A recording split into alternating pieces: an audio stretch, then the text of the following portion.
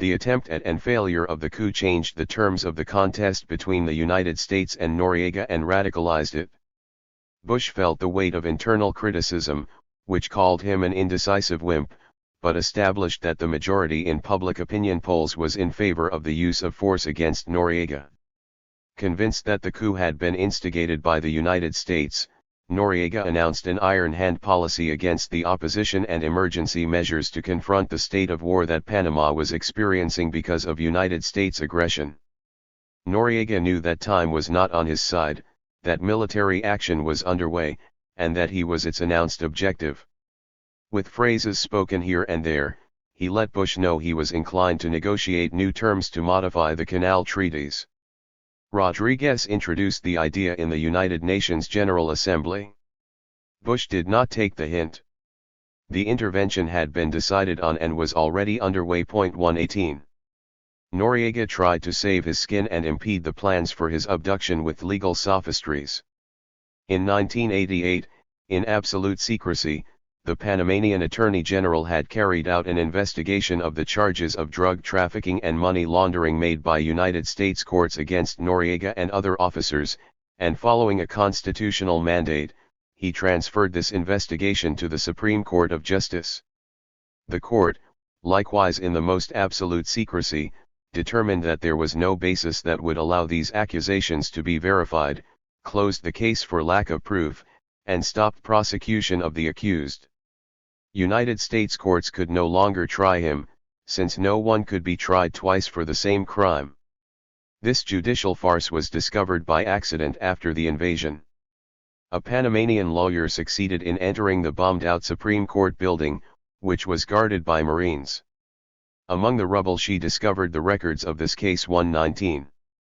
In October, 12 days after the coup attempt, the Council of State revived the National Assembly of Representatives of Municipalities and chose its 510 representatives, and the Assembly elected Noriega leader of the National Liberation Process and coordinator of plans and programs of the Popular Power Parliament.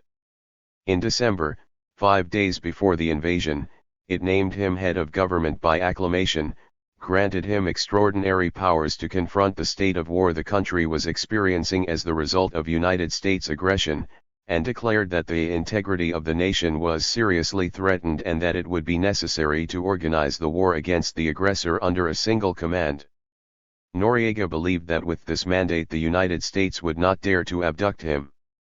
Such an act would be an unprecedented violation of international law. 120. Bush, Cheney, and White House Press Secretary Marlin Fitzwater called the Assembly's declaration on organizing the war against the aggressor a sufficient declaration of war against the United States to justify its intervention as an act of legitimate self-defense. 121. Just cause. For Bush, the straw that broke the camel's back was the death of a United States official, Robert Paz Fisher, the night of December 16 in a shootout near the central headquarters of the Defense Forces, where Noriega had his office. Bush called it an assassination. The following day the New York Times reported the incident on the front page under the headline, "President Calls Death in Panama a Great Outrage." The Panamanian government's version was that American soldiers, traveling at great speed near the headquarters in an automobile that did not stop at the checkpoints, fired on and wounded a girl, an adult civilian, and a soldier, all Panamanians. The Southern Command said that the 4 officers were not on duty, were dressed in civilian clothes and were unarmed, and were set upon by Panamanian military personnel, who killed one of them. Immediately both sides put their troops on combat alert and mobilized soldiers to reinforce their respective defenses. 122 Newsweek commented that these officers were possibly on an intelligence mission in preparation for the military intervention, since in the weeks preceding the invasion, officers posing as tourists visited the places they would later attack. 123. The military operation was set in motion, and Panama's defenselessness against the empire was absolute. Of the 16,000 troops in its defense forces, including the police and women, it could count on only 5,000 poorly equipped men. The United States had 10,000 troops in Panama who could be immediately reinforced from their bases in the United States, from Palmarola in Honduras, Guantanamo in Cuba, and bases in Puerto Rico. The United States unleashed its hordes on Panama. At midnight on December 20th, in the midst of the Christmas season, it launched Operation Just Cause. Bombardment of the capital began at midnight. Planes and helicopters flew over the city, and the sky filled with paratroopers. By land, sea, and air between 20,000 and 27,000 Marines, Rangers, and elite Army troops, as well as the Air Force and the Navy, occupied this small country. It was a joint operation by paratroops, infantry, and Navy units. The troops had their faces darkened and their helmets covered with camouflage cloths. Many were Hispanic, some Panamanian. More than half of them had been airlifted during the night and early morning from bases in Los Angeles, Nevada, North Carolina, and Washington, D.C. The transport aircraft were landing every 10 minutes.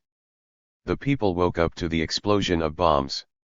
"I thought it was thunder," wrote Panamanian sociologist Raul Lays. Later he saw that the state television announced the Yankee invasion, and that Southern Command's Channel 8, which operated from one of its bases, ordered its troops on maximum alert, Echo Code. The seismograph at the Institute of Earth Sciences at the University of Panama registered the bombs exploding, one every 2 minutes, a total of 422, some of them tremendously destructive. "The city looked like a little Hiroshima," commented Lays. 124. The operation used fighter planes, B-52 bombers, super-secret stealth F-117A bombers, their first time in action, AC-130 helicopters armed with rockets, Apache A-64 helicopters equipped with night vision capability, scores of tanks, heavy artillery, Humvee high-mobility jeeps, and battleships. All this military paraphernalia was launched to knock out 5,000 Panamanian soldiers. Not everyone was in the barracks on this night. At 1 a.m. the national radio put out its first alert: "The Yankee invasion has begun, and the imperialist invasion has started." It broadcast the alert on the bombing by planes and helicopters of the central headquarters where Noriega had his offices, located in the Portorio quarter. The national television made incessant urgent calls on the people to take up arms in defense of their sovereignty and on the civilian militias to report, "Alert, alert, dignity battalions, code potty urgent, urgent. Kikutera, weapons on your shoulders. Urgent, urgent." Panamanian television was occupied a little later, and the image and message changed. The seal of the United States Defense Department appeared on the screen, and a Pentagon spokesman asked the Panamanian people not to allow themselves to be manipulated by the dictator Noriega and his gang of criminals. It called on Panamanians to unite to re-establish order and the democratic process and offered them protection. "We are with you." And warned, whoever takes up arms in an attack on the property or lives of Americans or Panamanians will lose the protection granted by the Geneva Treaty and would have to face the United States Armed Forces. It announced that when the conflict ended, such people would be prosecuted for their crimes. That is to say that the defense of their country was a crime. So that the citizenry would not heed this message, national radio warned that the state television station had been taken over by the United States occupation forces and demanded that the United States cease this cruel operation in which many Panamanians had already died. Shortly thereafter the radio station was bombed and destroyed and went off the air. 125. The attack on the central headquarters in Chorrillo lasted 4 hours. It was a ferocious onslaught by air and land. By morning the neighborhood was in flames and the headquarters in ruins. A resident claimed to have counted nearly 80 tanks. The invading troops approached the headquarters only after it was destroyed. Many men, women, and children were killed in the attack on this densely populated poor neighborhood, and thousands of homes of the poor were destroyed. In the afternoon San Miguelito, another poor neighborhood on the outskirts of the city where the inhabitants lived in overcrowded conditions, was bombed in order to destroy the Tinajitas military barracks and to put an end to the cells of resistance. The hill where the neighborhood was situated was virtually leveled. The attack continued. Through loudspeakers mounted on armored cars cruising the streets, the Yankees warned the residents to abandon the neighborhoods, which would be bombed. That night Noriega sent a message over the Nicaraguan radio station Radio Sandino. "We are in the trenches," he announced, "and we will continue to resist. We ask the world, we ask other countries to help us with everything, with men, dignity, power. Our motto is victory or death, not one step backward." No one knew where he was. Some believed that he was in the jungle, others thought he was in Costa Rica or had sought asylum in the Cuban or Nicaraguan embassies. Reports coming out of Panama delivered the news of ferocious bombings. Within a few hours military headquarters were destroyed, airports rendered useless, and supposed pockets of resistance bombed. Also under attack were civilian targets, apartment houses, the offices of political organizations, and newspapers that opposed the gringo policies. 126 armored helicopters flew over the city at low altitudes in every direction. There were fires everywhere, hundreds of corpses lay in the streets, some of them burned or flattened by the tanks. The wounded got no help. The hospitals began laying out hundreds of cadavers on their floors. Terrified people were fleeing the brutally bombed out poorer quarters of the city. In spite of the iron control the United States troops imposed on the press, news agencies transmitted scenes of violence by the Marines against the Panamanian people. Images of United States soldiers triumphantly patrolling the city, their faces camouflaged in paint, were seen around the world. They showed rows of blindfolded Panamanians with their hands tied behind their backs, face down on the pavement with rifle barrels at their necks, people in the streets, hands raised, being searched by Marines, concentration camps with thousands of prisoners, refugee camps in schools and churches for the thousands who had been made homeless. Such scenes revolted and horrified the world. They also transmitted scenes of Panamanians applauding and cheering the invaders. Someone commented that the soldiers seemed very nervous. This euphoria was an expression of the relief the people felt at Noriega's departure, which would mean the end of the penury they had had to endure because of him. Many did not understand such a warm welcome for the invaders in the midst of the great tragedy.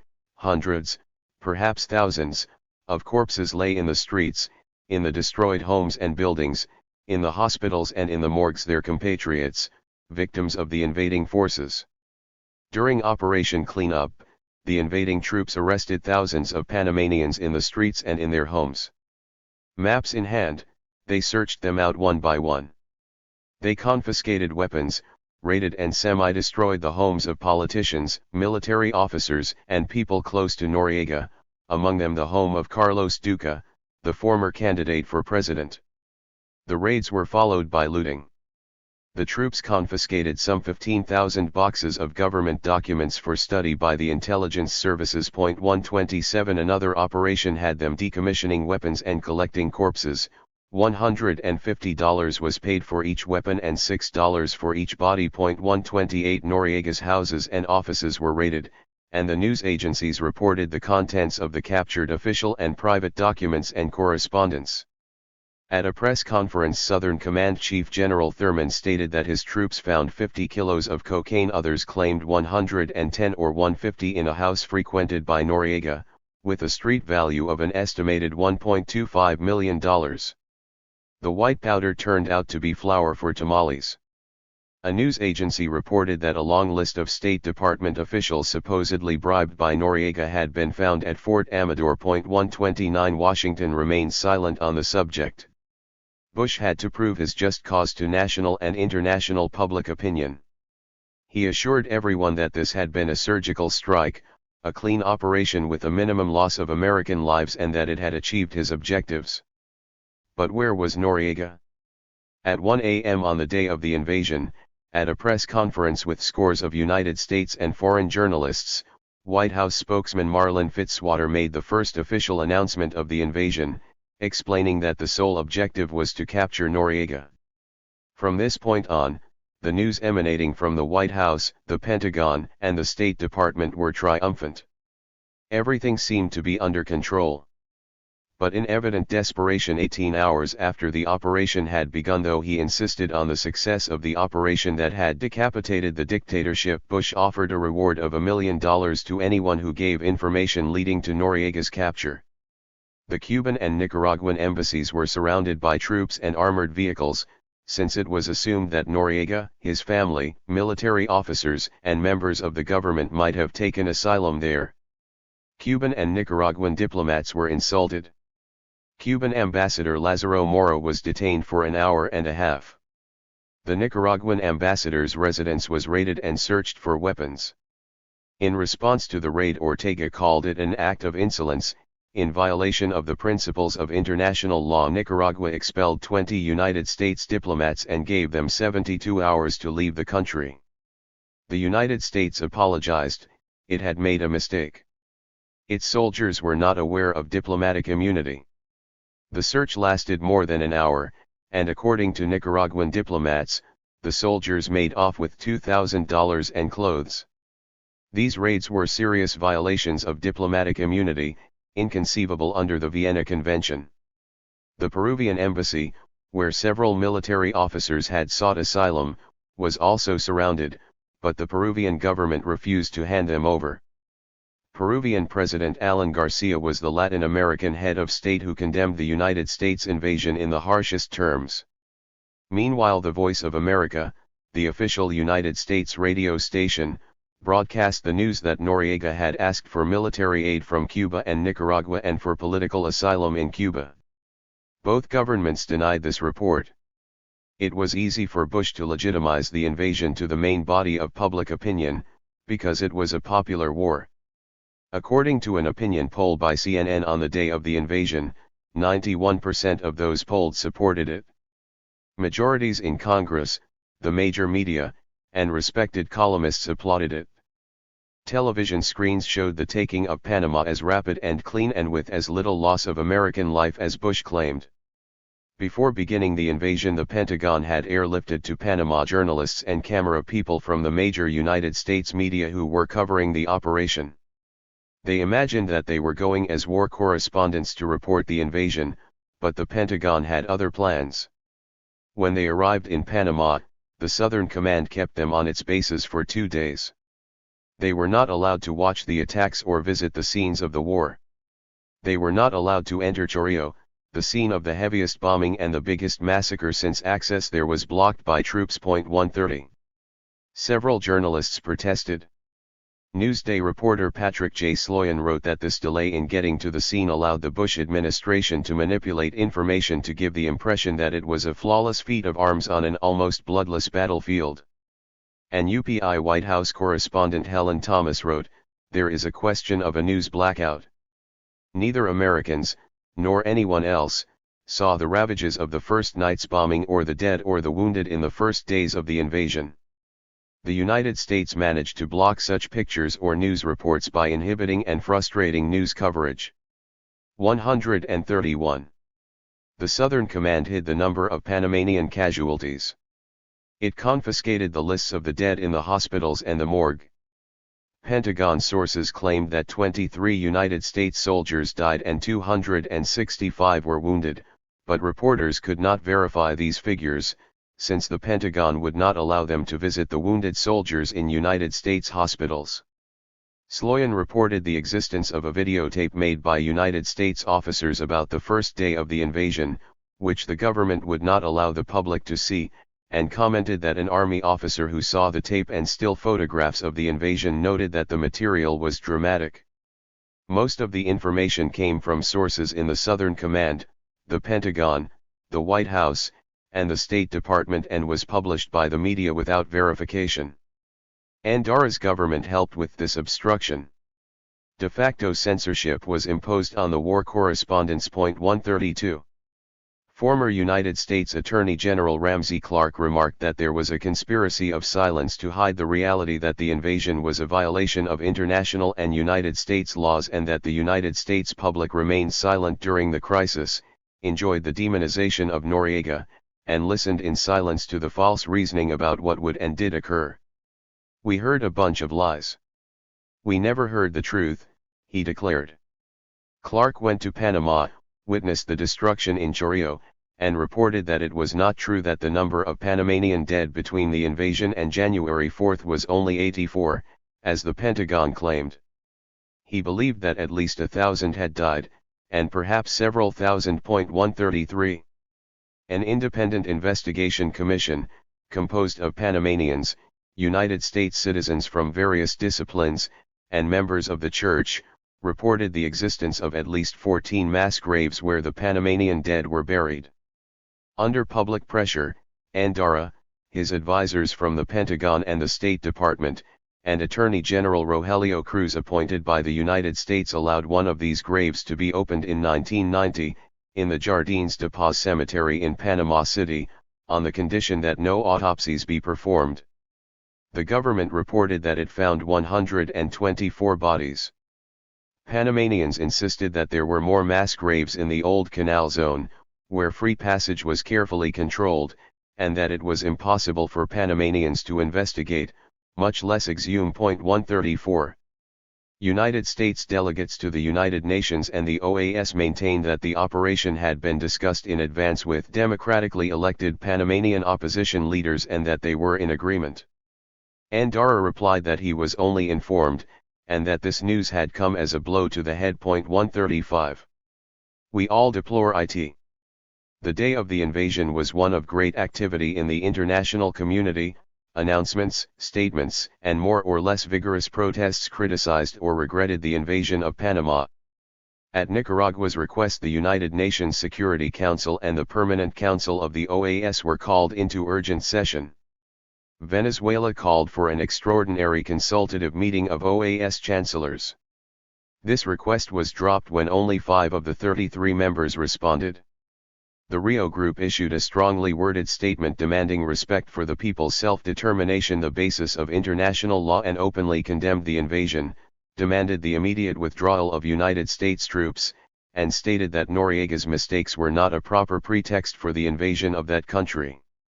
At the United Nations, the United States was supported only by its loyal ally Great Britain and by El Salvador, in the throes of a civil war in which the United States was immersed. Canada lamented the use of force but found the United States action comprehensible, and Honduras, which Reagan had converted into an American military bastion, declared that it understood that the United States found itself in the position of having to invade. Alan Garcia, the president of Peru, called the invasion an act of imperialist rape that threatened all of Latin American sovereignty and whose intentions were to void the Canal Treaties and impose a tame government that would allow the United States to keep its military bases so it can exercise from them, as in the present case, a permanent threat against the continent. He summoned his ambassador from Washington and requested a postponement of the Andean countries' anti-drug summit scheduled for January in Cartagena, Colombia, which Bush was to attend.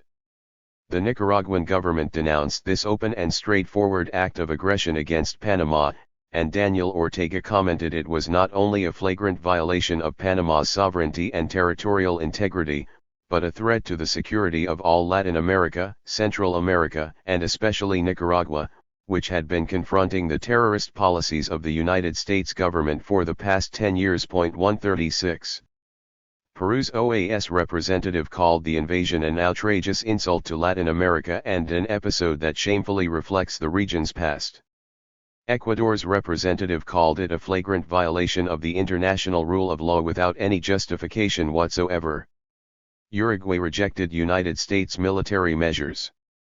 Chile condemned this intervention whatever might have been the reasons the United States used to justify it. 137. A statement by the Colombian government expressed profound concern at the actions of the United States military forces and characterized the international position of Noriega's de facto government as confused, noting that it ignored the people's right to free self-determination and fundamental freedoms, a deeply disturbing matter in continental circles. At the United Nations and the OAS there was the problem of the representation of Panama. After heated debates, the one in the UN lasted 4 hours. Both organizations agreed to accredit the representatives of the government in power before the invasion, which was Noriega's. Andara, still in hiding on a United States military base and recognized only by Washington, was unable to win accreditation for his representatives. In the OAS, Colombia, Venezuela, and the Caribbean and Central American countries took a soft line. They accused Noriega of responsibility for the invasion and rejected in the abstract the use of force in the solution of controversies, expressed their profound concern, and deplored what was happening in Panama without specifying what they meant. The broad majority defended the principle of non-intervention as a foundation stone of international law, without referring to the United States' violation of this principle. When it came time to edit the proposed resolution, positions were stronger. The text, proposed by Colombia, Mexico, Peru, and Uruguay, condemned the United States military intervention in Panama and demanded the immediate withdrawal of the invading troops. It was modified in order to allow the majority to accept it. Instead of condemning the invasion, it deeply deplored it. Instead of demanding the immediate withdrawal of the troops, it urged the cessation of hostilities, and rather than demanding, it exhorted the withdrawal of the foreign troops utilized in the military operation. It did not mention the United States, and the term invading troops disappeared. This text was adopted at 5 a.m. by a vote of 20 in favor, 1 against and 6 abstentions. The United States did not succeed in having Article 21 of the OAS Charter included in the resolution, which obliged member states to avoid the use of force except in cases of legitimate defense. The United States was supported by Costa Rica, Honduras, Santa Lucia, and Antigua-Barbuda in this proposal.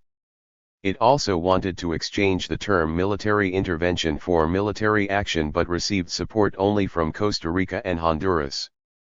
In the United Nations Security Council, the Algerian delegate declared that this invasion reflected an abrupt regression with respect to everything that in the course of the last 4 decades had been defined by the international community as a code of conduct and as rules that were incumbent upon all states, great and small. The action was all the more reprehensible in that it was perpetrated by a state that was a permanent member of the Security Council and thus bore special responsibility as regards international peace and security. 138. The Cuban government expressed its vigorous condemnation of the imperialist invasion, and a large demonstration in Havana protested outside the United States Interests section. In a letter to the Security Council President, Castro wrote, "The President of the United States is attempting to justify the gross violation of international law and the Charter of the United Nations by invoking Article 51 of the Charter, no less, which recognizes that every state has the right of self-defense. Such disdain for the intelligence of member states is on a par with the shamelessness of those who, themselves guilty of the crime of aggression, try to pass themselves off as victims." 139. The resolution presented to the Security Council by Colombia, Ethiopia, Malaysia, Nepal, Senegal, and Yugoslavia reaffirmed the sovereign and inalienable right of Panama to free self-determination without any form of foreign intervention, interference, subversion, coercion or threat. It strongly deplored the armed United States intervention in flagrant violation of international law and of the independence, sovereignty, and territorial integrity of states and demanded the immediate cessation of the intervention and the withdrawal from Panama of the armed invasion forces of the United States. 10 countries voted in favor of the resolution. Finland abstained, and the United States, France, Great Britain, and Canada voted against it. 140 This triple veto, presented by the United States media as a victory for Bush, prevented the adoption of the resolution. A week later the United Nations General Assembly, where the great powers do not have veto power, adopted a similar resolution by a vote of 75 in favor, 20 against, and 40 abstentions. 24 countries did not participate. Bush and his spokesman proclaimed that their goals had been the defense of democracy and the capture of Noriega. Many doubted that the United States would risk so much for so little. They believed that the real goals were strategic and geopolitical, to preserve United States political and economic hegemony in the hemisphere and to maintain its Army, Navy, and Air Force bases in Panama, an important part of its hemispheric defense structure. Robert Gates, a high CIA officer, informed the United States Congress that the invasion was not decided on at the last minute, according to the tenor of events. It was ready, carefully calculated, 3 months earlier. The plan was contained in a document entitled A Strategy for Latin America in the 90s, known as Santa Fe II, written by Republican Party ideologues in August 1988 to suggest guidelines to the Republican administration for its hemispheric policies. It recommended preserving its military and intelligence interests in Panama, essential to its hemispheric defense strategy, and once the democratic government had been installed in Panama, overturning its judicial, economic, and banking structures and reforming its constitution, in order to negotiate with such a government the adequate control of the canal and maintenance of United States military installations, principally Howard Air Force Base and Rodman Naval Station, for the appropriate projection of force throughout all of the Western Hemisphere. 141 All these suggestions were followed. The United States began going against the treaties before they were even signed, but the confrontation with Noriega gives it an excuse to deny them completely, maintained Panamanian Chancellor Ritter during the most difficult period of the crisis. All of us in Panama knew that the United States was preparing various options for the use of force to overthrow Noriega before January 1, 1990. What no one could have foreseen, he added, was an invasion of such proportions. 142. The United States defeats itself in an operation like the one in Panama, wrote the Mexican author Carlos Fuentes, because it demonstrates yet again that it interferes only with nations of less than 5 million inhabitants, Grenada, Libya, Nicaragua, and now Panama. As its enemies become smaller, so too does the United States. Fuentes called the invasion a disaster, a 19th-century maneuver, a demonstration of the arrogant inability of the United States to accept the way of negotiation. 143. The Panamanian puppets. On December 20, at 2:00 a.m. the invasion having begun 2 hours earlier, the radio announced the establishment of the new government. From somewhere in Panama, Guillermo Endara, Ricardo Arias, and Billy Ford assumed the offices of president and the two vice presidents. In spite of the efforts to hide where they were, a witness told the Miami Herald that they had been taken to Fort Clayton in the Old Canal Zone the night of December 19, hours before the invasion began, and held there in a room from which they were forbidden to leave or to make phone calls. 144. At that base they took office before General Thurman, chief of the Southern Command. Bush recognized them immediately, lifted the economic sanctions, and ordered his ambassador, Arthur Davis, who had been away for 7 months, back to Panama. That same night Endara addressed the country through a Costa Rican radio station. I have sworn before God and the nation to carry out my duties as President of the Republic. He justified the invasion, since it was motivated by the noble propositions of toppling a dictator and re-establishing democracy, justice, and freedom in Panama. He asked Panamanians not to resist and offered the defense forces an important role in a democratic Panama, which will be for all. 145. On December 21, the second day of the invasion, Endara, Arias, and Ford, guarded by United States soldiers, entered the Legislative Assembly, also under guard by United States troops, to legitimize their assumption of office. Endara announced that his government would be called the Democratic Government of National Reconstruction, Arias would be Minister of Government and Justice, Ford would be Minister of Planning. He also announced that he had asked President Bush for an urgent shipment of food and medicine for those who had lost their homes and were sick and hungry. 5 days later the Electoral Tribunal issued a decree revoking in all particulars its own decree of 7 months earlier annulling the elections, and it proclaimed Endara, Arias, and Ford the winners of those very elections. The tribunal explained that it had done a recount of the vote, based on copies of the election records duly worked out by the Metropolitan Curia and placed at the tribunal's disposal. The absence of the original records had been overlooked.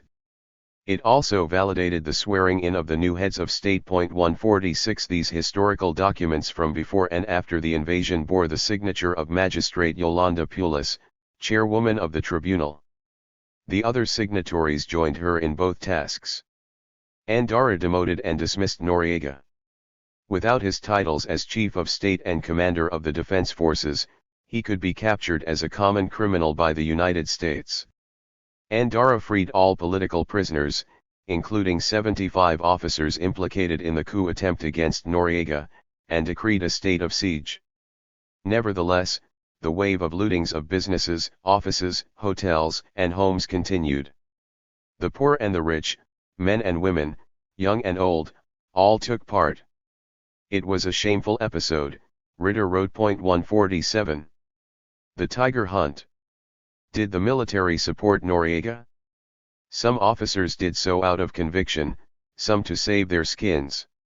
Many put up no resistance, since the one the United States was looking for was Noriega, and therefore the hunt did not concern them.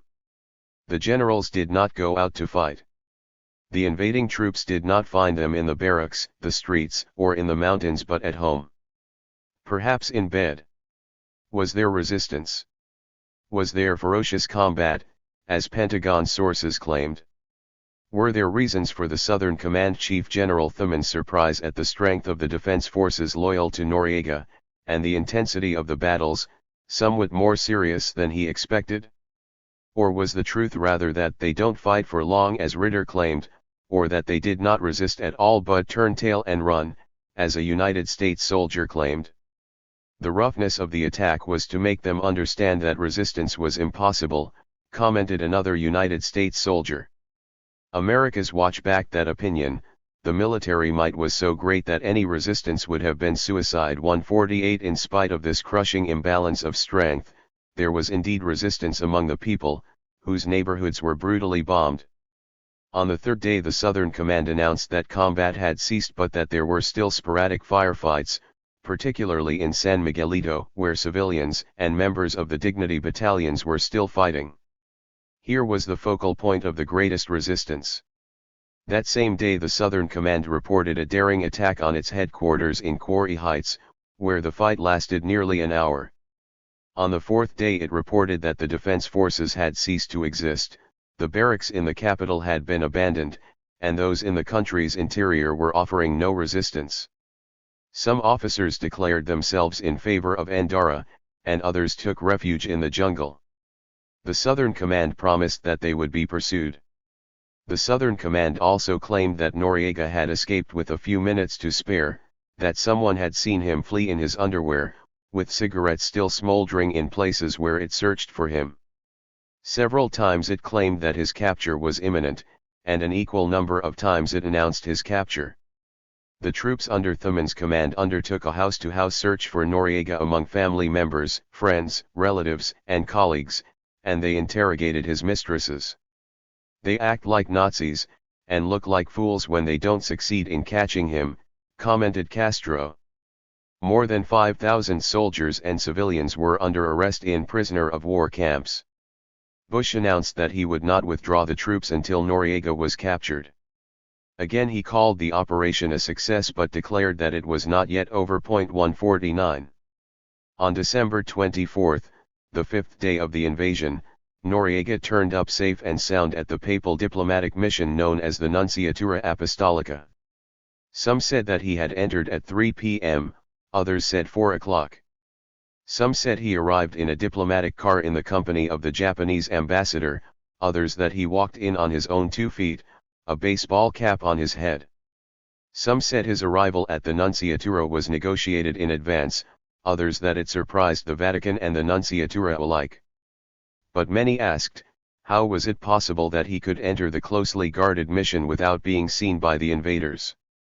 Washington's anxiety, surprise, and displeasure were obvious when Noriega appeared at the mission, and the Vatican spokesman, Joaquim Navarro Valls, announced that the nuncio would not surrender him because there was no legal form to do so. There was no extradition treaty between the Vatican and the United States. With Noriega in their midst, the overwhelming force of United States diplomacy fell upon the representatives of the Vatican. The Southern Command, without the least respect for the Church, laid out a security ring around the Nunciatura, with 500 soldiers and a score of armored vehicles, and surrounded it with barbed wire. It placed loudspeakers on towers, blasting rock music at top volume day and night. Helicopters flew over the place constantly and landed on the playing field of a neighboring school. Vehicles and people entering and leaving the mission were searched, including the nuncio and his car. Thurman explained that these were protective measures to prevent any attack by the Dignity battalions. The night after Noriega's appearance, General Thurman was seen at the door of the mission talking with the diminutive nuncio, Monsignor Sebastián Leiboa, no one knew about what. Day after day the media reported on Washington's active gestures in Rome and Panama, and on the rising tone of the dialogue.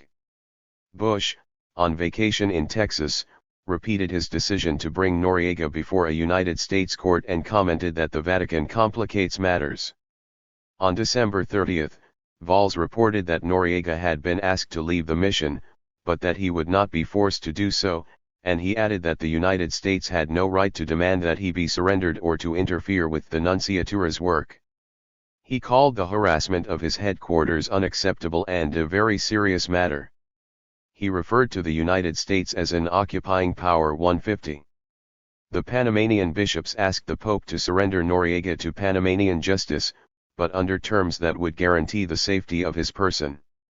Andara wanted to avoid such an action, claiming that he could not guarantee due process. He would have to surrender Noriega to the United States, and such an action would arouse a popular reaction against his government. Noriega had a right to be tried in Panama, and Panamanian courts had an obligation to try him. He could not be extradited, since the Constitution prohibited such a move. All these points were eventually violated. On January 2, Jacinto Berlocco, a Vatican expert on Latin American affairs, and United States Assistant Secretary of State Lawrence Eagleburger arrived in Panama. On the following day the Civic Crusade organized a vociferous demonstration outside the mission demanding Noriega's surrender. The Southern Command warned that if he was not surrendered, it would withdraw its protection from the mission. The mob would be allowed to enter and to capture him. On the night of January 3, at 8:50 p.m., Noriega left the Vatican embassy dressed in his military uniform, and General Thurman grabbed him. Spanish newspapers criticized the Vatican for having forced Noriega to surrender. Noriega was taken to the playing field at the schoolyard by the mission and placed in a Black Hawk helicopter, which took him to Howard Air Force Base in the Old Canal Zone, where he was handed over to General Mark Cisneros and arrested by DIA officers. On the way to Miami, in a United States Air Force C-130, he was placed in handcuffs. The plane arrived at Homestead Air Force Base near Miami at 2:49 a.m. While the American authorities were taking Noriega to a high-security prison. Bush announced in a televised address to the nation that all objectives of the invasion had been accomplished. The party's over. For Noriega the surrender was a one-way trip. For Washington it was a triumph. Now it would be able to modify the Torrijos-Carter treaties. For the frustrated public opinion in Latin America it marked the end of one of the most grotesque and brutal episodes in United States foreign policy. The United States took its revenge on Noriega. It would make him pay with prison and humiliation for the ridicule to which he had subjected the United States for almost 3 years, right up to the last minute. He fell into United States hands after 2 weeks of invasion only because he himself surrendered. Dressed in prison garb and with a criminal's identification tag around his neck, he headlined the news in the world's largest media. This spectacle, wrote the Colombian weekly Semana, went beyond the limits of personal humiliation to disgrace a country or an entire continent. For Andara it was a night of glory. For Ford it was the victory of liberty and the consolidation of democracy. And for the Panamanian people it was the end of a crisis that had plunged the country into the greatest tragedy of its history. In a kind of off-kilter carnival, among dances, songs, drunken excess, and fireworks, the people and the invading troops celebrated Noriega's capture in one another's arms. Amid this revelry the people turned their backs on their tragedy, forgot their dead, and ignored the loss of their independence, sovereignty, and dignity. Over this brutal attack of a small country by the world's superpower both sides drew a blanket of silence. To claim that Noriega was the sole cause of the invasion, the collapse of Panamanian institutions, and of its return to semi-colonial status was not the whole truth. Equal responsibility must be borne by its democratic institutions and the leaders of the Civic Crusade, financed and led by Washington, for declining to come to an agreement that would have permitted a transition to a democratic solution, a government elected by the people. The cost of their presidency was the invasion. All were guilty of this tragedy. On January 12, 1990, while Noriega was being taken to a high-security prison in Miami, the sky over Fort Bragg in North Carolina was suddenly filled with 2,000 paratroopers happily descending from 20 C-130 cargo planes. They were returning from Panama. This impressive spectacle, shown on national and international television, was the triumphant return of the heroes. Some commentators crowed that this triumph would finally erase the Vietnam syndrome. But, what was the triumph? Who was the enemy? What were the battles? Was this massive surprise attack against a defenseless people a war? Did Noriega's capture justify this display of military might, this destruction, and the tragedy wreaked on the Panamanian people?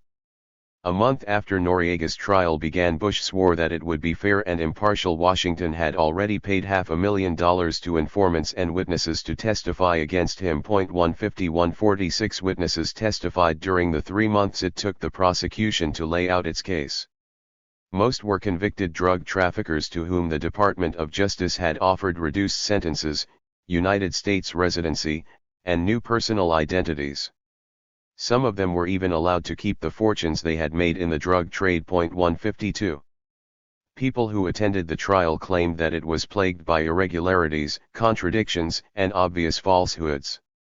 No overwhelming proof, either written or recorded, was presented to show the connection of Noriega with the traffic in drugs, reported Newsday's correspondent in Miami, Peter Eisner. 153. But the United States had to win this game, and it did. Noriega was sentenced to 40 years in prison. Chapter X. The Hurricane over Cuba.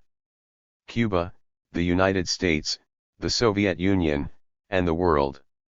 In a speech delivered in Managua in July 1980, on the first anniversary of the Sandinista triumph, Fidel Castro spoke of the threat that would hang over the world if the Republican candidate Ronald Reagan moved into the White House.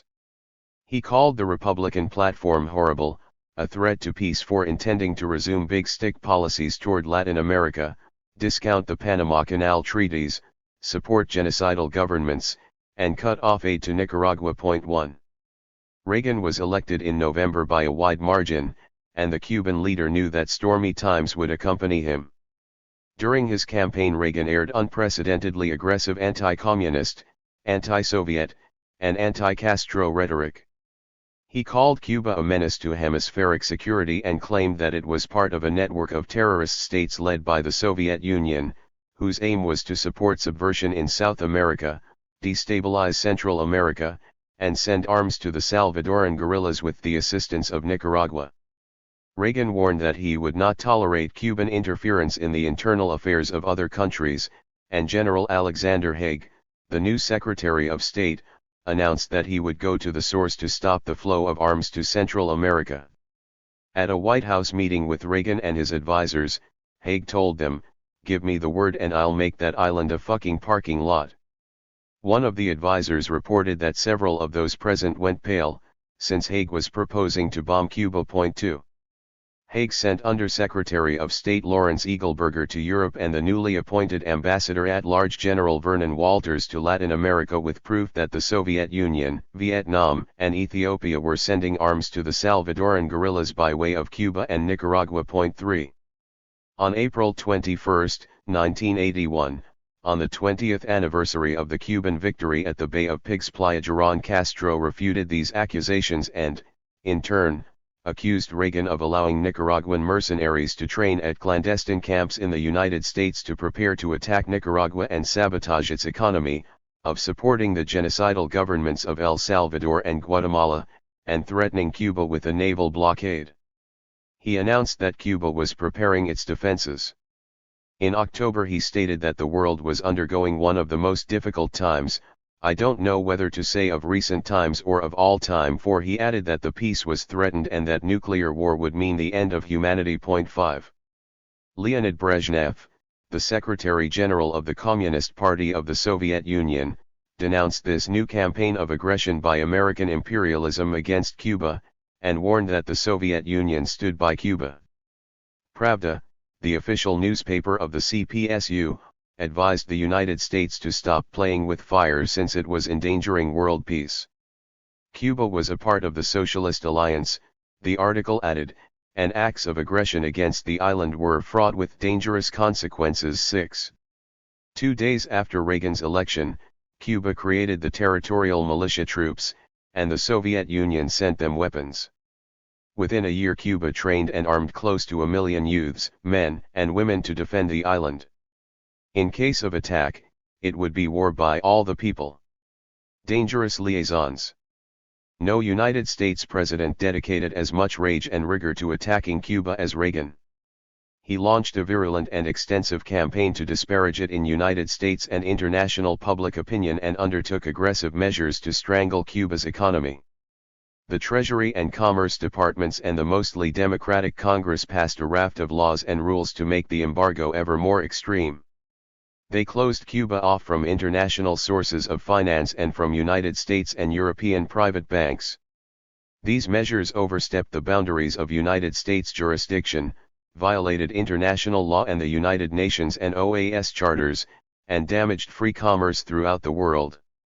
Federal agencies coordinated their actions to control the embargo, to make sure other governments and international businesses and individuals complied with it, monitored and boycotted Cuban commercial activity, and blocked its businesses. No ship that traded with Cuba was to enter any United States port. 7. Hundreds of federal agents and diplomats went from country to country, government to government, and one business headquarters to another to prevent commercial accords with Cuba. Threatened with sanctions, reprisals, and blackmail, governments and businesses cancelled such agreements or abstained from negotiating and investing in the island. The aggression covered other areas as well. The Reagan administration expelled Cuban diplomats, causing considerable uproar, and prohibited Cuban newspapers and publications from entering the United States. Petty in itself, commented the New York Times in an editorial, the restriction carries a worrisome implication that in the guise of national security, the administration was prepared to embargo the import of ideas. 8 months later this measure had to be rescinded because it was unconstitutional. The administration also prohibited United States citizens from traveling to Cuba. Such trips were allowed only with special permission and solely to United States officials, journalists, scientists, and filmmakers for professional reasons, and to the Cuban American community to visit their relatives. 3 months later, the United States decreed that these people could travel to Cuba only if the Cuban government assumed all their transportation and hotel costs. It also reduced the amount of money the Cuban American community was allowed to send to their families. 9. It systematically denied visas to Cuban intellectuals, scientists, professionals, and artists invited by private universities and institutions or who were invited to attend international events held in the United States. One problem that riled the United States authorities was the presence of the Cuban criminals and mentally ill who had entered with the Mariel Exodus in 1980. Carter did not succeed in repatriating them, and Reagan wanted to solve the problem. Representatives of both governments began secret negotiations and signed an accord in December 1984. Cuba promised to accept the return of 2,746 Marielitos confined in federal prisons, and the United States agreed to admit 3,000 Cuban political prisoners and grant 20,000 visas annually to Cubans who sought them. When Mexican President López Portillo called an international development conference, an important North-South meeting promoted by former German Chancellor Willy Brandt and Austrian Chancellor Bruno Kreisky, Reagan called to warn him that he would not attend if Fidel Castro was invited. He also prevented Cuba from participating in the preparatory conference of foreign ministers. His hostility against Cuba was practically pathological, commented Wayne Smith, former head of the United States Interests Section in Havana. 10. Cuba protested Mexico's allowing Reagan this veto. 2 months before the conference was to begin, López Portillo invited Castro. They met in Cozumel. The Mexican government reported on the meeting in a concise statement. It was so secretive that the Cuban people learned of it only when Castro had already returned to Havana. 11. López Portillo admired Castro and supported Cuba in spite of the pressures from Washington. When Vernon Walters went to Mexico in February 1981 with proof of Cuba's involvement in the Central American conflicts, the government received him coldly. 3 days later it signed an agreement with Cuba to buy 100,000 tons of sugar, and Pemex signed another agreement on oil exploration on the island and the modernization of its refineries. 12. A dirty war.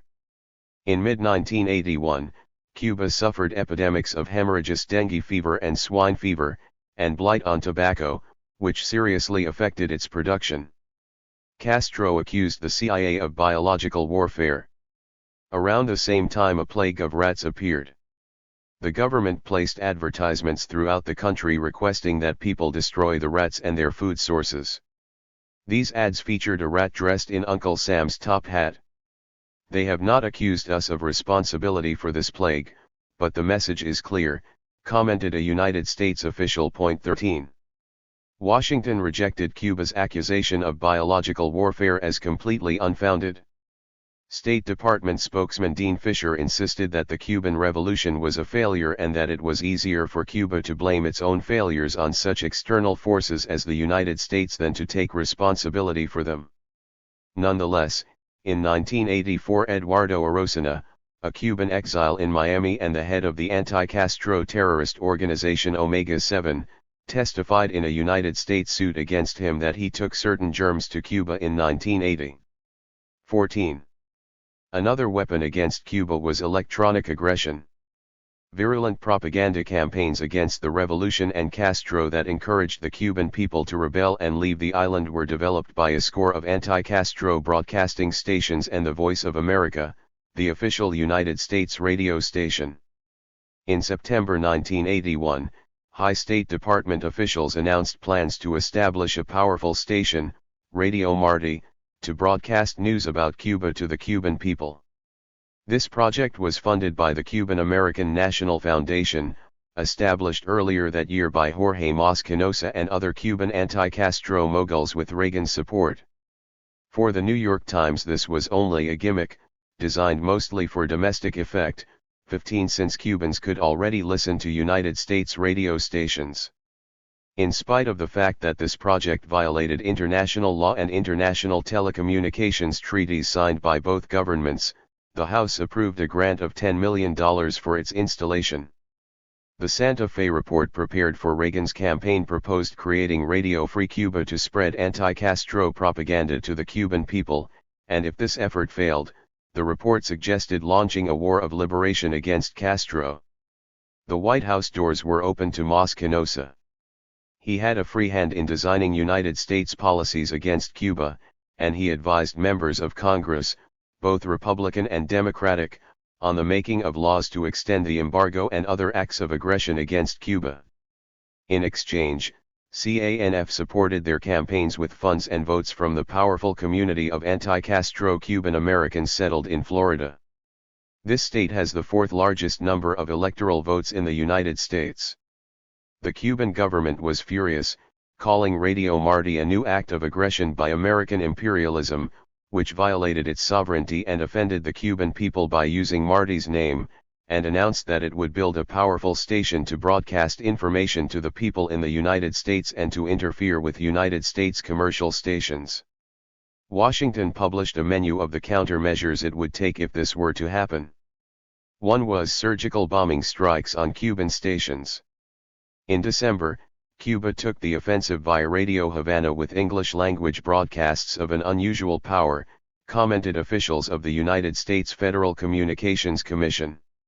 When Radio Marti went on the air in May 1985, under the management of anti-Castroites, Castro demanded the suspension of its broadcasts, cut off immigration accords with the United States and suspended permission for charter flights between Miami and Havana. The following month the State Department announced that it would stop granting visas to Cubans. More than 1,000 who already had them would not be allowed to enter the United States. Radio Marti continued broadcasting its virulent propaganda, and the revolution continued on its course. Reagan announced plans to install TV Marti, also a CANF proposal, and in September 1988, Congress approved a $7.5 million budget line to get the network started. They will install it only under cannon fire, wrote Castro. When an adventure like this is started, when an act of aggression against a sovereign country is begun, anything can happen, including an intervention in Cuba, he added. The Cuban people called it a miserable and cowardly act of aggression, an electronic Platt amendment again meant to mediatize the country. 16. President Bush instituted the network in 1989. Its broadcasts began in March, Cuba blocked them, and the programs penetrated only by satellite to the United States Interest section in Havana. The Cuban people mocked the failure, they gave birth to a mouse, and it's the Geron of the air, referring to the United States defeat at the Bay of Pigs. 17. Top United States officials, starting with the president, participated in the Reagan administration's frenetic anti-Cuban campaign. Their aim was to show that Cuban military power was a threat to the hemisphere. They claimed that Cuba had 52,000 soldiers in 17 countries, and that its soldiers were participating in the Central American armed struggles. United Nations Ambassador Jeane Kirkpatrick swore that Cuba had soldiers in Afghanistan. Castro dismissed these accusations as lies. He denied that he was sending Soviet arms to the Salvadoran guerrillas, since these weapons were for Cuba's own defense and he was not to export them. He also insisted that no Cuban soldiers were in any guerrilla movement. He challenged Haig to prove that Cuba had between 500 and 600 soldiers in Nicaragua, as reported in the Washington Post, a news item that had not been denied by the United States government. Haig did not come up with proof. The State Department spokesman accused Cuba's claims of being pure propaganda. In January 1982, the director of the State Department Office of Cuban Affairs, Miles Frechette, claimed that the Soviet Union had given Cuba $2 billion worth of weaponry and 200 MiG fighter aircraft capable of transporting nuclear weapons. 18. This campaign was Reagan's way of seeking support in Congress, softening public opinion, and winning backing in Latin America for his anti-Cuban policies. He sent confidential notes to Latin American presidents, and his top officials visited them to alert them to Cuba's military might, offer them military aid, and sell arms for their defense. To the beat of their drum. In 1981, a series of diplomatic incidents and accusations by Latin American governments of Cuban intervention in their internal affairs, coinciding with Reagan's rise to power, placed Cuba in a state of isolation similar to that during the 1960s. These warlike anti-Cuban policies, issuing from Reagan's campaign, were very welcome in the military dictatorships of the Southern Cone and Central America and in the democracies or quasi-democracies unfriendly to the revolution and dominated or quasi-dominated by the military. The so-called embassy crisis began in February, when a group of Cubans armed with machine guns and grenades entered the Ecuadorian diplomatic headquarters and took the ambassador and his officials hostage. The Cuban chancellery warned that it would not give in to the kidnappers' demands and offered to liberate the Ecuadorian diplomats and return control of the embassy to the Ecuadorian government. 3 days later, a delegation from that government arrived in Havana and succeeded in winning the hostages' release. Immediately, a Cuban commando group raided the embassy, disarmed the attackers, and arrested them. Not a drop of blood was shed. The president of Ecuador, Jaime Rodas, presented his most vigorous note of protest against this assault by Cuban forces on his diplomatic headquarters, and held responsible for those arrested. The Cuban government responded just as vigorously.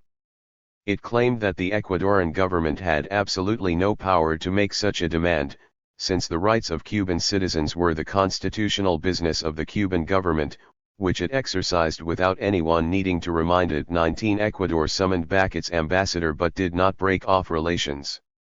The Cuban government accused the Portuguese charge d'affaires, Julio Francisco de Sales Mascarenhas, of directing the takeover of the Ecuadorian embassy on orders from the CIA. It declared that it had proof. The Chancellery called together the diplomatic corps, and Vice-Chancellor Ricardo Alarcón denounced Mascarenhas in front of his colleagues. Before he could be expelled, Portugal called him back and declared the Cuban ambassador in Lisbon persona non grata. Relations with Venezuela were already tense because the Cuban government had not allowed the Cubans who had broken into its embassy to leave the country, but they reached a breaking point in September 1980 when a Venezuelan military court declared 4 persons innocent who had been indicted for the sabotage of a Cuban Airlines plane in Barbados in 1976, in which 73 people had died, among them young Cubans from a fencing team. Among them was Orlando Bosch and Luis Posada Carriles, both Cubans and CIA agents. Castro accused the Venezuelan government of protecting terrorists, and the president of Venezuela, Herrera Campins, charged Castro with being a dictator. Incapable of understanding how a government like Venezuela's can respect the court's autonomy, Cuba withdrew its diplomatic personnel from Caracas. In 1985, Posada Carriles escaped from the maximum security prison at San Juan de los Moros in Caracas. He walked out the main gate with the evident support of powerful outside forces and reappeared in El Salvador involved in CIA activities and the Nicaraguan Contras. 20 and Bosch, who was considered a hero by the anti-Castro Cuban American community for his fight against communism, was extradited to the United States in February 1988 and confined to a correctional center just outside Miami. The Justice Department freed him conditionally in July 1990. His lawyer refused to say what agreement had been reached in exchange for his liberty. In March, Colombia suspended diplomatic relations with Cuba after the capture of a commando unit from the guerrilla group M19 and a dangerous shipment of arms in the south of the country. President Turbay explained that he had decided on this action because of the Cuban government's hostile proceedings. It has become known, he remarked, by the confession of one party that the guerrillas were trained in Cuba and that the captured weapons came from the same country. 21. On the eve of this announcement, the army transported a small and select group of Colombian journalists in a military plane to the Tolmeda military base where it was holding the rebel group. It showed them a single blindfolded guerrilla on a stretcher, who confirmed that they had just arrived from military training in Cuba. This testimony was the basis for the break. Turbay was given plenty of support from former presidents and the heads of the big political parties, the clergy, and the so-called major press. But the rupture was questioned by columnists, left-wing parties and movements, and union and professional organizations. Their reaction was not only one of solidarity with Cuba, but also one of protest at what appeared to be an engineered job by the government and the army, whose relations were particularly close. The Association of University Professors issued a statement noting that the proof presented by the commander of the 3rd Brigade to demonstrate a presumed intervention by the Cuban government in our internal affairs was insubstantial and proved nothing. It further denounced the Ecuadorian army's surrender to the Colombian army of a group of M19 guerrillas who managed to escape and had sought asylum, peacefully, from the Ecuadorian government, citing international treaties, according to reports in the Ecuadorian press. It pointed to the surrender as a violation of the extradition treaties currently in force between the two countries, and commented that such problems should be resolved by the chancelleries and not by the army generals in a clear application of the pro-imperialist Viola Plan 22. According to a front-page story in the Panamanian daily La Prensa, the M19 weapons had not come from Cuba, as the government claimed, but from Panama. Its correspondent mentioned mysterious operations of the movement of heavy crates by supposed young M19 guerrillas and mysterious landings by planes from the Pearl Islands Airlines with heavy wooden crates that were taken by motorboats to ships anchored in the open sea. He declared that this operation was repeated several times, supervised by a supposed officer from the Panamanian National Guard. 23. The Cuban government denied having armed the Colombian guerrillas, maintained that it was not responsible for their entering Colombia, and accused the Colombian government of heading up an obscure maneuver of Yankee imperialism and the rotten Colombian oligarchy against its country. It claimed that Cuba had abandoned all direct participation in the Latin American guerrilla movements. There was a wave of support for Turbay and rejection of this Cuban intervention by Latin American governments. 2 days after the break between the two countries, the Panamanian government announced that it was asking for a hemispheric meeting to examine relations with the Cuban government.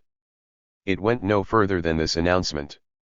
Torrijos and President Royo, friends of Castro's, were in the midst of a serious problem with Colombia because it was evident that Colombian guerrillas were buying arms in Panama. A scandal broke out in Colombia. Misael Pastrana Barrero, a former Colombian president and the leader of the Conservative Party, demanded a revision of relations with Panama for not having prevented these arms sales. The conflict was resolved through diplomatic channels. In May, the Cuban government sent a note to the United Nations Secretary General to protest a communication by the Costa Rican government to that organization on the situation of the political prisoners in Cuba. Cuba stated that this information was based on accusations by a former Cuban prisoner who had served a sentence for having betrayed the motherland, and accused the Costa Rican government of, among other things, shamelessly lending itself to the counter-revolutionary campaign against Cuba, organized by the imperialist government of the United States. 24 President Rodrigo Carrizo closed the Costa Rican consulate in Havana because of the insulting terms of the note. Changes in Latin America in 1981 meant serious reverses for Cuba. It lost friends. After the tragic death of General Torrijos in a strange airplane accident and the coup against President Royo, who was forced to resign by rightist military officers, Panama aligned itself with Washington and hardened its policies toward Cuba. In Jamaica, Michael Manley, a friend to Castro and Cuba, was defeated by the conservative Edward Siga, a former senior World Bank official whose campaign was characterized by his anti-communism and anti-Cuba virulence. Siga broke off relations with Cuba and ordered Cuban experts out of Jamaica. He was the first head of state in the world to be invited to Washington by President Reagan. In a declaration published in Granma on October 30, the Cuban Chancellery claimed that Siga's decision was in obedience to orders from Washington and that the pretexts he used were so clumsy that they warranted no comment. Reagan's policy of turning Latin America against Cuba bore fruit. To the chorus of his attacks and those of the anti-Castro Cubans in Miami were added the voices of high dignitaries denouncing supposed Cuban subversive activities as the cause of the internal malaise in their countries and of the instability of their governments. Analysts saw these denunciations as smokescreens to cover up their internal failures and to please Washington. Reagan in his nightmare. The level of public insults between the Washington and Havana governments arrived at a most singular point, commented one United States diplomat. Castro's were excessive. At a meeting of the Interparliamentary Union in Havana in September 1981, he called the Reagan administration fascist and noted that it was covered with the blood of 3 continents, a warmonger and satanic, that it pushes policies of war and intervened in the internal affairs of El Salvador, where 20,000 people had been murdered.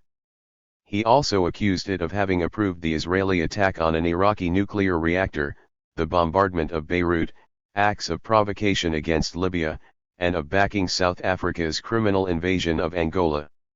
And he called Reagan's accusations against Cuba lies, lies, lies. Castro's burning words inspired a rash of anti-Western resolutions and the condemnation of governments from Uruguay to Northern Ireland for human rights violations. During the conference, reported the UPI press agency. Robert Stanford, a United States senator and a participant in this meeting, called Castro's speech an insult to the United States, one that his country would not forget. He noted that this insulting conference was making him wonder if the organization was turning into a forum for propaganda from individuals who do not share the same considerations for truth and decency as those who have actually experienced a true parliamentary tradition. He was interrupted several times by applause. 25 Another newspaper commented that Castro's oratory was the most virulent speech against the United States in many years. At the beginning of November 1981, the Pentagon called together the chiefs of the military and intelligence services of 20 Latin American and Caribbean nations to study measures to guarantee the security of the hemisphere against aggression and subversion. At the end of the meeting, Pentagon sources declared that the participants had approved several options, some of them collective, and that they hoped for a hardening of the military line in respect to Cuba and Nicaragua. 26. Faced with an imminent invasion, Cuba put its military forces on a state of alert. The Daily Granma commented in an editorial that the representatives of imperialism were keeping themselves hidden awaiting the propitious moment for aggression, and challenged the United States government to prove its accusations about Cuban support for the Salvadoran guerrilla movement. 27. Alexander Haig continued to try to set up collective measures against Cuba. In December 1981, at the OAS General Assembly meeting in Castries, St. Lucia, he exhorted the governments of the hemisphere to take such measures. 28. He proposed the creation of an inter-American naval force under United States leadership to prevent Soviet expansionism in the Caribbean and the arms traffic coming from Cuba to Central America. Washington tried this tactic a number of times in different contexts without receiving much backing. President Turbay Ayala of Colombia proposed the same procedures. Reagan warned that he would make Cuba pay a very high price for serving as a satellite of the Soviet Union. At a super-secret November meeting between Haig and Cuban Vice President Carlos Rafael Rodriguez in Mexico City promoted by López Portillo, Haig explained to him in a way that was very correct and very clear, according to Rodriguez, that his threat to go to the source meant that he would go to Cuba with a naval blockade or an invasion. 29. That same month the New York Times published a front-page story on the pressures Haig was putting on the Pentagon to study a series of options for military action in El Salvador and against Cuba and Nicaragua, to which the Pentagon was opposed. In his State of the Union address in January 1982, Reagan warned that he would act firmly against anyone who exported subversion and terrorism in the Caribbean. In an interview with CBS television, he stated that he did not discount any option against Cuba, which must abandon its alliance with the Soviet Union and join the Western Hemisphere. Again he called Castro a puppet of Moscow. 30. Castro responded that if the United States intended to negotiate Cuba's foreign policy, it had better be prepared to negotiate its own role in NATO with Cuba. In March, Secretary of the Navy John Lehman stated that a naval blockade of Cuba was possible but that it would be an act of war that he would not undertake without the support of the United States Congress and people. 31. At the end of the month General Vernon Walters went to Havana to meet with Castro. 32. Wayne Smith, the former United States representative in Havana, commented that this visit was a pure charade on the part of the administration to show that it was trying to negotiate but that Cuba would not cooperate. 33. He commented that when he had been head of the United States Interests Section in Havana, he had sent cables to the State Department indicating Cuba's readiness to open discussions and that it had responded that it was inclined neither to dialogue nor to accept any Cuban gesture. 34. In April, Reagan traveled to Jamaica and Barbados to present his Caribbean Basin Initiative to some Caribbean heads of state. In Jamaica he accused Cuba of trying to undermine democracy throughout the Americas, and in Barbados he declared that Grenada bears the Soviet and Cuban trademark. 35. The vendetta. Reagan's new weapon against Cuba was human rights. In April 1982 he approved a secret National Security Council plan and immediately began accusing the Cuban government of tortures and disappearances, and claimed that its prisons were full of political prisoners and that it did not respect the fundamental rights of freedom of expression, association, and movement. Leading figures in the United States government took part in this intensive campaign.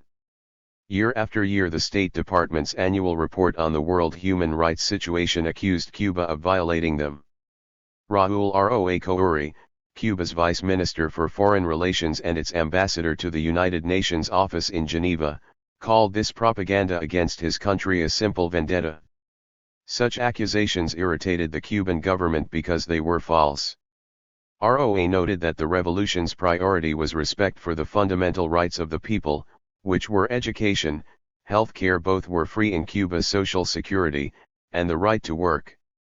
On the subject of political prisoners, he declared that there were no more than 100, since most had been released, and that they were people who had served the Batista dictatorship, sentenced for terrorist actions against the security of the state. He accused Reagan of supporting the military dictatorships in the Southern Cone and Central America and of covering up the crimes committed by the military, the police, and the security forces of these countries: genocide, assassinations, disappearances, torture, and extrajudicial executions on which he had not commented. The Reagan administration made use of testimony by Cuban exiles, former political prisoners, and deserters in its accusations against Cuba. It went further in the case of Armando Valladares, a former Batista police officer and political prisoner. In 1987 it granted him United States citizenship and named him ambassador and president of the United States delegation to the Human Rights Commission in Geneva, a unique and unprecedented case. Valladares attracted international attention from prison as a poet and as an invalid. He claimed to have been paralyzed by mistreatment in prison. French President François Mitterrand negotiated his release and received him in France. The Cuban government showed his identification card from Batista's police force and videos of him walking in the prison and descending, on his own, the stairs of the plane that took him to Paris when he was liberated. Valladares was a virulent spokesman against the revolution. In newspaper articles and in testimony before congressional subcommittees, he accused Cuba of having about 140,000 political prisoners and common prisoners in jails, prison camps, and concentration camps where, he claimed, people were executed, tortured, murdered, and mutilated night after night. 36. The main forum for this vendetta against Cuba was the HRC in Geneva. So important was it to Reagan that he sent General Walters to reinforce Valladares's mission. Walters reiterated the accusations of repression, torture and disappearances, and of a political prisoner population in Cuba of more than 15,000. In February 1987 the United States presented a draft resolution titled Situation of Human Rights and Fundamental Freedoms in Cuba. It cited reports of the OAS Inter-American Commission on Human Rights in 1962. Cuba was expelled from the organization that carry proof of substantial abuses, noted the high number of political prisoners, the extremely large number of Cubans abandoning the country, the serious violations of freedom of expression, association, and personal security. It demanded that Cuba respect these rights and asked the United Nations Human Rights Commission to continue to study the subject. 37. In its turn, Cuba also presented a draft resolution in which it accused the United States of violating human rights, racial discrimination against blacks, Hispanics, and Native Americans, aggression, threats, and coercion directed against numerous Third World countries, and attempts on the lives of statesmen. It denounced the impunity of the Ku Klux Klan and its actions against blacks and Native Americans with the consent and participation of the police. It demanded suspension of the United States covert actions against sovereign states, respect for the human rights of minorities, and an end to the degrading situation of the homeless and racial discrimination. Responding to a petition of the delegate from India, the HRC agreed not to submit either of the drafts to a vote. The Cuban government asked the HRC to send an observer mission to its country to check out the United States accusations. The mission did go to Cuba, and in February 1989 it presented its report 400 pages in which, among other things, it noted that it had found no evidence to support the United States accusation of 15,000 political prisoners on the island. That same month the State Department's annual Human Rights Report accused Cuba of being one of the worst violators in the world, but added that it had been unable to confirm cases of disappearances or torture. And a report by America's Watch, a harsh critic of Cuba, maintained that the United States accusations lacked foundation. 38. Raul Roa responded to the accusations against his country. He pointed out that for 4 years, the United States had been maintaining a huge propaganda campaign, promoting the creation in Cuba and elsewhere of Cuban pro-human rights groups, sending out publications and endless declarations by officials and members of Congress promoting anti-Cuban motions in the parliaments of other countries, using small groups of known reactionaries and counter-revolutionary and anti-socialist elements in Cuba itself to mount provocations and disturbances. He noted that this psychological warfare had few results and that the report of the HRC mission to Cuba had categorically denied Walters's accusations. 39. Responding to testimony by Cubans gathered by the HRC observer mission on supposed violations of human rights, ROA noted that 65.7% of them referred to entering or leaving the country. For human rights activists who had suffered harassment denounced by the United States as the work of the Cuban government, he declared that it was a reaction by the people to provocative and counter-revolutionary acts. About people who conveyed their intention of leaving the country and were dismissed from their workplaces, He remarked that these were decisions by the managers of the workplaces and not a state policy, and that there were legal avenues for workers to pursue their rights.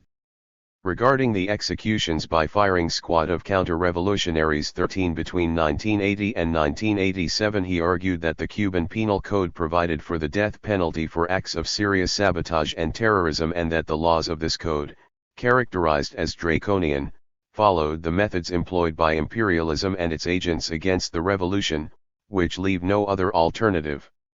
He explained that the plantados were sentenced for crimes, for attempts to assassinate Fidel Castro, for espionage, sabotage, complicity in murder, acts against the integrity and stability of the nation, for the infiltration of enemy agents and weapons, for crimes and abuses against campesinos, for armed assault, for crimes committed while in the service of Batista's tyranny. 40.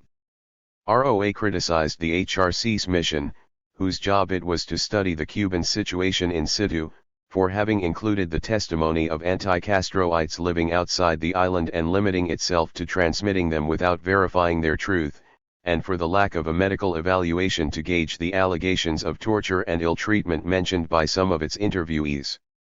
He noted that the political weight that the United States media tried to give to these small groups of activists and dissidents did not correspond to their scant representation, which was not comparable to the adherence by millions of people to the revolution and its social, political, economic, and cultural work.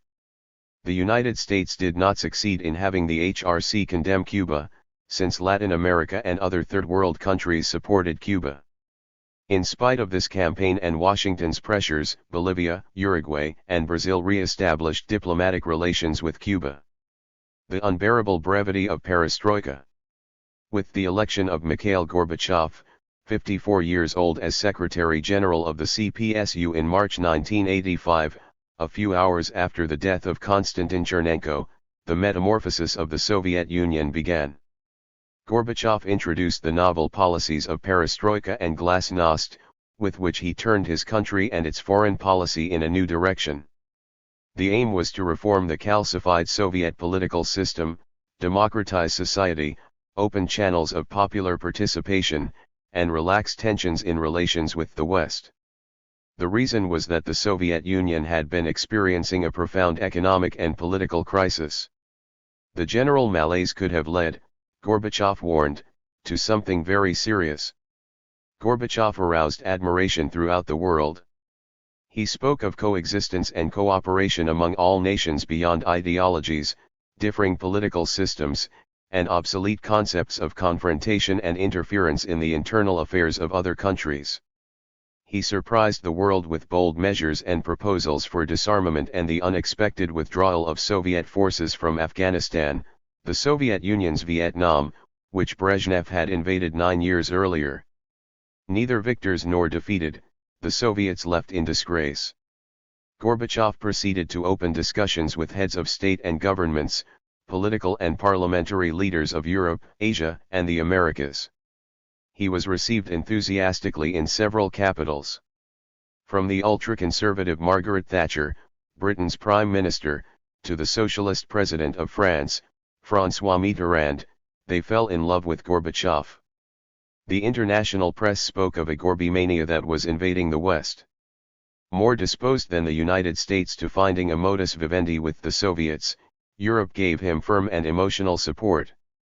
The capitalist world called perestroika the Second Soviet Revolution, this one without bloodshed, as radical as the Bolshevik Revolution but in reverse, and applauded Gorbachev.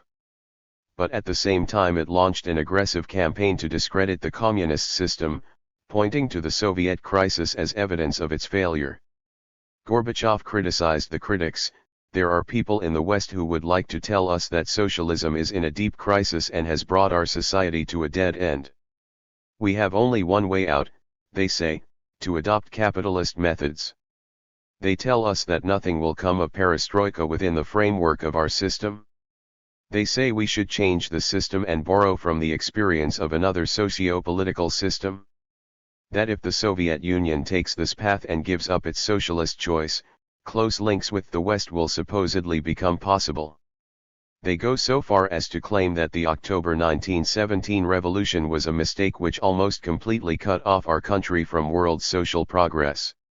To put an end to all the rumors and speculations that abound in the West about this, I would like to point out once again that we are conducting all our reforms in accordance with the socialist choice. We are looking within socialism, rather than outside it. Perestroika is fully based on the principle of more socialism and more democracy. 41 We began perestroika in a situation of growing international tension, wrote Gorbachev in Perestroika, New Thinking for Our Country and the World. 42 He remarked, the détente of the 1970s has been cut off. Our calls for peace found no response in the headquarters of Western governments. Soviet foreign policy was slipping. The arms race was spiraling upward. The threat of war was increasing. 43. The world had, in effect, returned to the tensions of the Cold War with Reagan's aggressive politics of confrontation. But now, swept along by the Gorby mania of his allies and Gorbachev's peace offensive, Reagan was forced to deflate his rhetoric and moderate his attacks on the Soviet Union. Gorbachev was pulling him along. The United States lost its position of world leadership. In 1987 the Soviet policy of closer ties and collaboration with the West began to bear fruit. In December, Reagan and Gorbachev signed a disarmament agreement in Washington for the withdrawal of their medium and long-range missiles from Europe. The pact was a political triumph for the Soviet Union, and the warm acclaim the United States gave him was a personal triumph for Gorbachev. He walked through the streets sharing greetings and smiles. Castro did not hesitate to support Gorbachev's peace policies. He applauded his disarmament proposals and enthusiastically celebrated the accord signed by the two superpowers. Granma called it a historic step without precedent, since for the first time it opened up the possibilities of total disarmament. 44 It was, in fact, the most far-reaching disarmament pact signed during 40 years of fruitless negotiations. It also represented a radical change in Reagan's policy toward the Soviet Union. But the Soviet Union's abandonment of its political and ideological fight with capitalism, and its own interests in conflict with the West, weakened it in the international arena. The new closeness between Gorby and Ron and the Entente Cordiale that was beginning to crystallize could lead to a reduction in Soviet support for liberation struggles in the Third World and a weakening of its alliance with Cuba. Reagan was pressuring Gorbachev to suspend Soviet aid to Cuba. It was Reagan's condition if he was to consider the economic aid Gorbachev was requesting, which the Soviet Union urgently needed. Castro warned the Cuban people who believed that this new closeness between the Soviet Union and the United States would lead Reagan to stop his aggression toward their country, that it might have exactly the opposite effect. Within the Soviet Union, not everyone agreed with Gorbachev's policy of openness, democratization and closer ties with the West. At a CPSU meeting in August 1988, Yegor Ligachev, second-in-command of the Politburo and a Kremlin political advisor, stated, "So much talk about peaceful cooperation with the capitalist countries only confuses the minds of the Soviet people and our foreign friends." He insisted that the priority should continue to be the class struggle against capitalism. Foreign Minister Eduard Shevardnadze opposed him in a speech quoted by the TASS news agency. The struggle between the two opposing systems is no longer the determining factor of this era, adding that Soviet foreign policy was no longer one of confrontation with the West. 45. Swimming against the worldwide tide attacking the communist system and socialism, Castro gave an unequivocal avowal of faith in this doctrine in 4 speeches in January 1989. Socialism, he said, is and will continue to be the only hope, the only road for the oppressed, exploited, and looted peoples. And today, when our enemies want to question it, we must defend it more than ever. He concluded with the slogans, socialism or death, Marxism-Leninism or death, and our motherland or death. We will win, as the people applauded, shouting, Fidel! Fidel! Fidel! 46. The distant ally. The Soviet government invited Castro to Moscow for the celebration of the 70th anniversary of the October Revolution in November 1987. It was a euphoric occasion. The transformation the Soviet Union was undergoing in its economic structures and in political openness created a favorable climate. The people felt freer, according to a proud Gorbachev.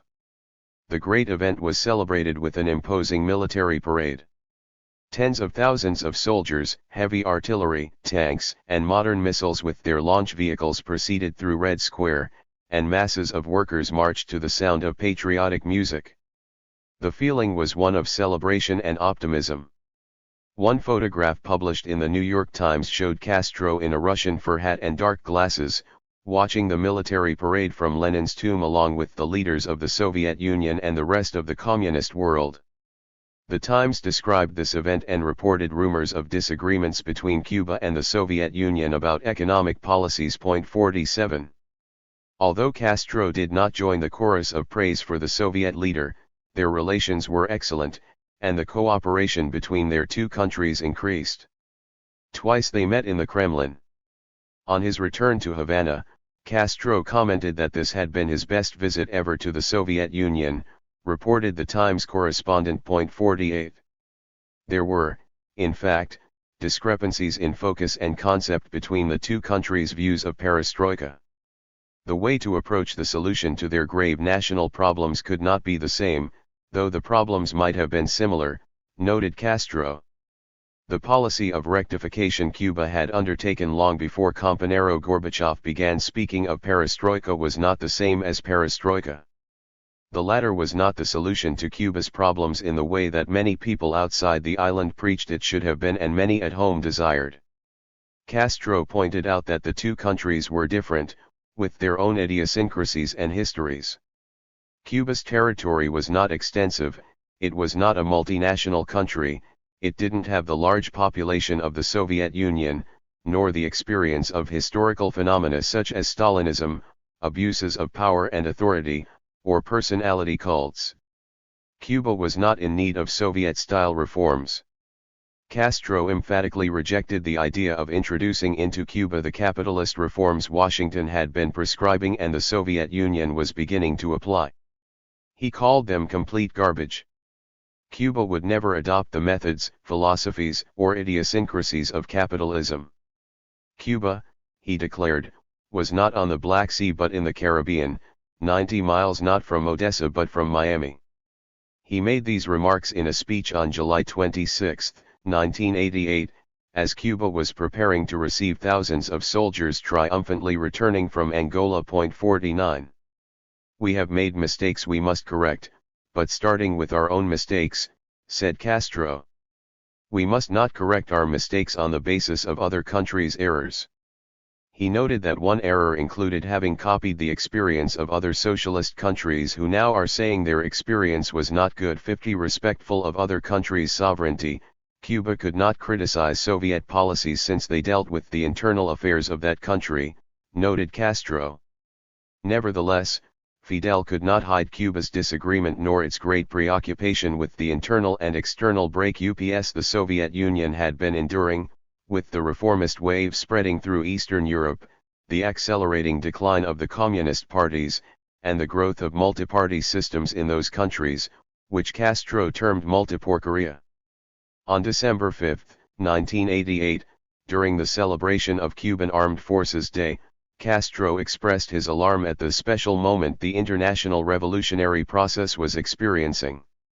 Several socialist countries, he remarked, are criticizing what they have been doing for many years, denying what they have been affirming for decades, and he noted that the situation was being exploited by imperialism to paint a picture of socialism as a failure in practice and a system without a future, and praised to the skies the supposed advantages of its own egotistical and repugnant capitalist system. He sounded a warning about the seriousness of the present moment. New experiments, new experiences, all kinds of reforms are happening in the socialist camp, especially in the Soviet Union. If they are successful, this will be good for socialism and for the whole world. If they have serious difficulties, the consequences will be especially hard on us. Diplomats in Havana saw in Castro's words such shrill notes that, in their judgment, only an opportune rain, a torrential downpour, kept the subtle argument elaborated by Fidel against Gorbachev from exploding into a strident public denunciation of the sins of glasnost and perestroika. 51. In January 1989, a politically strong Cuba celebrated the 30th anniversary of its revolution. It had the highest indices for social development in all of Latin America and was immersed in rectifying errors and negative tendencies. Without much fanfare, the United States was approaching a transition from Reagan to Bush. Meanwhile, in the Soviet Union, perestroika was unraveling and its stunned leaders were seeing that the empire was disintegrating in their hands. 2 years after the introduction of perestroika, the internal situation deteriorated at an increasing rate. The decentralization of the economy, which had been intended to increase production and improve the lot of the people, had instead broken the economic structures and affected production, internal distribution, and foreign trade. This situation was also eroding Comecon. Inflation and unemployment spiraled upward, and poverty rose to record levels. For the first time there were beggars in the streets of Moscow and lines of old women selling their belongings or asking for charity. 52. Glasnost, the other pillar of Gorbachev's strategy, opened the doors to public debate. "It's gone to their heads," commented one leader. The people, stifled under the CPSU dictatorship, the rigidity of the system, and the enormous difficulties of everyday life, were euphoric at this opening. For the first time they could denounce the horrors of the Stalin era, question the party and its leadership, criticize the official Marxist-Leninist ideology, and even in some cases, express doubts about the blessings of the October Revolution, which had taken so many lives and caused such great suffering among the people. 53. The winds of independence began to blow within the Soviet Union. Nationalist movements in the Baltic states, supportive of Gorbachev and perestroika, proclaimed their opposition to the dictatorship of the CPSU and the leadership of Moscow. At the 50th anniversary of the annexation pact signed by Hitler and Stalin in 1939, by which the Baltic states had become part of the Soviet Union, more than 2 million people formed a human chain across the three republics to express their joint rejection of the pact. The rebellion became widespread. Between January 1987 and the middle of 1988 there were 300 nationalist disturbances in 9 of the 15 Soviet republics. 54. The nationalist and independence-seeking virus, as such movements were called by the CPSU, spread to Georgia, Moldavia, Belarus, and the Muslim republics. At the beginning of 1989 Ukraine, second only to Russia in importance and with the Soviet Union's second largest nuclear arsenal in its territory, joined the secessionists. What was happening was catastrophic. The CPSU lost strength, prestige, and credibility. It could no longer contain the nationalist protests that were breaking out everywhere. The tumultuous elections for the new Congress in March 1989 reflected the loss of faith in its institutions and leaders. This was the first time the Soviet people could elect their representatives, and the defeat of the communist candidates and the victory of the independents demonstrated the profound changes at work in the society. The malaise spread throughout the immense nation, while the basic structures of the country fell apart.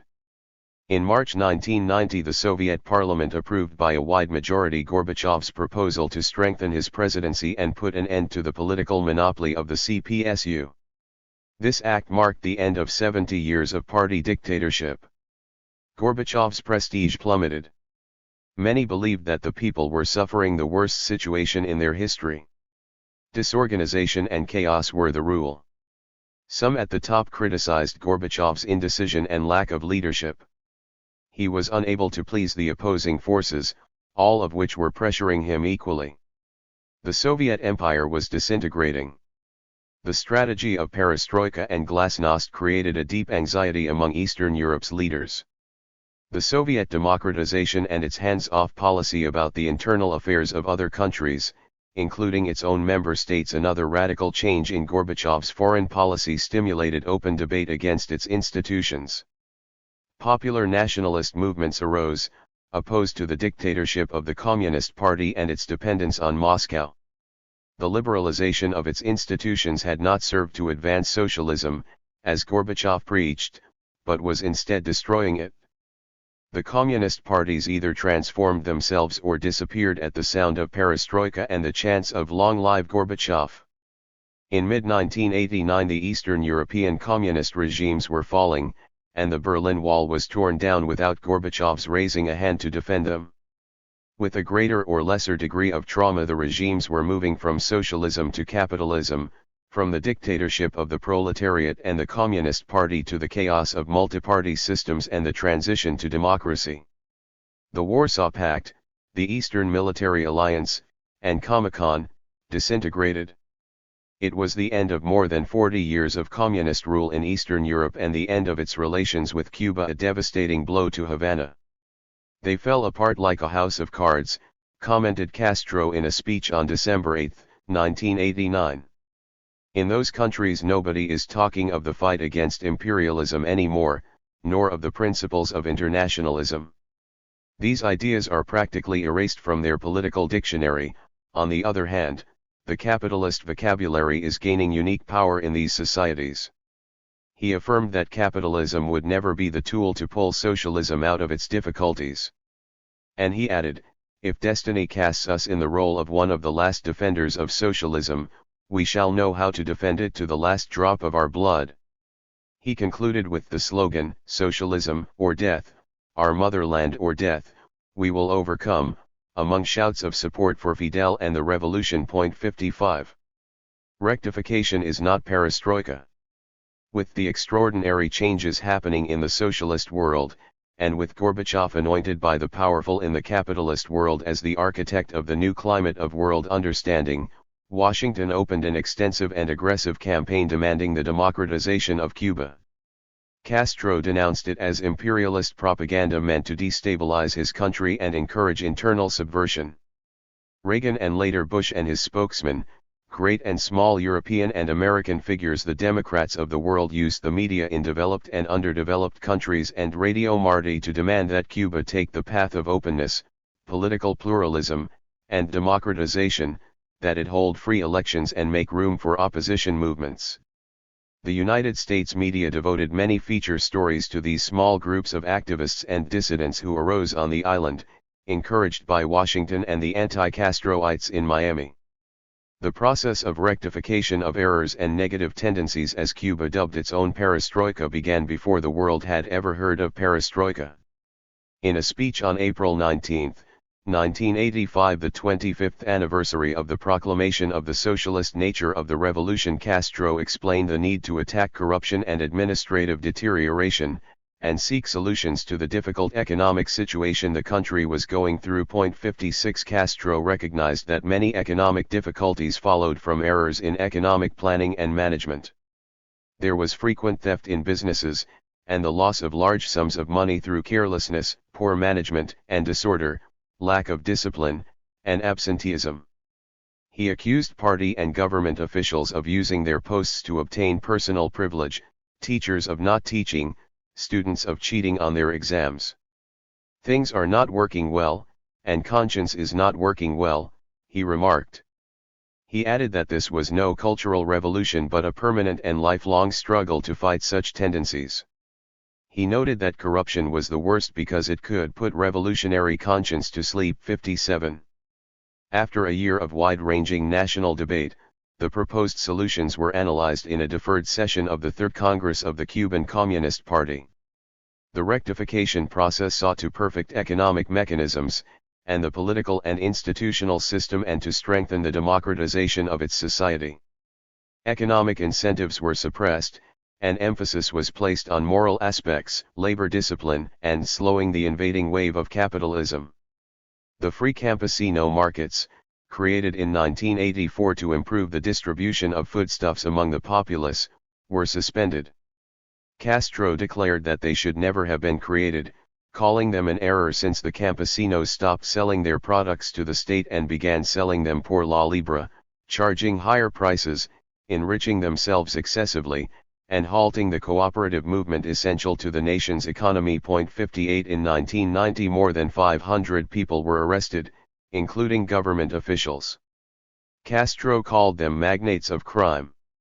Granma observed, There is not, nor will there be, impunity. 59. The Cuban and the Soviet processes moved in opposite directions. While the Soviet Union was decentralizing its economy, reducing the power of its Communist Party, and giving free rein to political pluralism, Cuba was strengthening the leadership of the Cuban Communist Party as the country's sole party that guided the development of the country and kept its economy centralized. Castro asked the people to defend socialism now more than ever against the attacks of the enemy and give greater support to the Communist Party. Whoever destroys our faith in the party is undermining the foundations of our confidence, the foundations of our strength, he added. 60. He noted that in Cuba, there was only one party in the same way as Lenin needed only one party. 61. Castro underlined the genuine nature of the Cuban Revolution and its differences from the Eastern European communist regimes which, he remarked, were imposed from without. He added that in Cuba the same thing could never happen. Since Cuba had made its own revolution, the people did not ask for new parties because they were already participating through the mass organizations of campesinos, workers, women, students, and the revolutionary defense committees and through the popular power system. The most important proposals for laws were discussed in these organizations, starting with their basic units, and Castro maintained a constant dialogue with the people. Direct democracy in every corner of the country.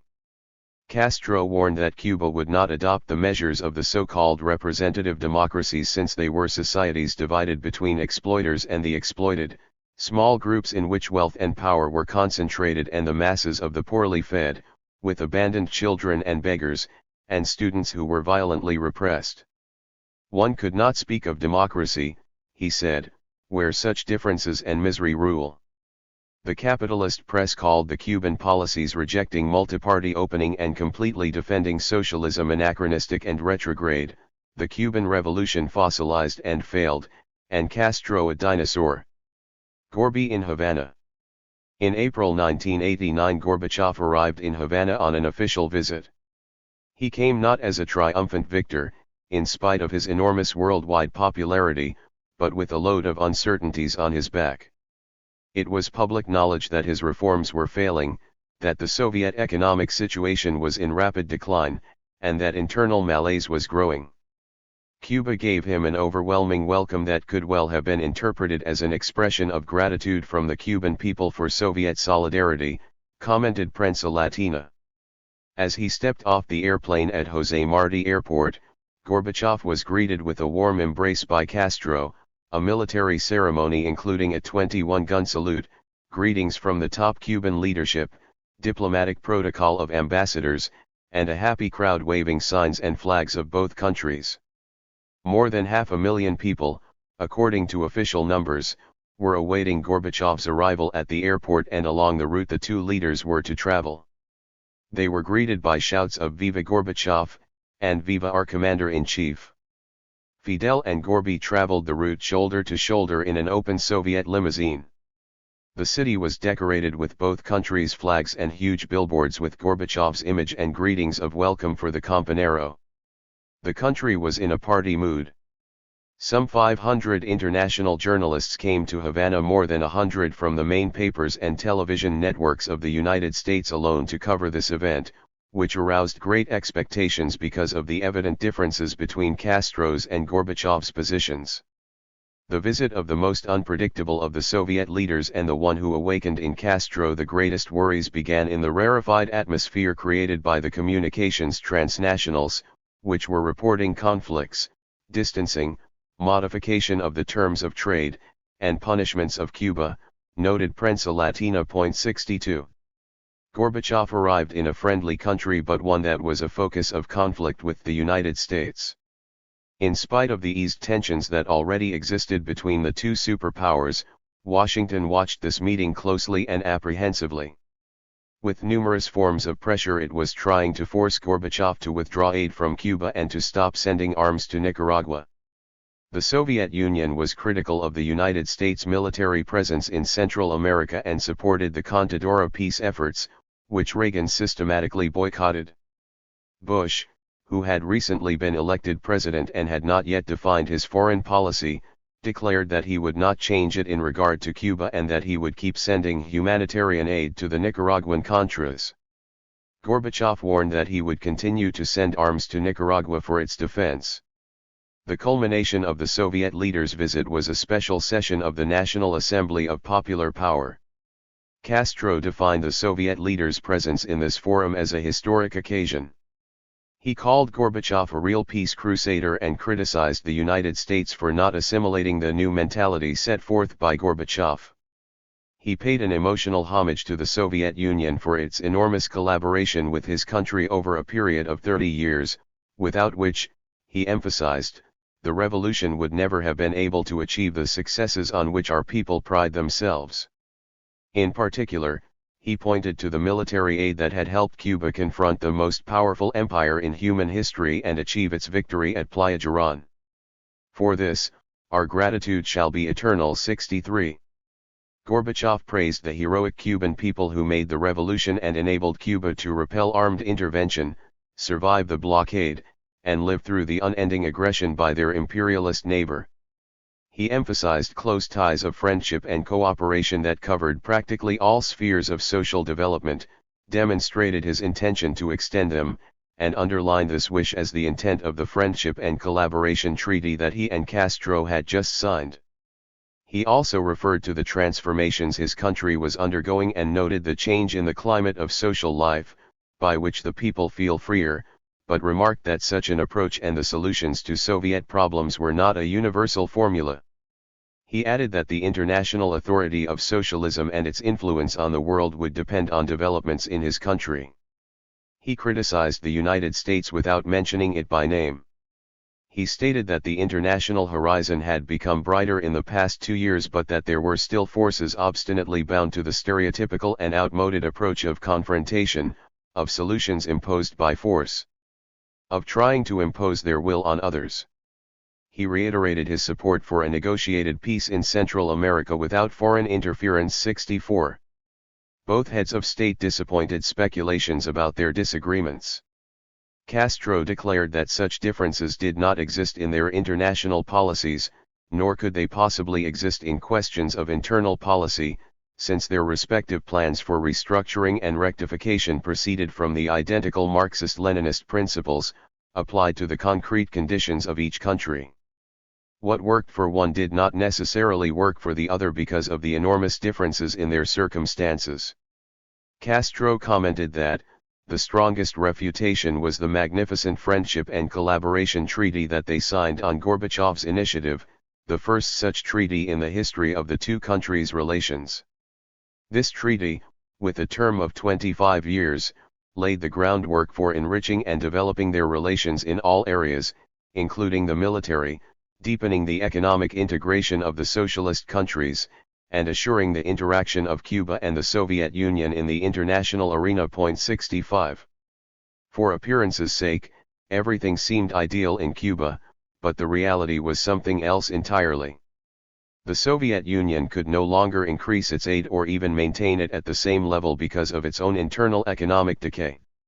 Moreover, powerful Soviet parliamentary and media sectors were opposed to this unequal relationship, preponderantly favoring Cuba, in the present circumstance of their own economic crisis. For the first time Soviet publications criticized relations with Cuba.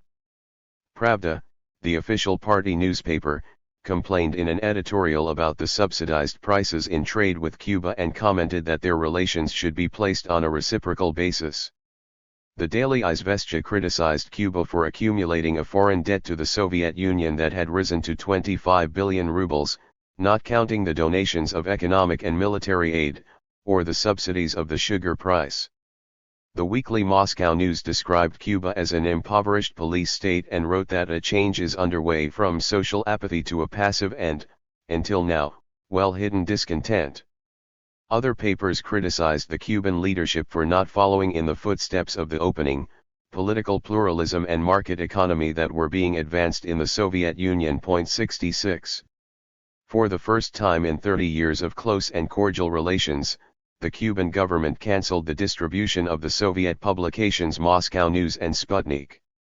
In a long editorial, Granma explained that the Cuban leadership found itself obliged to reflect on the content of some of the many Soviet publications that circulate in the country, whose points of view in respect to the construction of Soviet socialism were based on interpretations almost always controversial if not substantially divergent from the criteria and essential orientation of our own party, and that the government considered reading them harmful to the Cuban people. 67.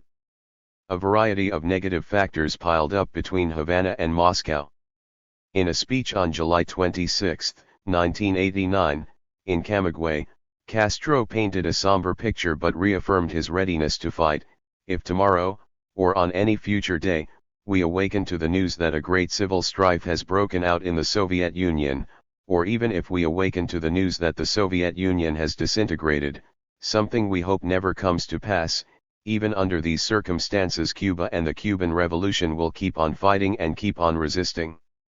Castro knew that his strongest ally was a time bomb that would explode sooner or later, and that Cuba would come out of this explosion battered. 2 years later it exploded. Dracula's kiss. Gorbachev continued to be praised in the West. He was awarded the Nobel Peace Prize, an outstanding international distinction that meant nothing to the Soviet people or to the Soviet Congress, which simply took note of the fact and applauded for 30 seconds. There was bitterness. Yelena Bonner, the widow of Nobel Prize winner Andrei Sakharov, commented, "The blindness of the West to the tragedies our country has experienced in the 5 years of perestroika led by Gorbachev is alarming." One journalist put his finger on the open sore when he asked Gorbachev, "What do you feel, receiving a prize traditionally given to anti-communists like Sakharov and Lech Walesa?"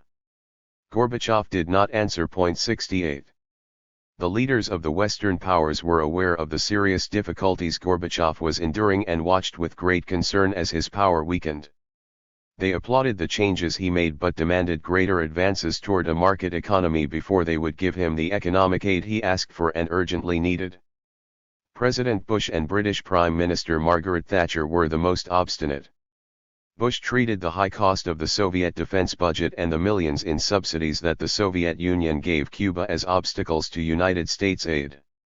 German Chancellor Helmut Kohl offered aid, knowing that reunification of his country depended in large measure on Gorbachev. Gorbachev, politically weakened, accepted, although he wanted Germany neutral and outside the NATO alliance. This absence of economic aid for the Soviet Union contrasted sharply with the generous verbal support the West gave Gorbachev. Invitations were sent to their gatherings, honors were lavished on him, and overblown declarations were made about his contribution to the relaxation of world tensions and to the new climate of understanding between the two formerly antagonistic blocs. According to the New York Times, these grandiose affirmations were to show Gorbachev's critics in the Soviet Union that his conciliatory policies brought good results and to make it easier for him to accept a united Germany within NATO. 69 Gorbachev walked out of these meetings with the great powers with empty hands. Few could imagine a Soviet political military alliance with the United States. But such a condition did happen when Iraq invaded Kuwait in August 1990 and Bush assumed the leadership of its liberation and began to mount a massive military response to its leader, Saddam Hussein. Bush asked his NATO allies and his new friend to resist the aggression, free Kuwait, and force Hussein to withdraw his troops. The real objective was to protect the rich oil fields of the Middle East, vital to the Western powers and Japan. Bush decided to ensure control of the area though it cost a war. This was how the people in the United States understood it. Large demonstrations in front of the White House showed signs proclaiming, "No blood for oil." The alliance of the Soviet Union with the West caused profound unease in traditionalist and hardline sectors of the Soviet leadership. In spite of the soft tone of Gorbachev's support, his gesture was a virtual surrender. He crossed the line that had divided the two politico-military blocs for more than 50 years and broke world equilibrium. For the first time since the Second World War, we are acting as virtual allies, commented the Daily Izvestia. 70. This alliance, and the speed with which the United Nations Security Council supported the United States' use of force against Iraq, were a victory for United States diplomacy, as well as evidence of the weakening of the Soviet colossus in the international arena. It was no longer a contender, much less a threat. The United States was free to exercise its worldwide hegemonic power, one of the fears expressed time and again by Fidel. The Soviet Union voted with the Western powers in favor of the Security Council resolutions against Iraq presented by the United States. Cuba, a non-permanent Latin America member, either abstained or voted no. The final resolution, to authorize the use of all necessary measures if Iraq did not withdraw its troops before January 15, 1991, was an ultimatum and a declaration of war. Cuba and Yemen voted against it, and China abstained. The United Nations, created in the name of peace, for the first time declared war. Castro called Iraq's invasion of Kuwait a colossal political mistake and a flagrant violation of international law. Cuban Chancellor Isidoro Malmaerxa went to Baghdad to convince Saddam to withdraw his troops and warn him that the United States would wage a sophisticated and technical war with a minimal loss of American life, and that it had pulled together a colossal joint military and political force. Cuba explained the situation to several countries and Iraq with great frankness and clarity, Castro declared. Iraq did not withdraw, and the United States takes very good advantage of Iraq's mistakes, he noted. 71. This was a United States war from start to finish. It was short and brutal, but it was an incomplete victory. When Bush was voted out of the White House, Saddam Hussein, whom he had sworn to oust, was still in power, left with a third of his troops and reorganizing Iraq to withstand the sanctions imposed by the United Nations at the United States' request. "I wonder who won," mused former British Prime Minister Margaret Thatcher 5 years later. 72. Requiem for the Soviet Union. A few olive branches could not wipe out more than 70 years of Marxist-Leninist doctrine, the epicenter of communism, notable scientific and cultural triumphs, the initiator of the conquest of space, the second greatest world superpower, and its anti-imperialist and anti-capitalist banners, which kept alive the Soviet people's consciousness of the political and military rivalries, contradictions, and antagonisms with the United States, its greatest enemy. The Soviet Union fell apart. Such was the legacy of glasnost and perestroika. In the 4 years of the tortuous perestroika process, the chaotic political scene was shaken by the struggle for power between Gorbachev and Boris Yeltsin, full of their mutual aversion, in which the stability and future of the communist superpower were at stake. In August 1991, in a coup against Gorbachev, he was arrested and held in his dacha in Foros, Crimea, by order of the self-appointed State Emergency Committee presided over by Prime Minister Gennady Yakovlev and composed of the highest government officials. Yeltsin was opposed to this coup and defended the constitutional process. His enormous figure, on a truck surrounded by people and Soviet flags, gave the world a shock. Yeltsin led the defense of constitutionality. His prestige within and outside the country grew like wildfire. The Cuban leadership received word of the Moscow coup as they were celebrating the conclusion of the successful 11th Pan American Games. Havana was in a party mood since its athletes had just won 140 gold medals, and the people were applauding their commandante.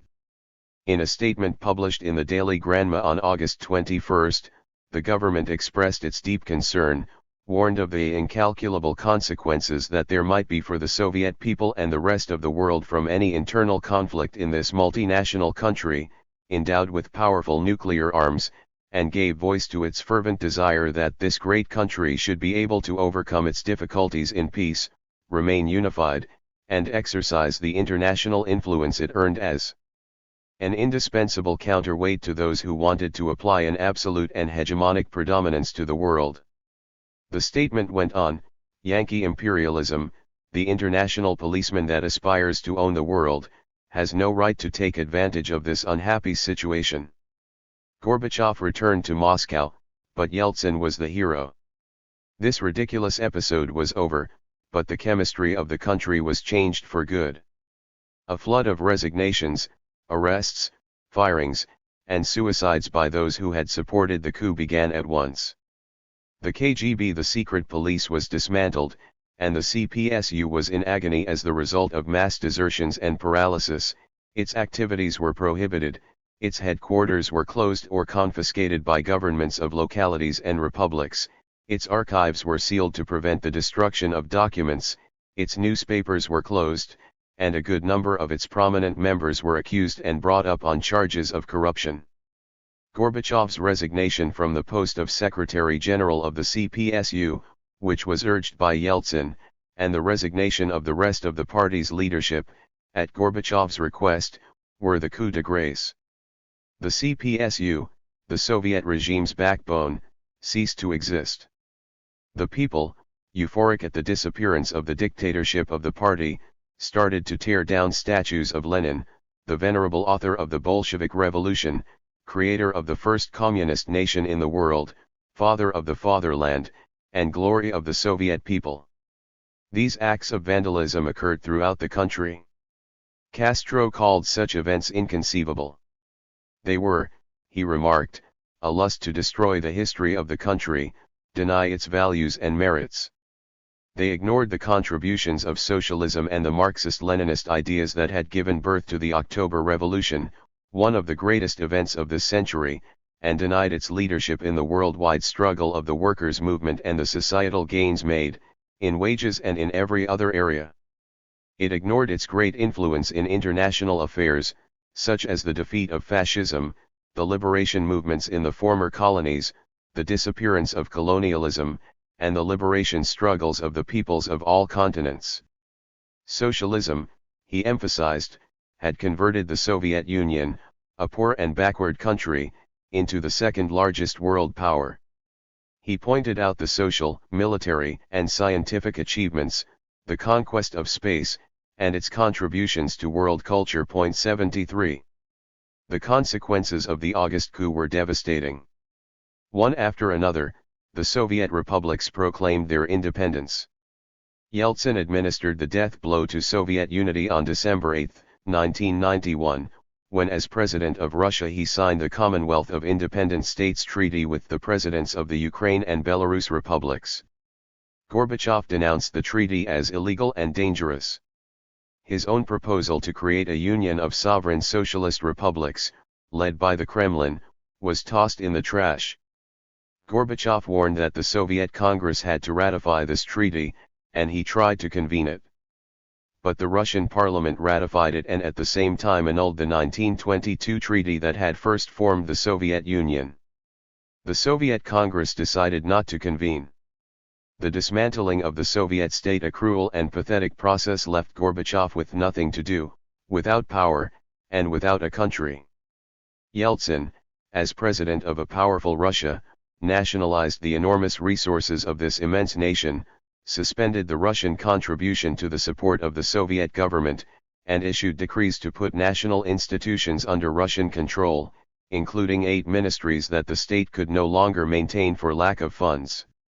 He took possession of the Kremlin, the President's office, the Ministries of Foreign Relations and the Interior, the KGB, the Congress, and all the cash funds of the central government. Analysts called this move another coup d'état against Gorbachev. Yeltsin left the Ministry of Defense and the Atomic Power Agency under the control of the Supreme Soviet. On December 21 the CIS spread to the Muslim republics. It was now composed of 10 of the 15 Soviet republics.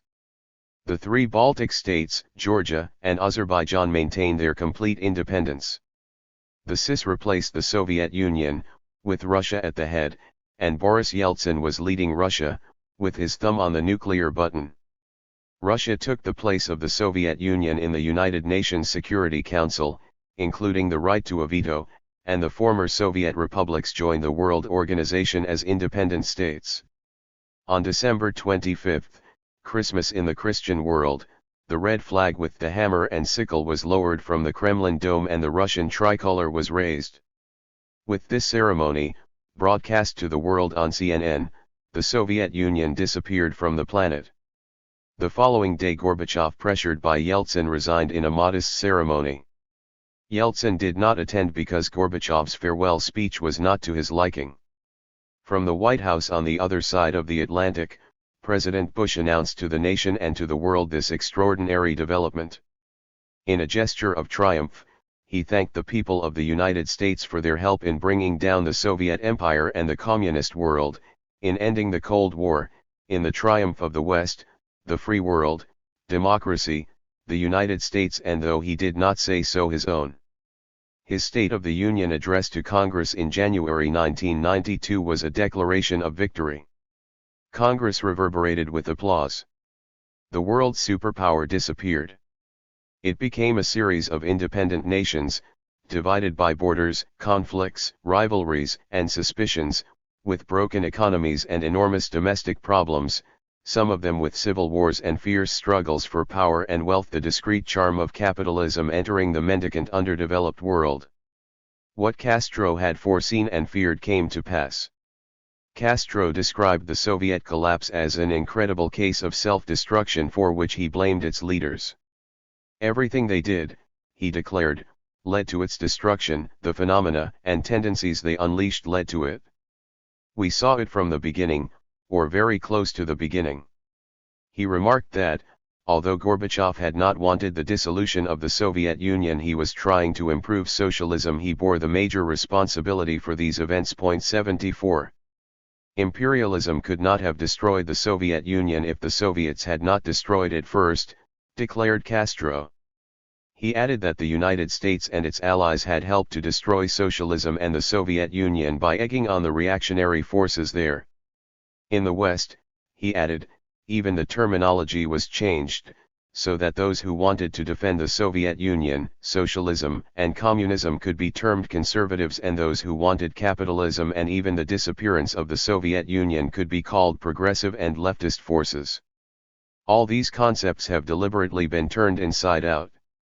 Western propaganda encouraged this process because the West wanted to force the Soviet Union to its knees. Imperialism did all this, and now it was afraid of what might happen and the possible consequences of this disintegration, he noted. 75. The world followed the fall of the Soviet colossus with fascination but also with great concern. Its disappearance meant the end of the East-West military standoff, the so-called Cold War, but it also meant the end of a two-power world. The United States remained standing to dominate the world, with Bush at its helm preaching the New World Order. A lone superpower throws the world off balance. It creates the conditions for the hegemony of one single country. It is the worst thing that can happen to the world, declared Castro in an interview with ABC television news anchor Diane Sawyer in Havana, in February 1993. He added, the hegemonic superpower will not be able to control the world's problems with artillery fire. 76. Blows from the empire. Ronald Reagan's departure from the White House in January 1989 was a relief to Cuba. The new head of state, George Bush, and his much-hyped pragmatism hinted at a favorable change. But he turned out to be worse than Reagan. He turned the economic, commercial, and financial embargo of Cuba into a worldwide blockade, sharpened the psychological warfare, and continued the frenetic military maneuvers in the Caribbean, whose message was a threat to invade the island. In May 1990, Ocean Venture and Solid Shield were carried out simultaneously. The military also carried out exercises at Guantanamo. Bush was convinced that the winds of perestroika would come to Cuba and that with his help the Cuban regime would fall apart and he would get to watch Castro's head roll. In response to Solid Shield, Cuba carried out its own military maneuvers called Cuban Shield, with the deployment of fighter aircraft, a concentration of troops surrounding Guantanamo, and the mobilization of the reserves. If the United States invaded Cuba, warned Castro, rivers of blood will flow. 77. Bush maintained his campaign of denigrating Cuba, and Castro continued the vendetta of accusations of violations of human rights with even greater determination, and imposed greater restrictions on United States citizens traveling to the island and on Cubans entering the United States, extending them even to members of Cuba's government. In his annual speech on July 26, 1989, at Camagüey, Castro denounced Bush's aggressive acts. Never, he declared, has a United States government, not even Ronald Reagan's, exhibited so triumphalist an attitude. Never has the United States been so threatening as now. He attributed this United States euphoria to Bush's conviction that socialism was on its deathbed. Christ turns his back. The eruption of the worst corruption scandal in the history of the Cuban Revolution, on June 14, 1989, shook the country down to its foundations. The cast of the scandal was composed of elite officers of the armed forces and the Ministry of the Interior. A sobering statement from the Ministry of the Revolutionary Armed Forces, headed by Raúl Castro, the second most powerful person in the Cuban hierarchy, published in Granma, stated that it was fulfilling its unpleasant duty of reporting the arrest of Divisional General Arnaldo Ochoa Sanchez, accused of serious acts of corruption. Whatever the merits of any comrade may have been, it added, the party and the Revolutionary Armed Forces absolutely could not allow impunity to those who, putting aside the principles of the revolution, commit serious transgressions against morality and the socialist laws. 2 days later, a long editorial in Granma reported the arrests of Brigadier General Patricio de la Guardia Font, his twin brother, Colonel Antonio de la Guardia Font, Ochoa's assistant, Captain Jorge Martinez Valdez, an official of the Ministry of the Interior, Major Amado Padrón Trujillo, and other military officers of lower rank, who were all accused of drug trafficking, illicit enrichment, and corruption. The investigators, the paper reported, found no evidence that the arrested officers were involved in any counter-revolutionary activity. It added, the inexorable weight of justice will fall on them. At that point no connection had been made between Ochoa's arrest and that of the de la Guardia brothers. The arrest of General Ochoa was a scandal in itself. Time compared it to what might have happened in the United States if General Dwight Eisenhower had been arrested. Ochoa was a hero of the Republic of Cuba, a rare honor for his outstanding performance in international missions and as commander of the victorious Cuban troops in Ethiopia and Angola. Ochoa was a former fighter in the Sierra Maestra, a member of the Central Committee, and a deputy to the National Assembly, respected by the military hierarchy and admired by the people. He was a friend to Fidel and Raúl. Ochoa was accused of corruption, smuggling marble, diamonds, and precious woods, and dealing on the black market. Colonel Tony de la Guardia, a special superagent, was respected and enjoyed the friendship of Fidel and Raúl. As director of the MC department responsible for the highly secret commercial operations that allowed Cuba to thumb its nose at the United States embargo, he traveled freely and carried out business deals of all kinds with very little or no supervision. In May he was dismissed from the MC directorate. Around the same time, Diocles Torrealba, Minister of Transportation and Vice President of the Council of Ministers, was also arrested, charged with immoral, dissipated, and corrupt conduct la dolce vita. He was sentenced to 20 years in prison. Granma claimed that this arrest had nothing to do with Ochoa's, which it described as much more serious and complex. Later General José Abrance, the Minister of the Interior, was dismissed and then arrested along with 3 officials from the ministry, and sentenced to 20 years in prison, where he died of a heart attack in January 1991. Within less than 24 hours the closest circle of officers, connected by family ties, friendship, and common experiences, comes crashing down. 78 They were the officers closest to Castro. Cuba had opened a Pandora's box without knowing the consequences. We knew the problem was not a simple one, we knew what happens when a person of this kind must be arrested and tried, we knew what sort of campaign would be unleashed against us, Castro declared. He decided to face the facts, without imagining what might be coming. The investigations that led to the arrest of the 14 officers and the testimony in their trials confirmed their activities in the drug traffic and brought to light the involvement of Pablo Escobar, the head of the Medellin cartel and the drug trafficker most wanted by the Colombian and the United States authorities. The connection with Escobar was through Captain Martinez Valdez, Ochoa's assistant, who traveled clandestinely to Colombia using a false Colombian passport. Martinez testified at the trial that Escobar was not interested in money laundering but in being able to count on a Cuban airport, laboratories, and other things. These other things were 10 ground-to-air rocket launchers, an airplane kept in readiness for him, and the construction of a cocaine processing factory. Major Amado Padrón argued that these things were not possible in Cuba. Between January 1987 and April 1989 there were 19 operations, 15 of them successful. 6 tons of cocaine were smuggled into the United States at a profit of $3.4 million. The airplanes took off from Colombia and landed at a military airfield in Varadero. From there the drugs were transported to the Florida Keys in fast boats under the command of Marielitos. In negotiations with the Colombian and Mexican capos, the Cuban officers acted as envoys of their government, without revealing the identities of their bosses. This ambiguity compromised the Cuban government and Fidel and Raúl Castro personally. The scandal was devastating for Cuba given the importance of the officers implicated and the fact that, since the beginning of the 1980s, Castro had repeatedly, roundly, and vigorously rejected as calumnies the United States accusations that Cuban government officials were involved in drug trafficking. He called the charges infamous propaganda riddled with falsehoods and lies and described the United States as a nation in decadence, incapable of overcoming the internal consumption of stupefactants. 79. Our first reaction, since we have become accustomed to hearing all sorts of lies, infamies, and calumnies over 30 years, is that this was simply one more invention on the part of the United States, and we paid no particular attention, Castro explained.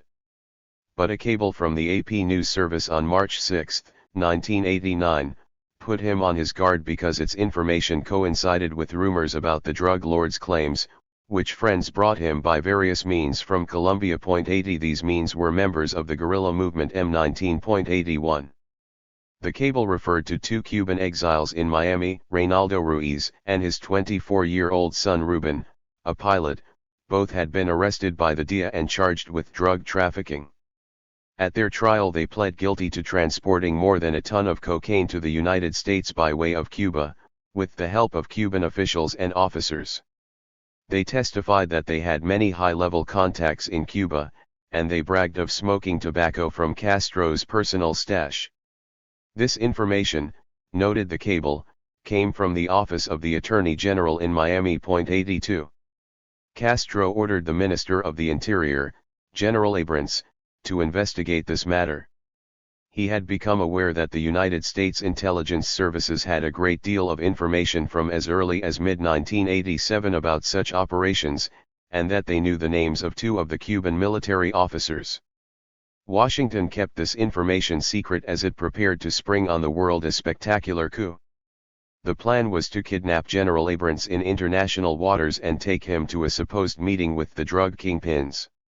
It would be a combined operation by the CIA, the DEA, the Defense Information Agency, the Air Force, and the Navy, using combat aircraft, AWACS, destroyers, and submarines. The plan did not succeed, however, since the Cuban government revealed the scandal before the United States could act. Besides, a person of Abrams's standing would not attend a meeting with drug traffickers. 83.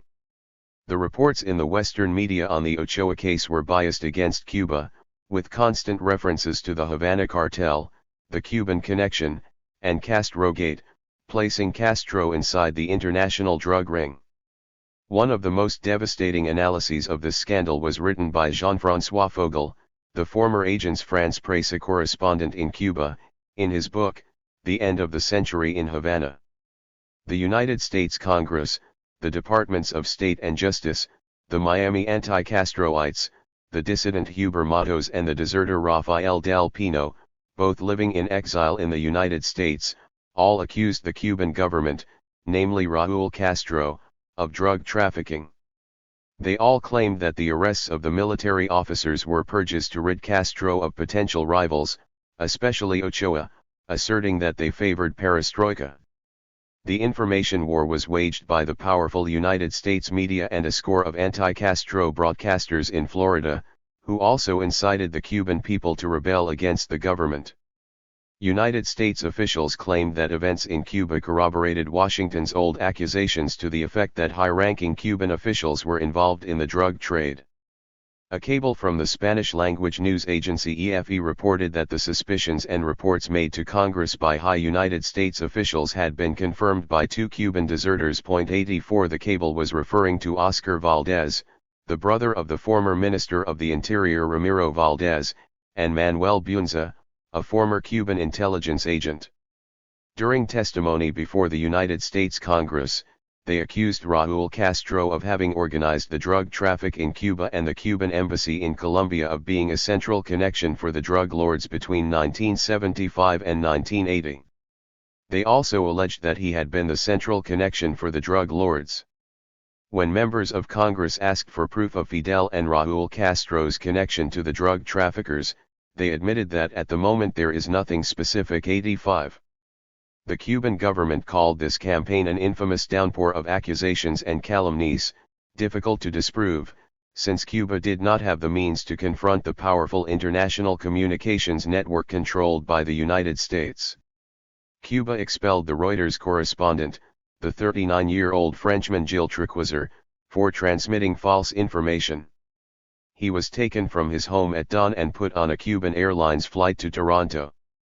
The 14 military officers were tried by a Revolutionary Armed Forces Court of Honor made up of 44 division and brigadier generals and 2 rear admirals, and later by a 3-person military court. But the final word on their sentences came from the Council of State, the highest governing body with 29 members, and presided over by Castro. The trials were closed to the national and international press, international observers, and the public. Only military officers and the relatives of the accused were allowed to attend. The trial, which the government called summary, took less than a month. Every night, a 2-hour edited videotape of the trial was aired on television. The government declared that the tape included the entire proceedings, except matters of morality that could affect innocent persons, or testimony that was too scandalous or might potentially damage Cuba's foreign policies, and which were not decisive factors for the verdicts that had to be passed. 86. Ochoa, the brightest star in the Cuban military constellation, was the first to be questioned. He confessed his connection with the drug trade since the end of 1987. His intention, however, was not to traffic through Cuba, but to insert himself in the existing network between Colombia and Mexico, make big deals and get large quantities of money for a third party to invest in Cuban tourism and help Cuba. The drug traffic, he attested, was no more than an incidental consequence. He admitted to authorizing Martinez's trips to Colombia and knowing about the false Colombian passport. "I permitted all of it," he confessed. Several officers testified against him regarding the contraband and the black market. Ochoa pleaded guilty to all charges. 87. On the television screen he looked profoundly troubled as he made a pathetic statement accepting the seriousness of his crime, his betrayal of the motherland, the revolution, and Fidel. He confessed to all the charges of which he stood accused and explicitly denied the statements made outside the country about political motives for the trial. It was to be expected that the enemy would try to exploit this. "Nothing could be further from the truth than assigning political motives to my actions." He also denied that Fidel and Raúl Castro were implicated in the drug trade, as was charged outside the country. He declared that he alone was responsible. "I despise myself. A traitor pays for his treason with his life. If my sentence is that I will be shot, my last thought will be for Fidel and for our great revolution, which he gave to our people." 88. The second to be tried was Colonel Tony de la Guardia, who admitted to having begun the drug trafficking operations in 1987 or the end of 1986. "How many officers knew of this business?" asked the prosecutor. "Those who are arrested here," he replied. The prosecutor asked about the meetings of Cubans with Colombian, Mexican, and United States traffickers. He testified that he knew of them but did not participate. The prosecutor asked if he knew that Martinez had traveled to Colombia with a false passport, to which he answered yes. He explained that he did not know the 4 Colombian drug lords with whom Martinez met. "The only Colombian I met with is Ramiro Lucio. This avowal caused a storm in Colombia, and the M19 guerrilla movement Lucio was their political spokesman, which was negotiating its return to civilian life with the Colombian government. The Colombian press headlined this information about Lucio to confirm the supposed connections between the guerrillas and the drug lords. United States Ambassador Louis Tams had already coined the term narco-guerrilla. Lucio claimed that the business with Cuba was legitimate trade, that the Ministry of Defense was informed of his relations with Cuba, and that Tony de la Guardia was the person in the Cuban Ministry of the Interior who had given permission. Lucio complained that he was one of the most investigated people in Colombia, since his telephones had been tapped and his bank accounts watched for 10 years. I do not know what political intrigue is behind all this. It could be the dark desire to connect M19 with the dirty business of drug trafficking. 89. De la Guardia accepted all charges brought against him and admitted that he was the main person responsible, that none of his superiors knew about his drug activities. I am completely conscious of how great a mistake I have made, of the damage I have done to Fidel, to the revolution, to my comrades, my institution, my children, irreparable damage, he stated. The foreign press found his testimony vacillating and noted that he did not mention his immediate superior, to whom he had given part of the drug money, which casts some doubts on the Cuban leadership's knowledge of such activities. It seemed that he was trying to cover for someone, suggested one diplomat in Havana. 90. The Court of Honor and the military court found the officers guilty of treason and ordered them stripped of rank and duties and dishonorably discharged from the army. Former General Ochoa, the former Colonel Tony de la Guardia, former Captain Martinez Valdez and former Major Padrón Trujillo were sentenced to death by firing squad. The others, including the former captain in the Ministry of the Interior, Rosa Maria Abierno, were sentenced to 30, 25, and 10 years of prison, according to the seriousness of their crimes. Each member of the Council of State, presided over by Castro, corroborated the sentences in brief and emotion-laden statements. In a long speech delivered at the end of the Council of State, Castro stated that the accused had compromised the prestige and security of the state and had dealt a blow to the principles, the dignity, and the honor of the Cuban Revolution. It was high treason, he noted, since they sold out the country, putting it at serious risk, undermined the morale and prestige of the revolution, and weakened it in every way. He declared, the punishment must be exemplary and the sentence the most severe possible. 91. Demands on Cuba, asking clemency for those condemned to death, and criticisms of the trials and the sentences came from the United States administration and Congress, other governments, Pope John Paul II, politicians, Latin American intellectuals and professionals, and human rights organizations. Some accused the Cuban government of having manipulated the trials, others claimed that the defense worked not to disprove the charges but to sink the accused even deeper. The defense was in fact poor and extremely limited. America's Watch stated that the trials of the 4 who were sentenced to death were flagrant violations of due process and questioned how Minister of Defense Raúl Castro, to whom the accused reported, could have served as a witness. It demanded a political decision to commute the sentences. 92. The American press, international news agencies, Miami anti-Castroites, and dissidents in Cuba discounted the confessions of the accused admitting their guilt. They claimed that Ochoa had been brought into court drugged. Ochoa called such accusations calumnies and shameless lies of imperialism. 93. In spite of the international pressures, the 4 officers were shot at dawn on July 13. The following day, in a sober note in Granma, the government announced the executions.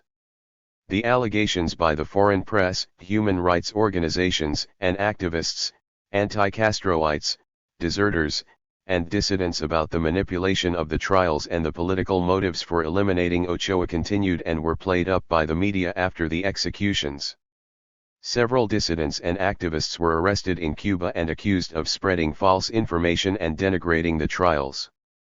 Tony de la Guardia's wife told the foreign press that Castro betrayed them, since he had told them the revolution had to be saved and led them to believe that they would not get the maximum sentence if they collaborated. Patricio de la Guardia made the same claim in a 20-page document dated in October 1991, which he managed to smuggle out of prison. The Parisian daily Le Monde published some fragments in 1992 in which Patricio claimed that his brother Tony had confessed to having carried out 4 drug trafficking operations and personally given $3 million to Minister of the Interior General Abrance. He also noted that he was as sure as can be that Tony was authorized to carry out the clandestine operations for which he was shot. He added that the Cuban government was implicated in a multitude of illegal activities and named prominent government figures who were involved in these matters.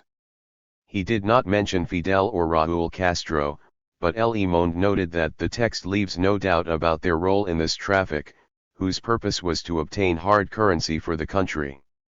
De la Guardia mentioned psychological tortures to which he had been submitted and reported that the officer assigned to his defense did not even inquire about his military career and spoke with him for only 30 minutes before the trial. 94 No member of the media mentioned that he had made exactly opposite statements during the trial. 95 After this devastating scandal, Castro proposed to the United States that the two countries carry out joint operations against the drug traffic in the Caribbean.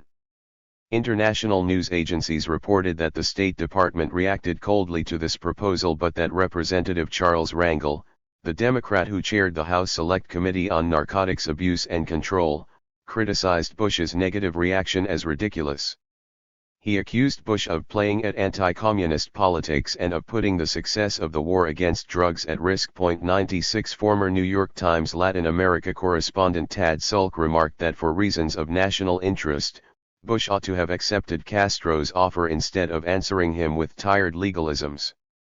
In spite of the drug scandal, the tenacious campaign to discredit the revolution and Castro, and the vendetta on the human rights theme, Cuba gained some victories in the international arena. In October 1989, 2 months after the executions, the World Health Organization presented Castro with the Health for All Medal in recognition of Cuba's work in this field both at home and abroad. And in spite of pressure from Washington, Cuba was elected a member of the United Nations Security Council with the highest vote total ever recorded, 146 out of 156 possible votes. Cuba was also re-elected to the Food and Agriculture Organization Council and to the United Nations Human Rights Commission in Geneva. Time magazine published an opinion poll sponsored by the State Department in March 1990 that indicated that if elections were held in Cuba, then, not only would the Communist Party win, but so would Castro. 97 Castro also continued to receive emotional demonstrations of support when he attended the ceremonies accompanying changes of government in Latin America. These were mini summits of presidents attended by representatives of the United States government. Again and again national and foreign media headlines proclaimed, "Fidel steals the show, Fidel is the star, Fidel again center of attention." At the United Nations Conference on Environment and Development in Rio de Janeiro in 1992, 33 years after the triumph of the revolution, and attended by President Bush, Castro received a memorable standing ovation from the thousands of participants and demonstrations of admiration and affection by the Brazilian people. In 1994 in South Africa, when Nelson Mandela was sworn in, Castro was housed and praised by the people and the thousands invited to the ceremony. The press reported that members of the Clinton administration did not conceal their empathy with Castro, that some even greeted him warmly and had their pictures taken with him. The crisis of the embassies. In July 1990, Havana was caught in another serious diplomatic crisis when Cubans, men, women, and children pressed into the embassies of Czechoslovakia, Canada, and various European countries including Spain. The Cuban government accused the United States of instigating this crisis, the fruit of Bush's feverish obsession with Cuba. The Cuban government held Jan Domek, the Czech charge d'affaires, responsible for this incident, and proved that officials of the United States Interests Section and the West German Embassy were participating in the actions. As on earlier occasions, Cuba announced that it would not negotiate with the people barricaded in the embassies and demanded that they leave the premises unconditionally. It promised not to exercise reprisals. A few days later the people came out. The conflict with the Spanish embassy, however, was long and thorny, lasting 50 days and causing a serious confrontation between Madrid and Havana. There was a fiery exchange of insults between the Cuban authorities and Spanish Chancellor Francisco Fernández Ordóñez, a raid of the Spanish diplomatic headquarters by Cuban forces, protests by the Spanish government against this attack, the announcement by the Spanish Chancellor that the doors of the embassy would remain open to anyone who wanted to seek asylum, and the indefinite suspension of Spain's aid to Cuba. Castro responded angrily to these announcements. He declared that he renounced Spanish aid, which he once termed Pyrrhic, and laughed at the Chancellor's allegations, which he dismissed as the responses of an anguished colonial administrator, pointing to the Chancellor's scandalous lack of understanding of matters of international law. He also accused him of wanting to cause a second Mariel. The infuriated Chancellor asked the European Economic Community to suspend aid to Cuba. On July 26, 1990, the 37th anniversary of the attack on the Moncada barracks, Castro dedicated a large part of his 3-hour speech to the current crisis, which he described as a true diplomatic war and a provocation planned by the United States, to which Spain and other European countries lent themselves.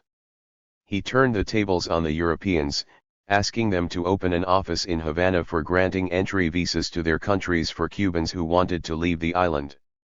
Castro asked the United States to send ships if it wanted to take in the people who said they were persecuted in Cuba, so that they could leave. He warned that he would not allow those who entered the embassies illegally to leave the country, nor would he accept the pressures from their governments to allow them to leave, since to do so would be acceptance of interference in Cuba's internal affairs. He saved another blow for Spain. He referred to the quinquacentennial of Columbus's discovery of America, a pompous celebration to which Spain was allocating millions of dollars, as the commemoration of the genocide and extermination of those indigenous to the new continent. As on previous occasions, the refugees voluntarily left the Spanish embassy and tensions lifted. Analysts said that Castro put Felipe González's socialist government up against the wall by embarrassing Spain, whose ties to Cuba had remained strong even under Franco's dictatorship, making it appear that Spain was collaborating in a conspiracy against Cuba planned by Washington. It was obvious that Castro's proposal that the European countries open visa offices in Havana fell on deaf ears. None was ready to open its doors to such legal immigration. They continued to give political asylum to anyone who made it to their countries, turning a blind eye to the fact that, in most cases, the Cubans themselves admitted that they had not been persecuted by the Cuban government. Changing times. On July 26, 1989, during that year's anniversary celebration of the attack on the Moncada barracks in Camagüey, Castro warned that Soviet aid might dwindle and that austerity and self-sufficiency were necessary. The people must make an effort to produce their own necessities. If the Soviet oil shipments diminish, he explained, or if they were to be cancelled, Cuba will continue to be socialist, even if we have to return to the Oxguard 98 and Cuba did. This was the year when the communist regimes of Eastern Europe began to fall, the Soviet economy was teetering, and Cuban trade with these markets 85% of its total was disappearing. As the Soviet economy was decentralized, many businesses stopped selling to Cuba, others required cash payments, the clearing account with Moscow ended, and the oil subsidies dropped. Another casualty for Cuba was the loss of revenues from the resale of excess Soviet oil to other countries, an important agreement between both countries, which represented somewhere between $200 million to $300 million a year. 99 Cuba was left without oil, capital, or credit. Trade with the socialist world was reduced to a minimum. Comecon decided that Cuba was to pay cash for all transactions, and its foreign debt to the Soviet Union and the European banks was enormous. Furthermore, Cuba was under brutal economic aggression from the United States. Most of Cuban industry had been developed with Soviet bloc technology, and its economy was integrated with those of the Comecon countries, to which it exported the tropical products they wanted. To supply these markets, Cuba developed the sugar and citrus industries at the expense of diversification, an error it later recognized. Trade with the socialist countries, intended to lessen trade in the capitalist arena, actually involved dependency, greater transportation costs, and inferior quality. But no other option was left by the United States blockade. Without markets and no longer receiving the products of primary necessity that those markets exported, the raw materials necessary to its industries, and the oil the country needed, Cuba was more exposed than ever to the rigors of the blockade. 100. In August 1990, a year and a half before the collapse of the Soviet Union, the Cuban government decreed a special period in time of peace in preparation for what it called Option Zero, no oil. It imposed great restrictions on the consumption of petroleum fuels and electrical energy. It decreed daily rationing. The mechanization of Cuba, one of the successes of the revolution, made the lack of oil much more traumatic. This situation forced the country to scale back or suspend important development plans in order to take care of its priorities, food programs and the development of biotechnology, the pharmaceutical industry, and tourism, important sources of foreign currency. Many businesses closed and industrial projects, including oil exploration, were suspended. Joint ventures with the Soviet Union were reduced, among these the construction of a nickel plant, thermoelectrical and engineering projects, oil refineries, and the nuclear energy plant on Cienfuegos, all vital to Cuba.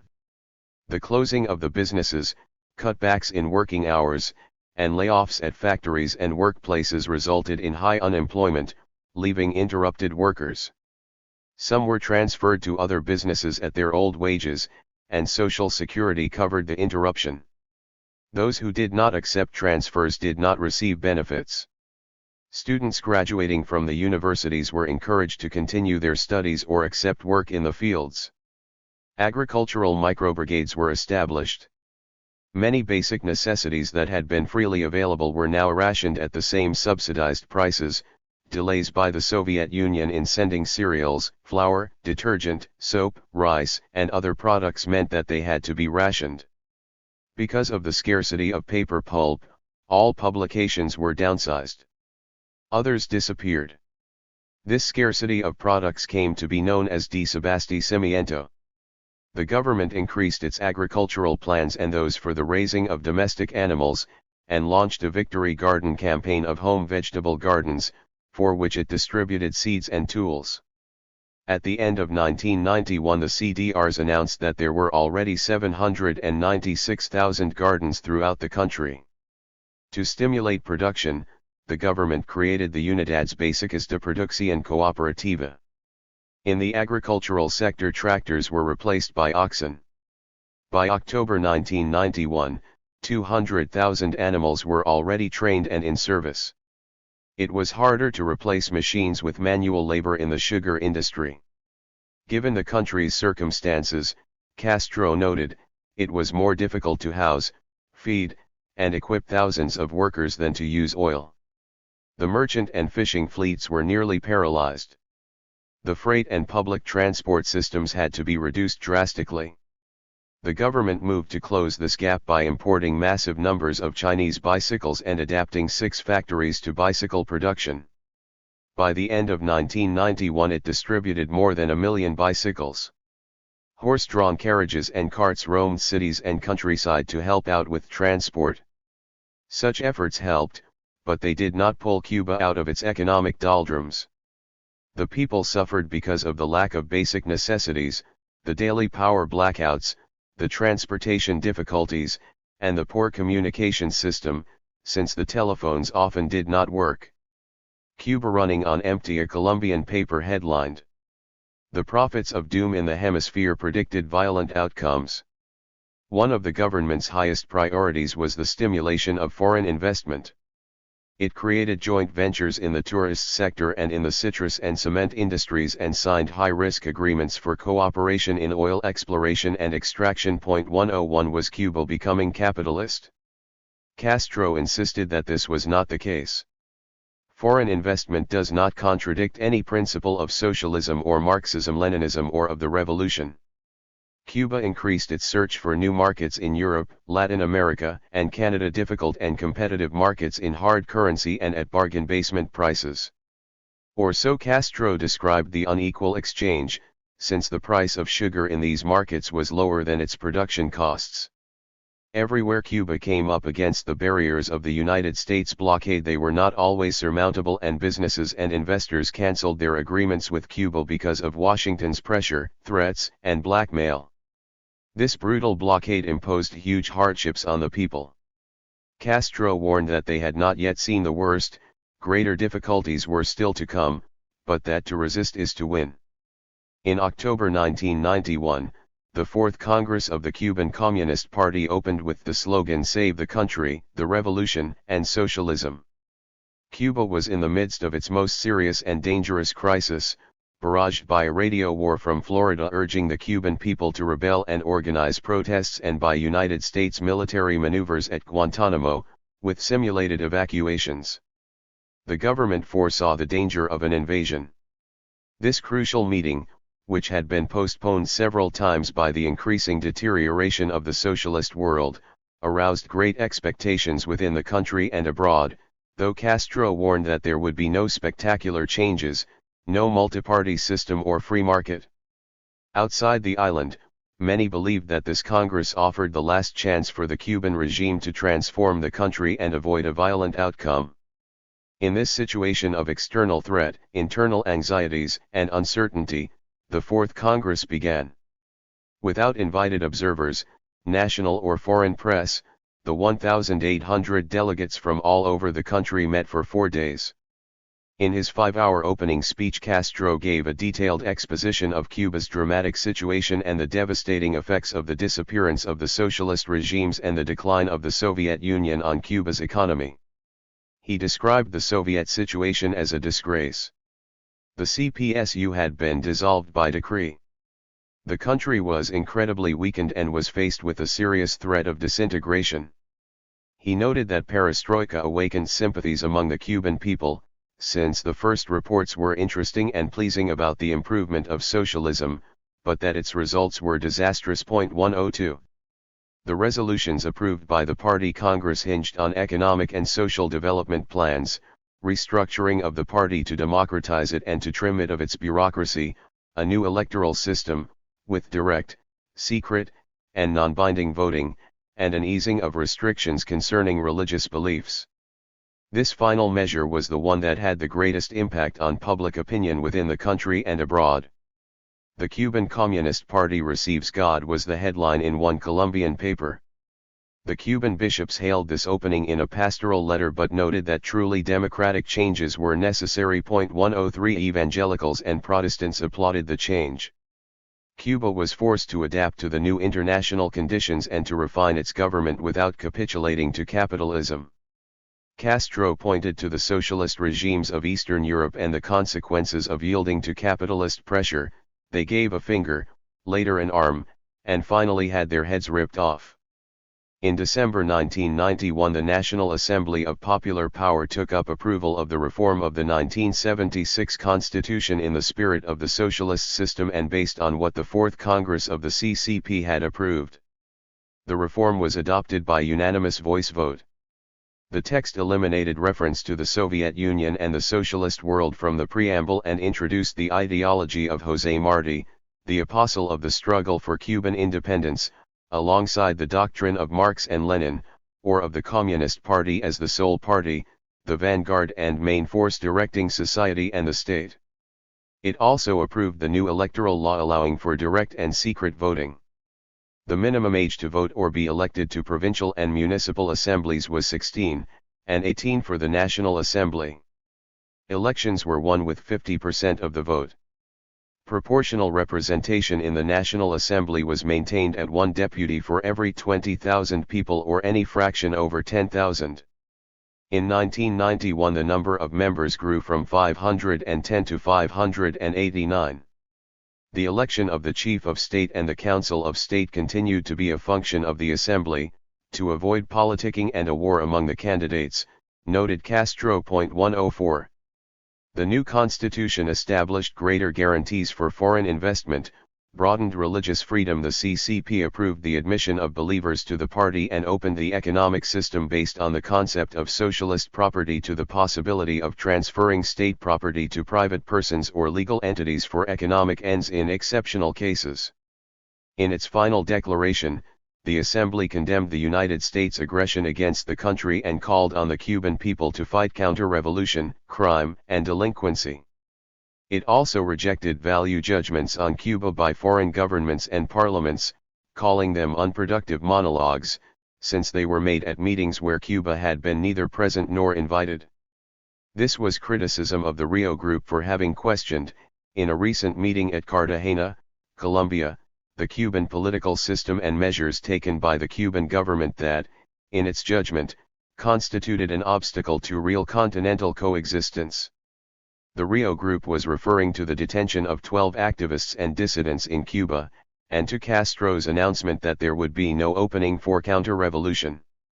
The declaration concluded that it was not markets that were on the line but the survival and independence of Cuba, and it called 1992 the year of trial by fire for the revolution. 105. In his closing speech, Castro promised that Cuba would demonstrate how to make a revolution with democratic principles and a democracy with one party, though it be under the most difficult conditions, and claimed that Cuba was the most democratic country in the world. He concluded with the slogan, "Socialism or Death," to applause and shouts of support for the revolution and Fidel. 106.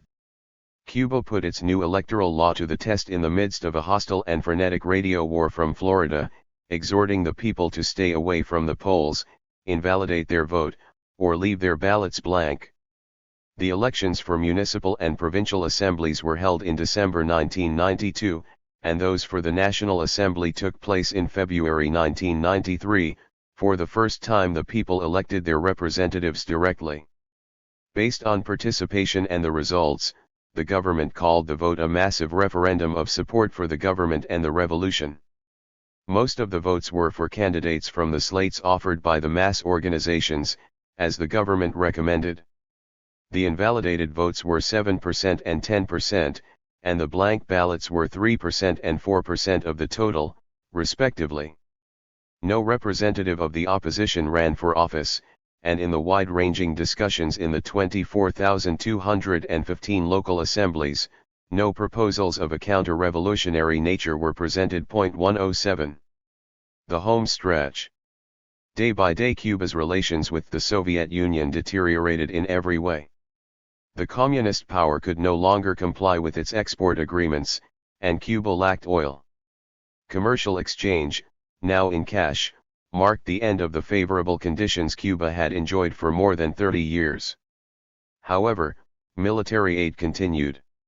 In January 1991, Moscow, disregarding Washington's protests, announced that it was sending MiG-29 fighter planes to Cuba, and in June Soviet Chief of Staff General Mikhail Moiseyev and Rear Admiral Alexander Burgunov arrived in Havana at the head of a naval detachment. They had come to deal with matters pertaining to the two countries' military cooperation. The Soviet ambassador assured Havana that shipments of arms to Cuba would not be reduced, and that such support would cease only when Cuba's relations with the United States improved. Nevertheless, Cuba began to receive worrisome and contradictory messages from Moscow. High Soviet leaders remarked on the need to establish a new type of relations, and there were many items in the Soviet media about the growing opposition in sectors of the parliament to these favorable relations with Cuba at a moment when the Soviet Union was experiencing grave economic difficulties. In June 1991, the Soviet Chancellor arrived in Havana to discuss a new 5-year economic cooperation agreement. The Soviet Union reduced its exports to Cuba by a third and was importing only a quarter of the Cuban products it once did. The Soviet Union was weakening internally and throughout the international arena, and Gorbachev, also weakened and depending on United States assistance that did not come, fell into the vortex of Washington's influence. There was a coming and going of officials at the highest levels between Washington and Moscow. Some of the Soviets passed through Havana as they returned from Washington, to rectify their agreements. Relations between Washington and Moscow were going so well that Aeroflot, the Soviet airline, obtained permission to establish a route from Moscow to Miami and onto another country. Aeroflot dropped its Havana route. In September 1991, a month after the coup against Gorbachev, Secretary of State James Baker went to Moscow for consultations. The main topic was Cuba. He and Gorbachev talked for more than 3 hours, and at a press conference the latter announced the modification and modernization of relations with Cuba and his decision to withdraw from the island the Soviet military brigade, which had been there since the missile crisis in 1962. A smiling Baker remarked that this gesture was very significant and favorable for the relations between their two countries. 108. Castro learned of the announcement that the brigade would be withdrawn from international news wires, and he reacted angrily, declaring that this was an unprecedented attitude. A long editorial in Granma indicated that this unilateral Soviet decision was tantamount to giving the green light to the United States to attack Cuba. Granma noted that though this brigade was unimportant for the defense of Cuba, it held profound significance as an expression of the friendship and solidarity of the Soviet Union. The article also stated that the proposals by Soviet Foreign Minister Boris Pankin for the eventual steps the United States might take in exchange for the withdrawal of the brigade, he suggested reducing the number of military personnel at Guantanamo, were extremely modest and unimportant. It was evident, Granma declared, that the Soviet Union had negotiated with and made concessions to the United States with regard to Cuba without having actually spoken with Cuba. 109. The eternal friendship between Cuba and the Soviet Union evaporated. November 7 was the date on which the Soviet Union commemorated the October Revolution and the day when its embassy in Havana held grand receptions attended by Fidel and Raúl Castro and high-ranking functionaries and generals who were seldom seen at diplomatic functions. But on that date in 1991 the embassy remained closed.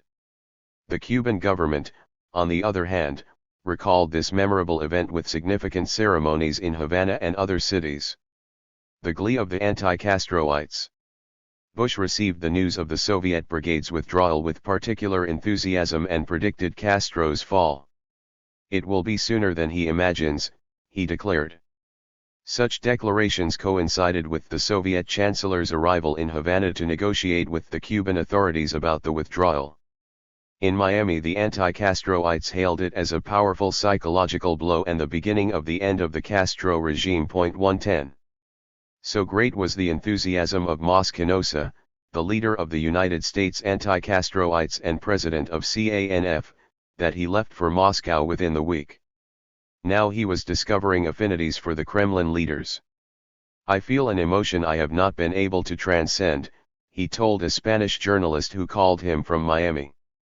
"I, who have fought all my life against the values this country represents, have found here a friendly hand. I have received assurances that the subsidies for Cuba will stop, that the Soviet troops will return to their country, and that military aid will be eliminated." 111. Moscanosa aspired to replace Castro. His followers addressed him respectfully as Mr. President, wrote the New York Times in an article about him for which he refused to be interviewed. CANF had prepared a new constitution for Cuba, and Moscanosa had a social, political, and economic program for the reconstruction of Cuba, along capitalist lines. 112. The anti-Castro media in Florida exhorted the Cuban people to rebel. The terrorist group Alpha 66 sped up the training of its forces to launch the liberation of Cuba, and members of the Cuban American community put their houses on the market before the expected fall of the government. For when it did fall, there would be an exodus for the island, and prices would drop through the floor. Florida Governor Bob Martinez, a Cuban American, named a commission to deal with the disturbances that would follow the fall of the Cuban regime. Castro noted sarcastically, "Over there in Miami people are packing their bags." The vendetta continues. Bush continued the vendetta against Cuba in the Human Rights Commission in Geneva, and the CIA kept up its support of activist human rights groups and Cuban dissidents to encourage internal dissatisfactions. When the Eastern European socialist regimes fell, Bush stepped up the aggression, now under the banner of democratization. He demanded free elections, a term that implied a multi-party system and a market economy. Meanwhile, the activities by these small human rights groups were an irritating problem for the Cuban government, not because they were an internal threat, but because of the campaigns against Cuba organized by Washington and the Miami anti-Castroites and the tensions they created with other governments. In August 1989, the authorities arrested Elisardo Sanchez, the leader of the Comisión de Derechos Humanos y Reconciliación Nacional, and leaders of other Cuban human rights groups.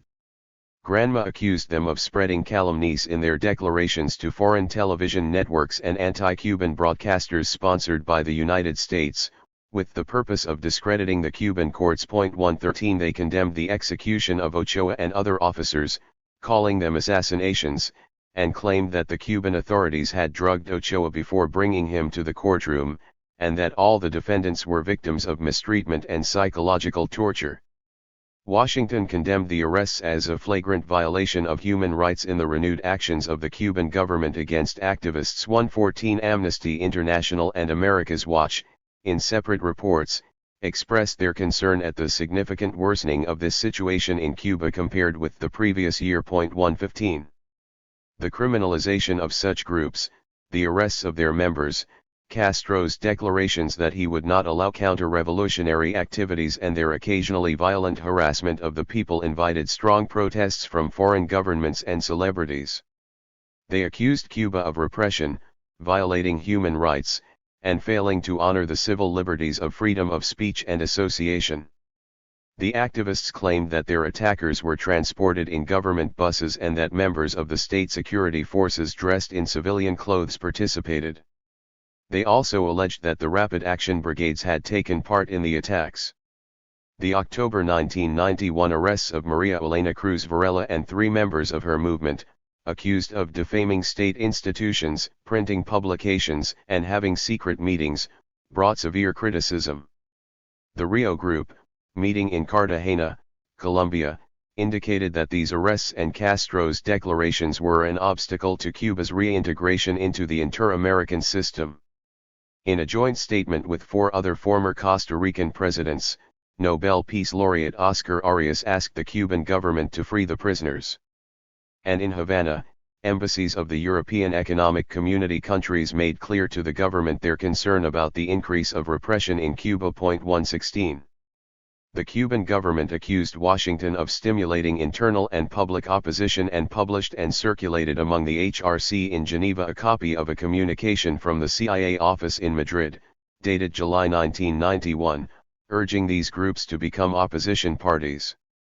The Cuban government noted that its denunciation was met with silence from the international media. In 1994 it published a top-secret document from the United States Interests Section in Havana to the Secretary of State, the CIA, and the INS, which showed the nature of these groups, their activities, and the accusations of repression of which they said they were victims.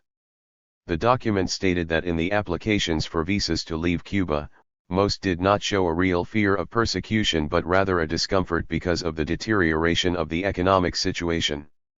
The document reported that in spite of doing everything possible to work with the human rights organizations to identify the activists who were being persecuted by the government, the human rights cases represented the weakest part of the refugee program. Rarely did they present reliable evidence of repression, persecution, searches of their homes, interrogations, detentions, or arrests, or harassment by state security. In addition, it declared that some were fraudulent, since there was a sale of testimonial guarantees. Immigration officials regarded human rights cases as those most susceptible to fraud, it added. The United States was beaten 3 years running in the HRC. It could not win a condemnation of Cuba. Latin America, the socialist countries, and the Third World supported the island nation. In 1990 the United States finally succeeded, with the addition of yes votes from Hungary and Bulgaria, whose communist regimes had already been toppled, and from Panama. The rest of Latin America abstained. Only Mexico voted with Cuba. The Cuban ambassador, Raúl Roa, noted that the nay votes and the abstentions, all from Third World countries, showed that the majority had not bowed to imperialism. And Castro, furious, accused his former allies of betrayal for having voted in favor of this scurrilous and cynical anti-Cuban motion, since their votes and that of the United States military occupation government encouraged imperialist aggression. He declared that if Cuba was attacked by military means, those governments that have been capable of writing such an infamous page of history will be responsible for the blood that is spilled here. Rivers of blood will flow. We have the weapons. And our army is composed of all our people. 117. In 1991 the United States once again managed to get Cuba condemned with the help of formerly socialist countries Argentina and Panama. The resolution asked the HRC to name a special representative for Cuba. The 126-page report on human rights in Cuba, presented by Rafael Rivas Posada, the special representative of the United Nations Secretary-General, accused Cuba of a variety of violations. It singled out the alarming increase in cases of political persecution of activists and dissidents. It mentioned abusive psychiatric treatment, trials without the requisite guarantees, and limitations on the right of free expression and association, and it expressed concern at the creation of the Rapid Response Brigades. Rivas Posada's mission was to observe the situation in situ, but because the Cuban government denied him entry, he based his report on declarations by exiled Cubans, human rights groups outside Cuba, and such organizations as Amnesty International and America's Watch. Rivas's report was met with severe criticism from some of the delegates. ROA rejected it as unilateral for making value judgments and accepting at face value the claims of known enemies of the Cuban Revolution, and he questioned the validity of information given by the 21 Cuban human rights groups, since 5 of these consisted of one and the same individual. 118. In 1992 Cuba was again condemned. This time the United States had the support of Russia, Argentina, Chile, Costa Rica, and Uruguay. The rest of Latin America abstained. The resolutions asked that Rivas be named special reporter on Cuba, a particularly serious sanction. Rivas declined the nomination for personal reasons. Granma noted that Washington would have a hard time finding someone of Rivas Posada's prestige to fill the post. ROA rejected the nomination of special reporter to his country, since such treatment was discriminatory and applied only to those countries that persistently and massively violated human rights. He pointed out that the report of the HRC mission that had gone to Cuba contradicted Washington's accusations against his country. He warned that his government would not allow the reporter to enter, nor would it cooperate with him. 119. The Cuban government accused Russia of knuckling under to United States pressures to attack Cuba, and Granma called a reception offered by the Russian delegation in the old Soviet embassy in Geneva a stateless binge and commented that the place had been turned into a Russian dive. The Cuban dissidents Carlos Franchi, David Moya, and Ricardo Bofill were guests at this reception and appeared in a New York Times photograph, drinks in hand, standing next to the Russians celebrating the victory. 120. The foreign press played up Russia's abandonment of its old ally. The United States continued to win condemnation of Cuba, with the support of the formerly socialist countries and the abstention of Latin America. The Clinton administration continued this vendetta. But at the HRC meeting in Geneva in the spring of 1998 the United States suffered its first defeat in 7 years. The resolution against Cuba that it presented along with 21 other countries did not pass, 19 voted against it, and most of Latin America abstained. The 27-vote majority from the 53 members could not be won. The Cuban delegate celebrated the victory.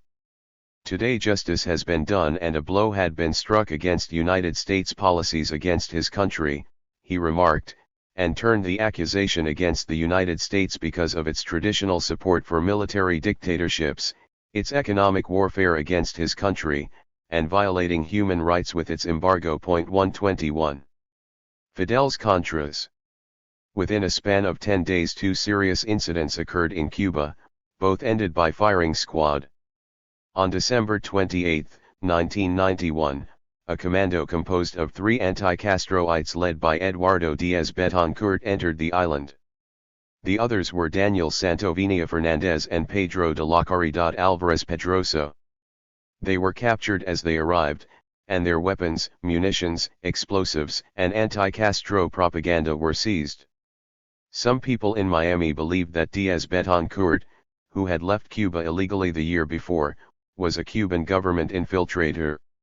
During long interrogations, the captives described how the commando was supposed to be made up of 22 combatants, but that because of internal conflicts it was reduced to 3.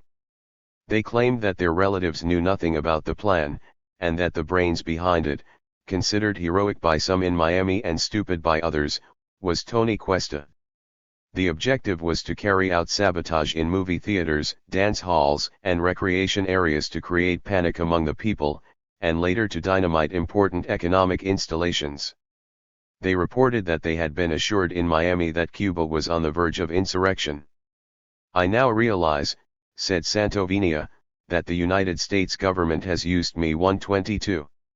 The Cuban government announced that it would impose death sentences, the punishment for terrorist acts against the security of the state. This announcement was met with expressions of rejection and petitions for clemency from Latin American governments and celebrities, anxiety among the relatives, and indignation from the anti-Castroites. In Miami there were public protests, small in numbers but widely reported by the Florida media," reported the AP. Díaz Betancourt was the only one sentenced to death, the other 2 were given 30 years of prison. 123. The other incident came on January 9, 1992, in Tarara, 10 miles from Havana. 3 soldiers were killed and 1 seriously wounded when 7 people, including 2 women who were trying to steal a boat to leave the country, disarmed the soldiers, tied them up, and shot them. This crime, very rare in Cuba, invited profound indignation throughout the nation. Radio stations and Granma were overwhelmed by petitions that the perpetrators be given the death penalty. Luis Miguel Almeida Perez and René Salmerón Perez, the leaders, were sentenced by the court to death by firing squad for piracy and murder. For 2 members of the group the sentence was commuted because one was mentally retarded and the other was a minor. They were sentenced to 25 and 30 years of prison respectively, and the 2 women were given 10 years. Little is known of what happened to the 7th. The execution of Díaz Betancourt on January 20 unleashed a persistent campaign against Cuba in Miami. At the funeral for the soldier Pérez Quintosa, who was wounded at Tarara, Fidel classified as hypocrites the celebrities who demanded clemency for those sentenced to death without condemning their crimes. They mourn for those who come here to kill, to burn, to plant bombs. As if our people had no right to defend themselves from such dirty tricks and such crimes. Under the Reagan and Bush administrations, terrorists and anti-Castro paramilitaries had free rein. Their activities, supposedly clandestine, were publicly known, but the authorities did nothing to stop them. They trained at clandestine camps in Florida, and the terrorists, before and after their secret missions, announced to the media their plans to assassinate Castro. They succeeded in attacking some supposed military objectives from speedboats. They shot up the Hotel Melia in Varadero, but their attempts to infiltrate agents always failed. They were shot down or arrested. The United States authorities also collaborated with these terrorist groups. In August 1992, a United States Coast Guard gunboat rescued 4 agents of Commando L, led by Cuesta, when their boat sank in Cuban territorial waters. The Miami Herald reported that the FBI was investigating the commando, but no arrests were made. 124.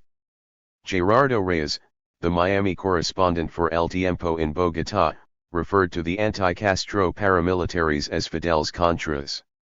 He described them as dressed in fatigues, dragging themselves through the marshy landscapes of the Everglades to take towns made of 4 poles, attacking fictitious trenches, disembarking at ghost ports, shooting at the enemy with blanks or making the sounds of gunfire with their voices when they have no bullets. 125. They spent 20 years preparing for war with Cuba. The Gypsies' curse. Like Reagan, Bush relied on support from the anti-Castro ultra-right in Miami and from CANF, led by Mas Canosa. He tightened the embargo and the sanctions against Cuba even more. The United States Congress was on the same wavelength. This relationship suited everyone for electoral reasons. In 1990, the Senate approved the Mack Amendment, which prohibited United States subsidiaries in foreign countries from doing business or investing in Cuba. Faced with strong protests from allied and friendly governments, since the measures proposed by this amendment went beyond United States jurisdiction and compromised other nations' sovereignty and violated international law, Bush vetoed it. But in February 1992 the Senate and the House approved by wide bipartisan margins the so-called Torricelli Law, the work of Democratic Representatives Robert Torricelli and Bob Graham. They christened it the Cuban Democracy Act. This law included the Mack Amendment and also prohibited ships calling at Cuban ports with passengers or cargo from entering United States ports for a period of 180 days. Such ships could be confiscated and sold and fined up to $50,000. It also imposed sanctions and reprisals on governments, private businesses, whether United States or foreign, domestic and foreign banks, maritime companies and airlines, and individuals from any country who did not comply with it. Further, it mandated the assignment of funds to finance and promote dissident organizations within and outside Cuba, in other words, to subvert its internal order. The Torricelli Law extended United States jurisdiction to the entire world. Faced with a wave of vigorous protests from allied countries, the EEC, foreign parliaments, and criticism from influential United States newspapers, the State Department signaled the president that it would be inopportune to sign the bill. Bush allowed it to languish. However, it being a presidential election year, his re-election hopes weighed more heavily. At a ceremony in one of Miami's Central hotels in October, in the presence of hundreds of anti-Castro Cubans and his fellow Republicans, he signed it. Thus he assured himself of Florida's Latino votes. The signing of the Torricelli Law occasioned angry demonstrations in Miami by those who opposed it. It caused greater hardships and penury for the Cuban people, and they clashed with its anti-Castro supporters, so that the police intervened. The opponents of the law received threats of reprisals and death. A bomb exploded at the Miami Herald after it criticized the law in an editorial. In a joint statement, America's Watch and the Fund for Free Expression denounced the intimidation by counter-revolutionary Cuban exiles in Miami against those who thought differently from them. They also accused the Florida and Miami governments and authorities of fomenting and financing such groups and their police forces of not intervening to prevent these acts of vandalism and making no arrests. Because of this atmosphere of intimidation created by the anti-Castroites, several congressmen decided not to oppose the law, so as not to play it safe during an election year. 126. Democratic candidate Bill Clinton, who was also hoping to reap the windfall of the Florida Cubans' votes, accused Bush of trying to appropriate this law and called Bush's failure to invite its Democratic authors, Torricelli and Graham, to the signing ceremony cheap politics. He pointed out that without the efforts of the Democrats, the law would never have passed. 127. On March 9, a month after the amendment became law, the Wall Street Journal confirmed in an editorial note that Moscanosa Canf paid, and Torricelli received, at least $26,000, and that Clinton was given $125,000 in a single night by the Cuban exiles after his visit to Miami's Little Havana. The Cuban government called this law a monstrosity and a diabolic project, intended to starve the Cuban people to death, and a nefarious precedent because it compromised the independence and sovereignty of all nations. 128. In 1991 Washington became aware that the Cuban government intended to present a resolution to the United Nations General Assembly on the economic blockade of its country. The United States launched an aggressive campaign to prevent this measure. In a statement to the United Nations dated August 21, the State Department maintained that the embargo was a matter of its bilateral relations with another nation, and that in any case, the international organization had no jurisdiction in the matter. It claimed that the Cuban ambassador was confusing the embargo with a blockade, since a real blockade would mean that the United States would have to take action to prevent other countries from trading with Cuba, which was clearly not the case, though clearly it was.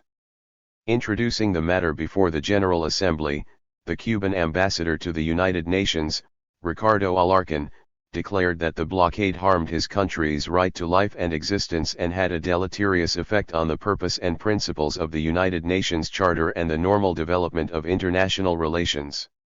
It seriously impinges on the internal legislation of many nations, institutions, and persons of the world. He listed the damage done by the blockade to his country and to foreign business enterprises, including bankruptcies, and declared that governments, businesses, and private individuals were afraid to do business with Cuba because of the law's threats. He called this policy a criminal aggression against Cuba, an attack on the sovereignty of other nations, and the source of constant international conflicts. Alarcon read the pertinent part of a threatening communication Washington had sent to several chancelleries that stated, "The Cubans should understand that their insistence that you support them threatens your good relations with the United States. The American Congress and people will be watching this important issue very closely." 129. Several governments tried to convince Cuba not to introduce the subject of the blockade in the United Nations. The presidents of the G3, Colombia, Mexico, and Venezuela, at a meeting in Cozumel, Mexico, to which Castro had been invited, asked him to refrain. Alarcon argued that there was panic among governments at the prospect of having to take a position on an issue so irritating to the United States. The President of the United Nations General Assembly was the most eager to make the problem disappear. He offered several options: 1. That the debate be limited to hearing Cuba and the United States, 2. That Mexico serve as mediator, and 3. That the Security Council call on the parties to conduct a dialogue. 130. Alarcon promised that he would not submit his resolution to a vote, since so many countries felt threatened by Washington, but announced that he would present it the following year. The President of the Assembly put the Cuban proposal to a vote, and it was approved by a huge majority. At a press conference after the session, Alarcon said, "This subject will be the gypsy's curse for the United States, for it will continue to be raised here indefinitely." 131. From this point forward, Cuba defeated the United States in a humiliating fashion in the United Nations General Assembly. The number grew from 59 votes in Cuba's favor in 1992 to 167 in 2000. For the first time Cuba had the support of its former allies from the Soviet bloc. Each year, only Israel and one or two other countries voted with the United States. In an editorial on November 8, 1993, the New York Times pointed out that this Washington policy was domestic politics by proxy, that the fierce anti-Castro forces gave their votes and funds to members of Congress, and that Congress therefore added new teeth to the embargo against Cuba. It commented that the Torricelli Law embarrassingly isolated the United States, since an overwhelming majority supported Cuba in the United Nations for the second time, and it condemned the embargo. It is hard to recall a comparable humiliation for American diplomacy, it concluded. 132. In September 1993, the European Economic Community published a declaration of support for Cuba and announced its decision to broaden economic relations with the island. In its turn, the European Parliament asked that Cuba be included in the programs of regional cooperation financed by the EEC and recommended that a general agreement of economic and commercial cooperation that would invigorate bilateral relations and help Cuba to overcome the difficulties it is experiencing be signed as soon as possible. It questioned United States opposition to the application of foreign laws outside its territory and commercial embargoes imposed by Europe that affected United States interests and its expectation that the rest of the world would respect its embargoes and that foreign enterprises based in Europe would renounce advantageous contracts with Havana. 133. Latin American solidarity.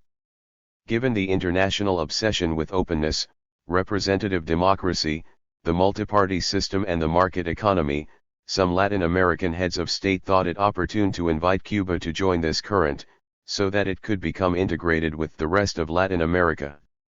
Some expressed their deep concern at the difficult situation it was enduring and their desire that a violent outcome be avoided. The G3 continued to promote continental integration and closer ties with Cuba but insisted that Cuba make reforms that would allow its transition to the democratic systems that prevail on the continent. "What democracy?" asked Castro. "Democracy," he pointed out, used to mean guaranteeing all of the people's rights to education, healthcare, social security, employment, protection of children and the old. Respect for these rights is the priority of the revolution. He pointed to the inequalities, the social injustices, the abandonment of children, and the violence that prevailed throughout Latin America. He called multiparty systems multiporqueria and the free market unjust, for it meant the impoverishment of the majorities. 134. The integrationist wave extended to the mother countries, Spain and Portugal. Mexican President Carlos Salinas de Gortari invited the Latin American heads of state, including Fidel, the King of Spain, and the President of Portugal, to the first Ibero-American summit. The objective was to lay the foundations for a Latin community of nations. The meeting took place in Guadalajara in June 1991. President Bush was not invited, but in a telephone conversation with Salinas he sent a greeting and his best wishes for a successful conference. The White House press secretary declared that the United States would be grateful for any move to compel Castro to make internal political reforms. Gorbachev sent a warm message. What was to be expected from this first summit? Not much. Venezuelan President Carlos Andrés Pérez announced that there would be discussions, and that no one should expect specific results. This was only a first step. The Latin community of nations would be institutionalized at future summits. In his speech, Castro called the summit historic, since these nations were meeting for the first time at no one else's behest. He provided a rough analysis of the economic crisis that had befallen Latin America for 10 consecutive years and noted that the situation had worsened. Foreign debt had climbed above $400 billion, transfer of funds to outside Latin America hit $224 billion in just 8 years, and inflation rose to unprecedented levels. He criticized the great powers and the international financial organisms under their control for having brought not development, but poverty to 250 million people, for not having brought in capital but promoted its exportation to developed countries. He remarked that Latin America carries much less weight in the world's economy than 20 years ago and pointed out that the enormous social and human costs of these realities were expressed in terms of hunger, sickness, illiteracy, marginalized communities, and tens of thousands of children homeless, almost half of the population unemployed, underemployed, or malnourished. He added that these sad realities weaken and destabilize governments at the speed of light. Ever since independence, he said, we have been divided, attacked, cut off, interfered with, underdeveloped, looted. If the total value of all the net convertible cash that leaves Latin America every year were to be converted into actual gold, it would be more than all the gold and silver Spain and Portugal extracted during 500 years. They have imposed on us similar and wasteful dreams and models of consumerism that not only poison and ruin the planet, but which are incompatible with the rational needs of 4 billion people who live in a third world that is becoming ever poorer. We have never been able to reach our goals through our own efforts, in spite of our immense natural resources and the intelligence of our peoples. We could have been anything, and we are nothing. There is always a new siren song for the eternally wandering navigators we have become. I am not even speaking of blockades, dirty wars, mercenary invasions, or the use of armed force by the strongest military power in the world, all of which has been repeated a scandalous number of times before the eyes of this hemisphere during the past 3 decades.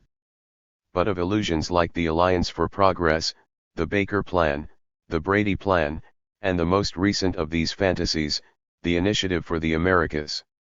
This last was Bush's plan for economic aid to Latin America. Castro lamented that unity has been conspicuous for its absence, and especially in the great foreign debt crisis. Where is it? When will it be? How will it be?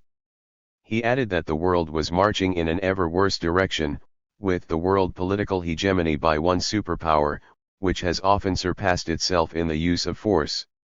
He recommended unity for Latin America, not only economic but political, and that it carry out through acts not words the will of the people, who dreamed of a great common homeland, which would be worthy of respect and universal recognition. 135.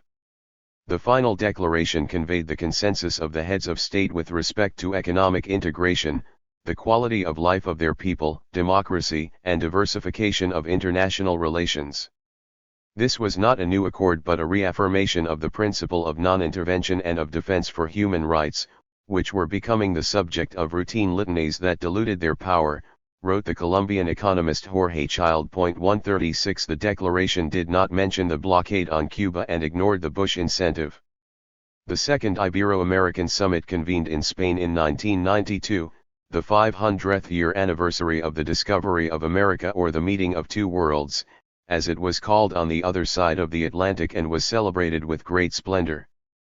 The summit met in Madrid in July. 3 presidents did not attend because of serious internal problems. In Venezuela, Carlos Andrés Pérez was shaky after the attempted military coup, which was applauded by the people. In Colombia, the top drug trafficker, Pablo Escobar, escaped from a maximum security prison with 8 members of his gang, giving Cesar Gaviria serious headaches both within the country and with Washington, which was critical of his policy of submission to justice. In Peru, Alberto Fujimori was dealing with advances by the terrorist group, Sendero Luminoso. In his speech, Castro referred to Christopher Columbus's great accomplishment, but also to the heroic resistance by the natives and by men who, with Bolívar as their leader, were able later to liberate the entire continent. He commented that the commemoration, despite its importance, was not what had brought him to Spain but rather the consciousness that in Latin America we are still not unified, our independence is still not consolidated, and our full development is yet to be realized. He spoke of the imbalance of forces in the world with the hegemony of a single power, and pointed out that the functions of the United Nations were being usurped by the Security Council, today manipulated for its own ends by the greatest military power. Flaunts the anachronistic power of the veto. He criticized a recent decision by the United States Supreme Court that gave its government the barbarous right to kidnap citizens of any nation in any part of the world, and he denounced the shameless blockade the United States had imposed on his country for 30 years.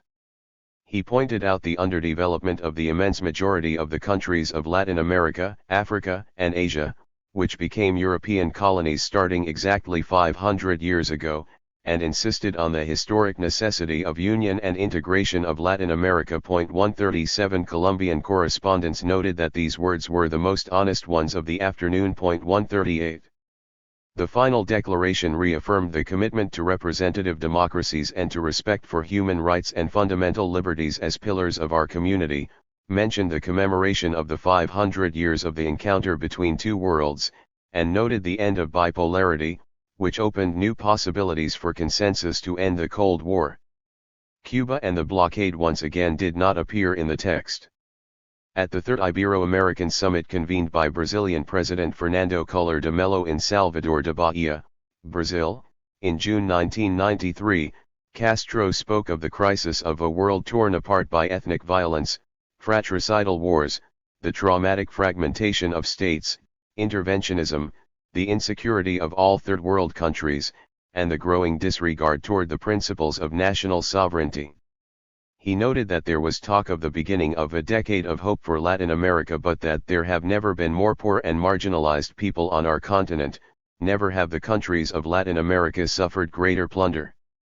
He pointed out that when debt service and the losses associated with unequal exchange were counted, more than $700 billion had been shaken out of Latin American pockets, on a debt that amounted $450 billion. 139. The Latin American majority, which supported Cuba's resolution in the United Nations against the blockade, did not mention it in the final declarations of these summits.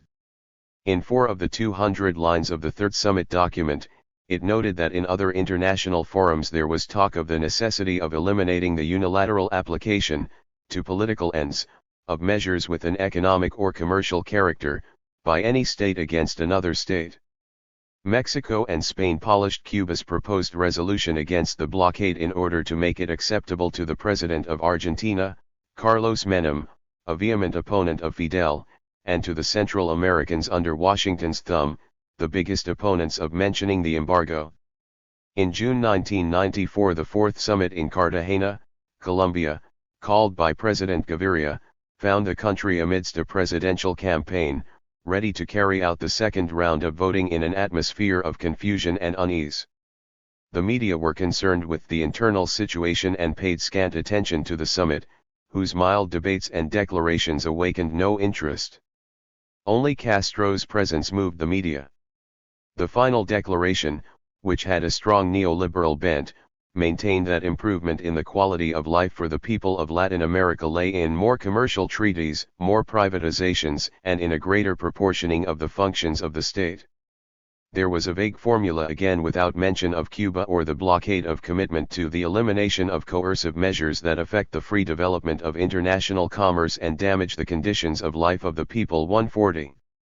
Argentina's President Menem remarked that the Cuban government had no other alternative but to change into a democracy and realize political and economic modifications, which allow for its reinsertion into the inter-American system. Castro replied that it would take another summit to define democracy. He pointed to the revolution's accomplishments in this area, an implicit critique of the deficiencies of the continent's supposed democracies and their policies that work to negate such important rights as health, education, and the right to work. The presidents of Colombia, Chile, and El Salvador and the Secretary General of the OAS indicated that Cuba could count on support from the rest of the continent only with the re-establishment of liberties, respect for human rights, and an economic opening. 141. This was Washington's line, presented in a softer voice. But speaking about respect for human rights while countries such as Colombia and El Salvador were among the world's worst violators was, to say the least, ironic. In Washington, 35 Democratic legislators asked the administration to lift the embargo on Cuba. Charles Rangel, a Democratic representative, called it an anachronism for Washington to promote commercial exchange with such communist countries as China and Vietnam while refusing to lift the embargo against Cuba. One of Rangel's assistants commented that this embargo cost United States business $6 billion in lost opportunities. 142. Clinton convoked a hemispheric summit in Miami, to which he invited all the heads of state from Latin America, the Caribbean, and Canada. He did not invite Cuba. Washington announced that the subject of Cuba was to be excluded from the agenda. Castro remarked that this shows cowardice, mediocrity, and political poverty. Castro noted that the United States' hidden intention was to lay down ground rules for the hemisphere, isolate Cuba, and control Latin American and Caribbean markets against Europe, Japan, and the rest of the world. 143. On December 9, 1994, the Summit of the Americas opened at the Villa Vizcaya on Biscayne Bay in Florida. The subject of Cuba was present inside and outside this forum. The central theme for the summit, free trade, was raised against the backdrop of the blockade and the Torricelli Law, which violated it, demolishing the sovereign rights of all these countries. Clinton laid out the tasks of the summit in an emotional speech: the opening of new markets, the creation of a hemispheric free trade zone, the strengthening of democracy, and the improvement of quality of life for all our people. Nevertheless, United States neo-protectionist laws affected products that competed with Cuba's own, and substantially reduced its economic assistance and its programs in Latin America. Clinton did not speak of human rights, nor did the summit deal with this subject of extreme importance to the people of the Americas. Amnesty International and Human Rights Watch America presented the Declaration of Human Rights prepared by 46 organizations in the hemisphere condemning forced disappearances, extrajudicial executions, torture, and degrading treatment and defending freedom of thought and expression and the rights of political refugees. They did not obtain the support of the president's. 144. Clinton spoke of Cuba to placate the vociferous Cuban-American community of Miami. He remarked it was the only nation where democracy was still denied, that he supported the desires of the Cuban people for a peaceful and democratic change, and that he hoped to hold the next summit with the leader of a democratic Cuba. This part of his speech received the loudest applause. The choice of Miami as the seat for the summit conference was yet another concession by the Clinton administration to the anti-Castro community, since it gave it the chance to air its diatribe against the Cuban Revolution and Fidel Castro before the Latin American heads of state. They staged street demonstrations widely announced in the media in which they carried signs against Cuba and Castro. They compared Castro to Hitler and demanded a bigger blockade of Cuba and freedom for the Cuban balseros confined at Guantanamo. Menem, the star of the anti-Castro forces, was invited to speak. Menem expounded at length with accusations against Cuba and Castro amid shouts and deafening applause. The summit's central theme, commerce, had been proposed by Latin America. The goal of the United States was to lay the foundation for a hemispheric economic bloc that would make the continent a free trade zone by the year 2025, the biggest market in the world, a hemispheric extension of the North American Free Trade Agreement, which included the United States, Canada, and Mexico. The OAS and the Inter-American Development Bank had a leading role in the development of the plans for achieving the goals. Were these United States proposals advantageous for Latin America? The determining factors were complicated. In the view of Peruvian President Fujimori, this economic democracy meant nothing to a people who lived for the most part in absolute poverty, their needs for food, education, health, and housing unmet. Many wondered what would happen, given the unequal commercial exchange with the United States, its political manipulation of the commercial exchange, its protectionism, and the Torricelli law that limited its free trade with Cuba. Long, hot summer. When Clinton arrived in the White House, many people hoped for an improvement in United States relations with Cuba, which had deteriorated under the aggressiveness of the Republican administrations. Clinton was the first head of state to have come of age during the explosive 1960s. His support for the Torricelli law during the presidential campaign was seen more as a campaigning tactic than an expression of his political position. Few believed that he would lift the blockade, since it would have meant confrontation with the vehement clique of anti-Castroites, the powerful Republican ultra-right, and the right wing of the Democratic Party. The political costs would have been incalculable. Clinton's statements on Cuba did not employ the aggressive rhetoric used by Reagan and Bush, but he maintained a hard line and continued the vendetta on human rights. The HRC continued to condemn the island nation year after year, and the blockade reached extreme levels with Clinton. That was how Roberto Robaina, the Cuban chancellor, phrased it in June 1993 in a letter to United Nations Secretary-General Boutros Boutros-Ghali. He pointed out its illegal and unjust nature and detailed United States actions and pressures against foreign governments and businesses to prevent their trading with Cuba and its efforts to block humanitarian aid and donations from reaching the island. Before the General Assembly in 1994, he again referred to the enormous damages the blockade was causing his country and people. The great economic difficulties Cuba was experiencing, which increased enormously after the disappearance of the Soviet and Eastern Bloc world, led to a growing illegal exodus of Cubans for the United States. In Miami, the anti-Castro community, through aggressive radio propaganda, incited them to rebel and leave the country.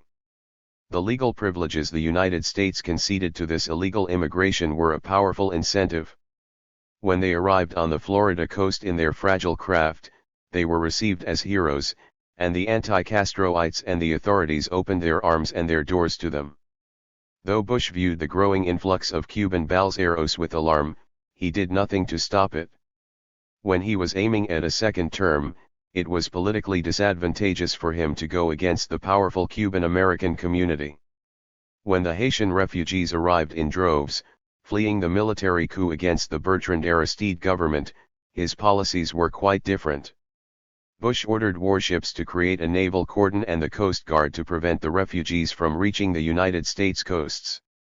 In 1991 and 1992 they intercepted some 35,000 Haitians.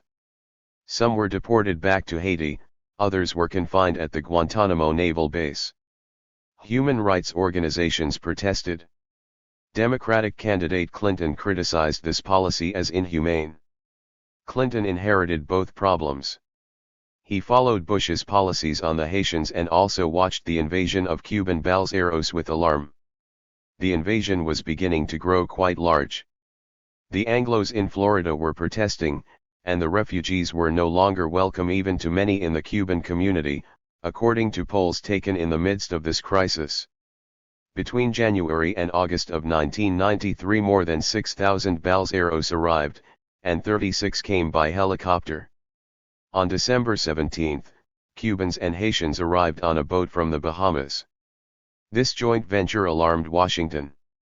It worried that the Bahamas were becoming a jumping-off point for illegal immigration into the United States. Deeply concerned, Clinton asked Congress for $172 million to stop the growing illegal immigration. Some 40 federal agencies and the Coast Guard put an emergency plan into operation. The summer of 1994 burned hot with tensions for Cuba and the United States. The uncontrolled flow of balseros reached proportions that alarmed both governments. Clinton feared a new Mariel. The Cuban government was faced with a new type of violence, the seizure of boats by assault and murder. On August 4 the tensions between the two governments reached a boiling point when the United States refused to return 25 people who had seized a boat in the port of Mariel at Cuba and killed a naval lieutenant. The Cuban government indicted Leonel Macias Gonzalez for this crime. Macias was a Cuban military recruit, at this point safely in Miami.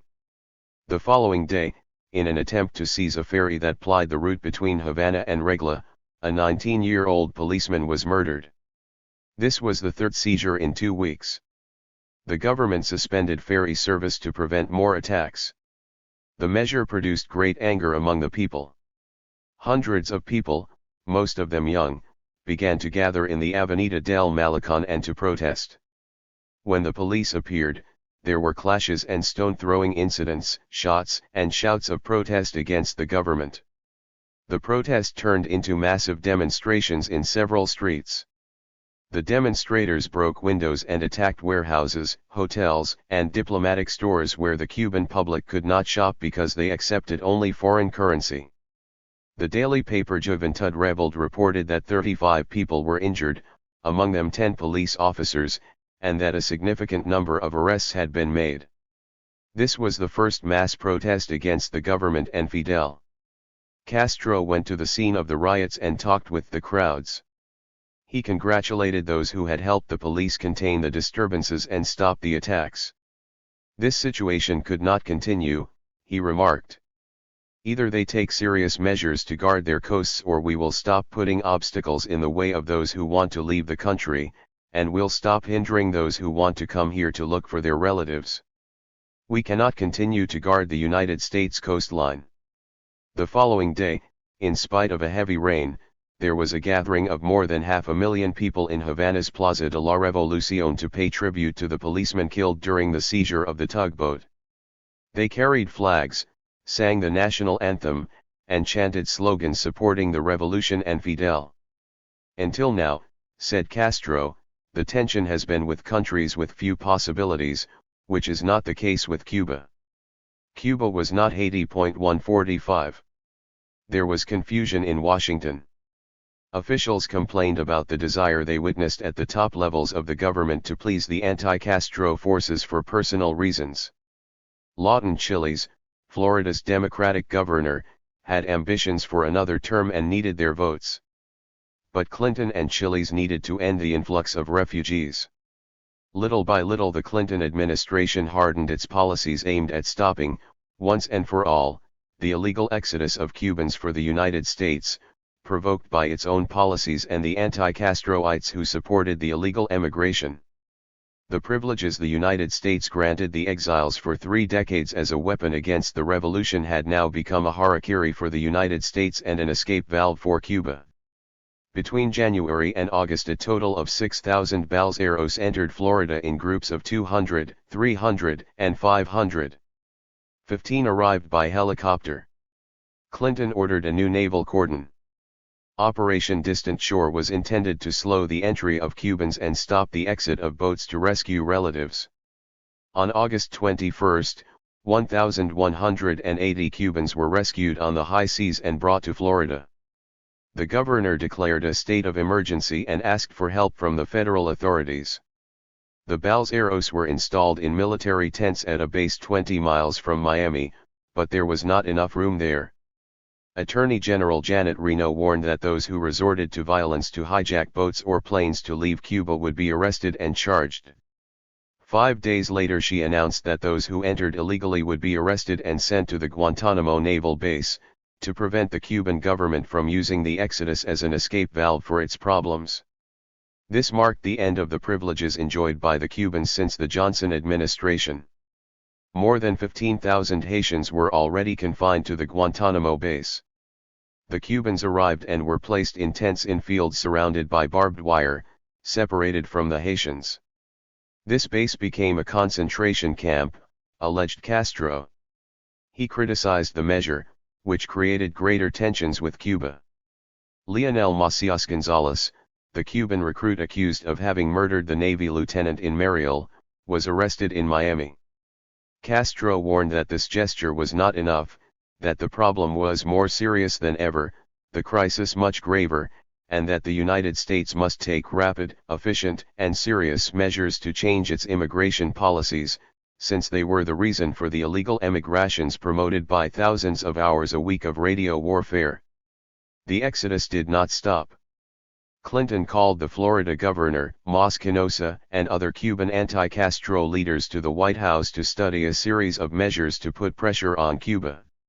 "What have we come to?" asked Castro. The meeting agreed to have the money that Cuban Americans were allowed to send to their relatives on the island, to limit the daily charter flights from Miami to Havana to 1 a week, and to intensify the radio war and the human rights campaign against Cuba. Castro called Clinton's measures absurd, since they would only create more internal difficulties and increase the exodus. White House spokesman Leon Panetta told the ABC TV network that the administration was looking into a possible blockade of Cuba. The following day Secretary of State Warren Christopher denied this report on CBS News. "It would be a warlike move that could lead to a confrontation with Cuba," Christopher said. The Cuban government opened the escape valve a little. It lowered the age for women and men to be allowed to leave the country to 18, extended the length of temporary absences from 6 to 11 months, and allowed legal immigrants who had not attacked Cuba to return, with consular documentation. It excluded balseros, deserters, those who requested political asylum, and those who stole boats. Washington and the Cuban community in Miami saw an invasion as imminent. Now Radio Marti transmitted messages every 10 minutes begging Cubans not take to the sea, and for the first time it asked those who wanted to leave Cuba not to risk their lives. Jose Basulto, president of Brothers to the Rescue, an organization of anti-Castro Cubans who searched the seas for balseros in need of rescue, pleaded with them, please not to try that route, since their resources were limited. 146 in their search for the promised paradise, many men, women, and children drowned. The Cuban government prohibited the departure of children and adolescents and warned that it would stop in any way necessary these irresponsible actions that endangered persons who, because of their age, had neither the possibility nor the capacity to choose their own actions. That same day, August 23, Clinton announced at a news conference that he was willing to discuss the subject of immigration with Cuba. The dialogue, which would be low-level and limited, was to be held in New York. The embargo would not be discussed. Michael Skoll, the Assistant Under-Secretary of State for Inter-American Affairs, would head the delegation. Cuba designated Ricardo Alarcón, president of the Asamblea Nacional del Poder Popular, as its delegate. The spokesman for the Russian Chancellery, Grigory Karasin, announced that his government was disposed to deactivate the mounting tensions concerning Cuba. The United States refused to discuss the embargo, even though the Cuban government insisted that it was the very source of the crisis and that to refuse to discuss it was keeping the problem active. The talks took place from September 1 to September 8, 1994. An accord was signed. The United States agreed to issue 20,000 visas per year to Cubans, and Cuba agreed to halt the exodus. The Cuban government announced that it would allow departures until noon on September 13. During this brief period, in spite of forecasts of storms and Washington's threat to arrest them and hold them at Guantanamo, many took to the seas. Guantanamo was not a transitory but a permanent refugee camp. Washington announced that the refugees must return to Cuba and apply for legal immigration papers. Requests for visas would be studied in the usual way, with no obligation to grant them. Several tried to return to Cuban territory by sea or crossing the zone mined by Cuba. Some died in the attempt. In Miami, the Cuban community protested, demanding that the balseros be admitted to the United States. According to a Time/CNN poll in September, 74% of United States people did not want Cubans or Haitians to enter the country. 147 The episode ended with the gradual entry of the balseros held at Guantanamo. The last 124 entered the United States in February 1996. Most of the Haitians were returned to their country. The Cessna incident.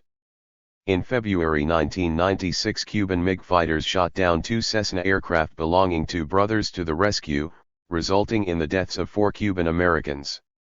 This incident led to the most heated moment of tension between Cuba and the Clinton administration. The Cuban government claimed that the incident had taken place over its territorial waters. It asserted that on numerous occasions the air traffic control tower in Havana had warned such flights of the danger they were courting in violating Cuban airspace, that similar warnings had been sent to Washington. It clearly stated that it would not allow more violations or provocations, and that if they continued, Cuba would shoot down the airplanes. The United States accused Cuba of violating international air traffic laws that prohibited attacks on civilian aircraft, called the downing of the Cessnas a crime, and claimed it took place over international waters. Without waiting for Cuban Chancellor Roberto Robaina's arrival in New York, the United Nations Security Council approved a United States resolution against Cuba, though in terms less harsh than those proposed by its ambassador, Madeleine Albright. China, Russia, and other countries opposed the resolution. It did not condemn Cuba but strongly deplored its action. Ambassador Albright accused the Cuban government of cowardice and lack of cojones. Robaina responded in a press conference that Cuba was overstocked with the latter, and as to the former, it was Cuba's very lack of cowardice that allowed it to face United States aggression. The Chancellor asked for a meeting of the General Assembly to explain his government's position, and he received massive support. In a long and substantial speech he detailed the antecedents of the Cessna incident.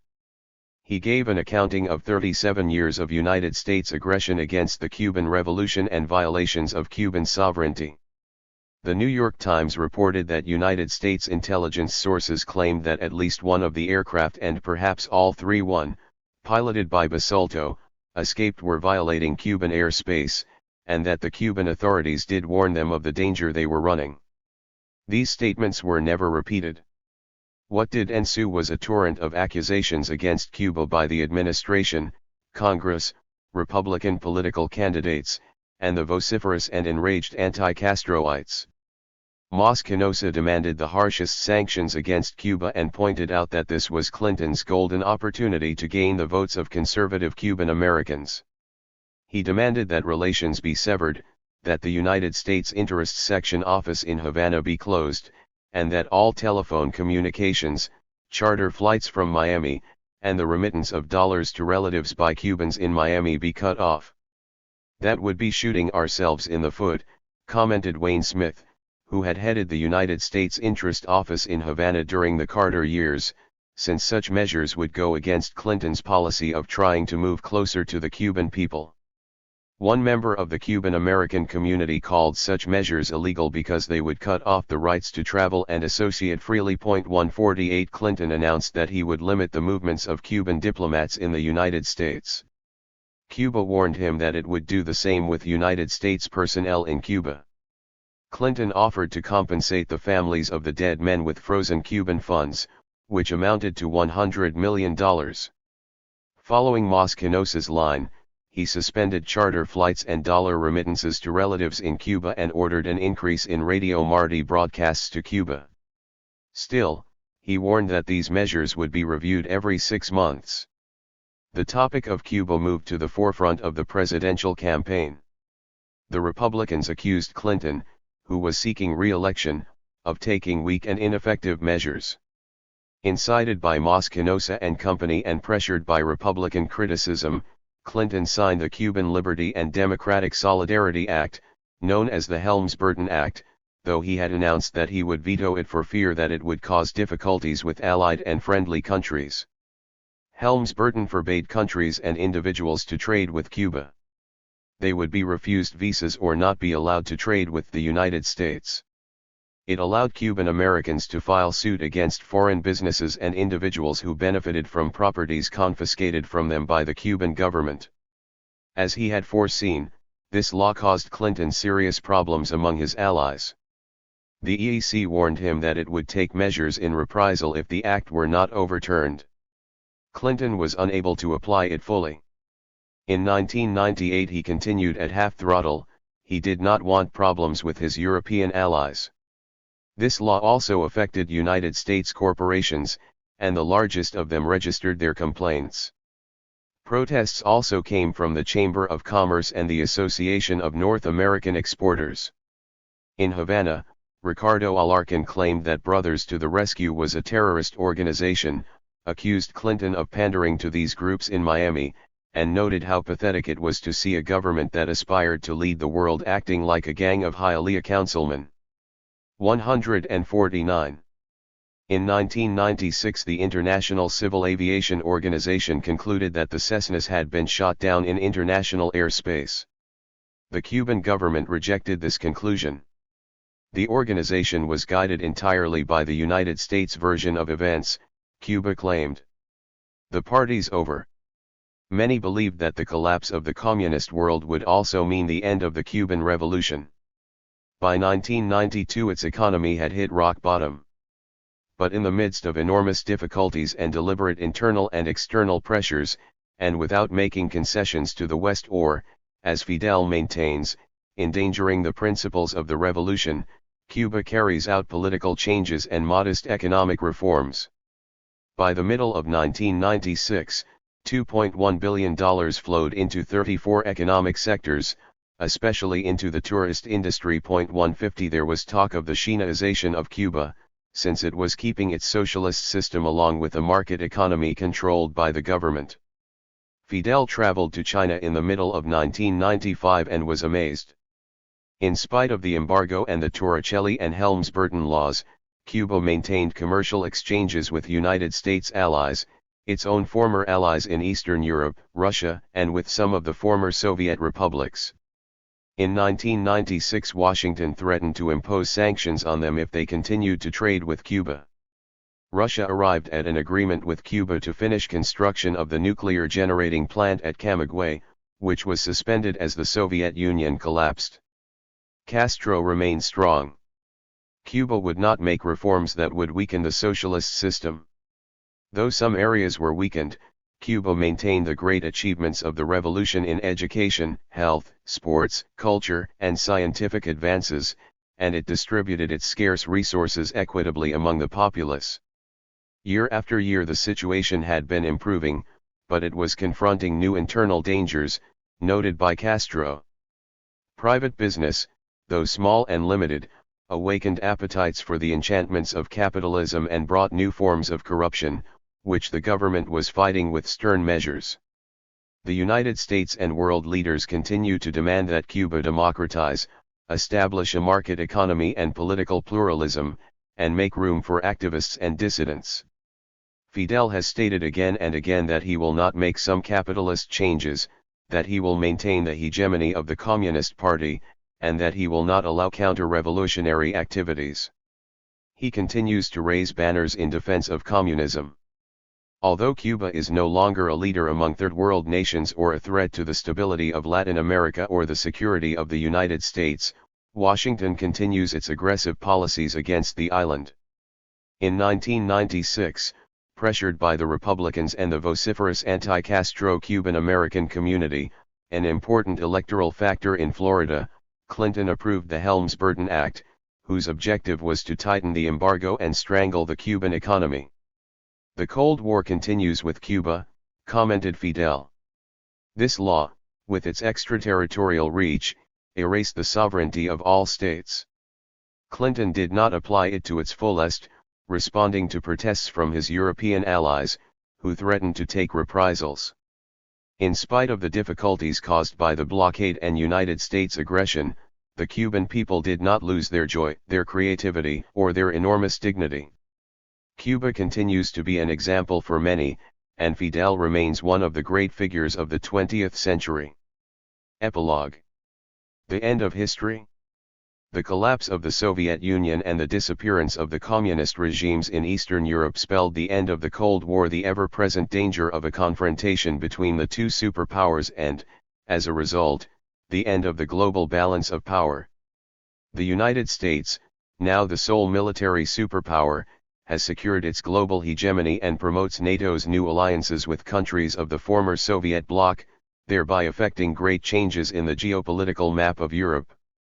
Did the collapse of the Soviet Union signal the end of history, as Francis Fukuyama has asserted, guaranteeing that the only viable option for the world are the capitalist system and the liberal democracy? Have Marxist-Leninist doctrines become obsolete, as the West claimed? Not entirely. China, North Korea, Vietnam, and Cuba remain in the international panorama and, almost immediately after the collapse of the Soviet world, in the former Soviet countries and in Russia the communists reappeared in the political arena and in the Duma. For many, coming to terms with diminished global prestige was a hard reality to swallow, and facing the end of a life secured by the state and being forced to deal with the great unknown of an emerging capitalist society was a difficult task. Riches, poverty, and class differences began and continue to grow wildly. Small Russian villages held onto their commissaries, statues of Lenin still stood, and the old flag, with its hammer and sickle, remained unfurled. What we had before was better, they said. Although Russia is not a military superpower like the Soviet Union had been, its nuclear stockpiles continue to be a thorn in Washington's side. Latin America entered the 1990s under political democracies and a neoliberal development model.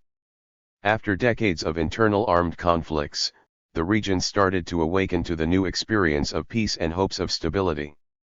In the southern cone the powerful guerrilla movements have disappeared, having been virtually eliminated, as have the neo-fascist dictatorships of the national security doctrine. In volatile Central America, the brutal civil wars ended in peaceful negotiations. There were no winners or losers. Salvadoran President Alfredo Cristiani and Guatemalan President Alvaro Arzu, with United Nations assistance, signed peace accords with the FMLN and the URNG guerrillas respectively. These groups then went on to form political parties. In Nicaragua, Reagan's secret war, carried out by local mercenary militias the Contras, ended with an agreement signed by the Sandinistas and the rebels.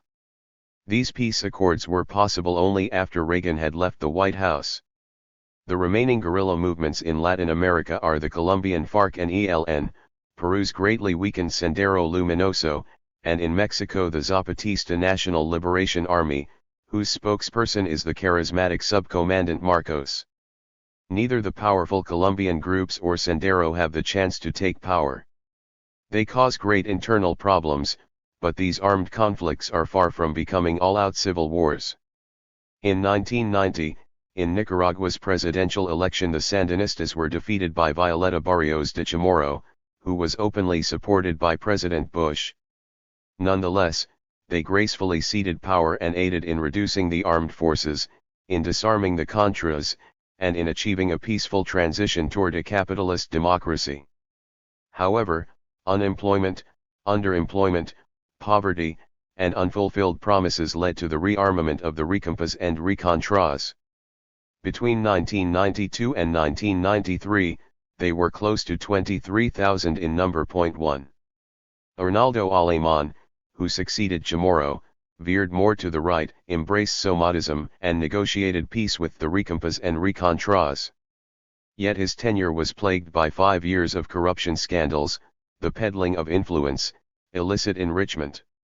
His was a life of excesses and extravagance, which left the country's economy in ruins and the people mired in poverty.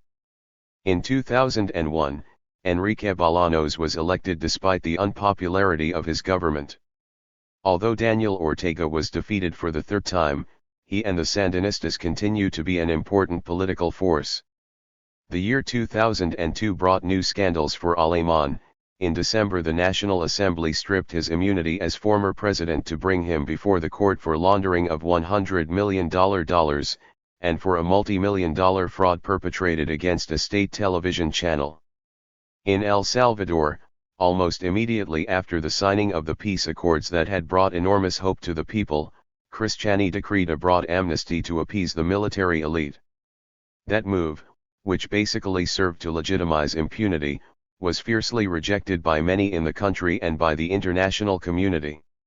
Nevertheless, the military elite, the main beneficiary of the amnesty, was unsettled by its loss of power, by the army and budget reductions, and by the removal of a number of generals, two of whom were former ministers of defense accused by the United Nations Truth Commission of serious human rights violations. Landowners opposed the distribution of land to former guerrillas. Within 2 years, there was marked demilitarization and the opening of new democratic space. For the first time in many decades, there was a climate of tolerance in the country. 2. In 1994, Armando Calderón Sol won the presidential elections and his Arena party gained 39 seats in the National Assembly's 84 members. The FMLN, who won 21 seats, became the second most important political force in the country. In 1999 elections, Arena's candidate Francisco Flores won the presidency, with former guerrilla commander, Facundo Guardado, coming in a close second. In 2002 there were 60 FMLN mayors in the country, including 4 in the 5 most important cities, where more than half of the population resides. The FMLN was also the winning party in that election. In Guatemala in 1996, during the first year of Arzu's presidency, important agreements were signed with the URNG in Mexico City, Oslo, Madrid, and Guatemala City. They contained key elements for a sustainable peace, a ceasefire, provisions addressing socio-economic ills, constitutional and electoral reforms, conditions and formal provisions for the legalization of the URNG, reduction of the army, demobilization of the PACs, and the recognition of the rights of indigenous people, among other things. By the end of the year they had signed the accord for a firm and lasting peace, putting an end to 36 years of armed conflict characterized by brutal massacres and other genocidal tactics employed by the army against the indigenous communities. Arzu cleaned up, to some extent, the armed forces and the police, dismantled the PACs, strengthened democratic institutions, and made important advances toward a new Guatemala democratic, multiracial, multi-ethnic, and multilingual. These changes brought great hope to the population and the international community.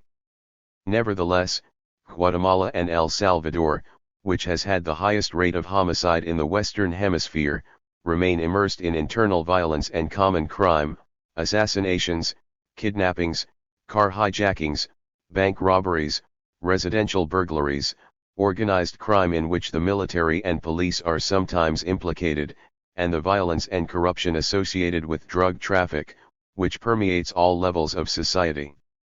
Decades of armed conflict have bred cultures of violence, a characteristic of most post-war periods.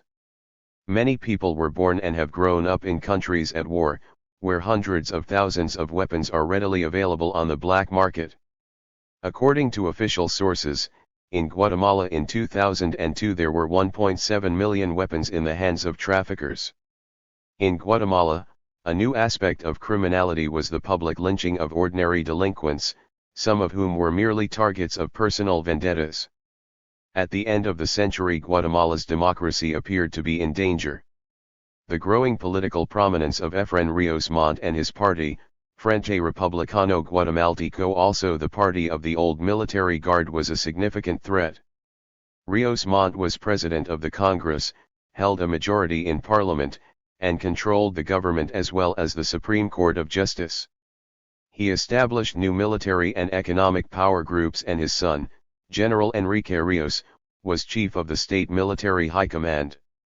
Ríos Montt's dictatorship was the most bloody period in Guatemala's history. Tens of thousands of peasants and indigenous people were killed. However, Broad sectors of the population, including regions and provinces victimized by his criminal counterinsurgency strategy, were now supporting him. According to some analysts, this support was due to a general despair in face of the widespread violence that assailed the country and their belief in Rios Mont's promises that he would establish order. In 1999 Rios Montt was running for the presidency, but the Electoral Tribunal annulled his candidacy, stating that the constitution banned the election of anyone who had attempted a coup d'état. Unable to run, he put forth as candidate Alfonso Portillo, a member of his party. The FRG won an overwhelming victory. Many people feared the plan for the remilitarization of the state and Guatemalan society that Rios Montt was advancing. 3 That plan was first set into motion during his dictatorship and continued by the military under the civilian governments of Cerezo, Serrano, and Leon Carpio. In a report dated in May 2002, Managua, the United Nations office in Guatemala, denounced this campaign. The present military deployment is similar to the period of the counterinsurgency struggle, not as a function of defense of the nation but in its control of the territory and the people. It also noted that the defense budget exceeded the limits imposed by the peace accords. The Rigoberta Menchú Foundation in October accused Portillo of halting the implementation of the peace accords and the process of transition toward democracy, stepping up the dirty war against human rights advocates, murders for political reasons, covering up and deflecting the investigations of criminal acts in which agents of the state were involved, and asserted that PACs, dismantled as part of the peace accords, were used as an electoral mechanism for the FRG. 4. In March 2001, the growing opposition and charges of corruption resulted in a serious crisis. Portillo feared a military coup. The Secretary General of the OAS, Cesar Gaviria, traveled to Guatemala to help mediate in this difficult situation. Gaviria stated that the Guatemalan democracy was at risk and that channels of communication were needed to solve the internal differences. The crisis was provoked in part by the Supreme Court of Justice decision to strip Rios Montt of his parliamentary immunity and to bring him to court. Later he managed to replace the judge before whom he had been summoned and thus exonerate himself from all responsibility and charges. He was freed under parole. In addition to the CIA's 1954 operation to topple President Jacobo Arbenz, throughout the 1960s the United States used Guatemala as testing ground for its counterinsurgency strategy and supported its military dictatorships despite its human rights record, the worst in the hemisphere. The United States gave it military aid, advisors, arms, trained its armed forces and police officers, while the CIA infiltrated its agents, and paid assets and informers, mainly high-ranking military officers. In March 1995 a huge scandal erupted when Jennifer K. Harberry, wife of Everett Bamaka, a member of ORPA guerrilla movement, proved that he was captured in 1992, tortured and assassinated by the army, and that a military intelligence officer, Colonel Julio Roberto Alpirez, was responsible for this crime.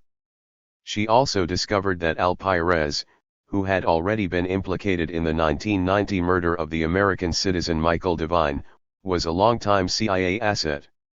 Her hunger strikes in both Guatemala City and Washington, D.C., received much press attention, including an interview by 60 Minutes in which she denounced the crime and accused both governments of a cover-up. Democratic Senator Robert Torricelli supported Harberry's denunciations of the CIA's involvement in these crimes, stating that it was not the first time that the agency was working against the United States national interests. An investigation ordered by President Clinton concluded that Colonel Alpirez was implicated in both crimes and was on the CIA payroll. 5 Clinton and Secretary of State Madeleine Albright expressed regret for these past errors.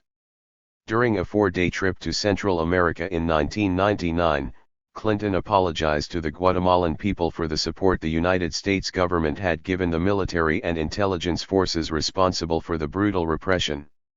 It was an error that must not be repeated, he stated. 6 Such declarations, considered historic by many, it was the first time the United States recognized the wrongdoings of its foreign policies, were criticized by several Republicans.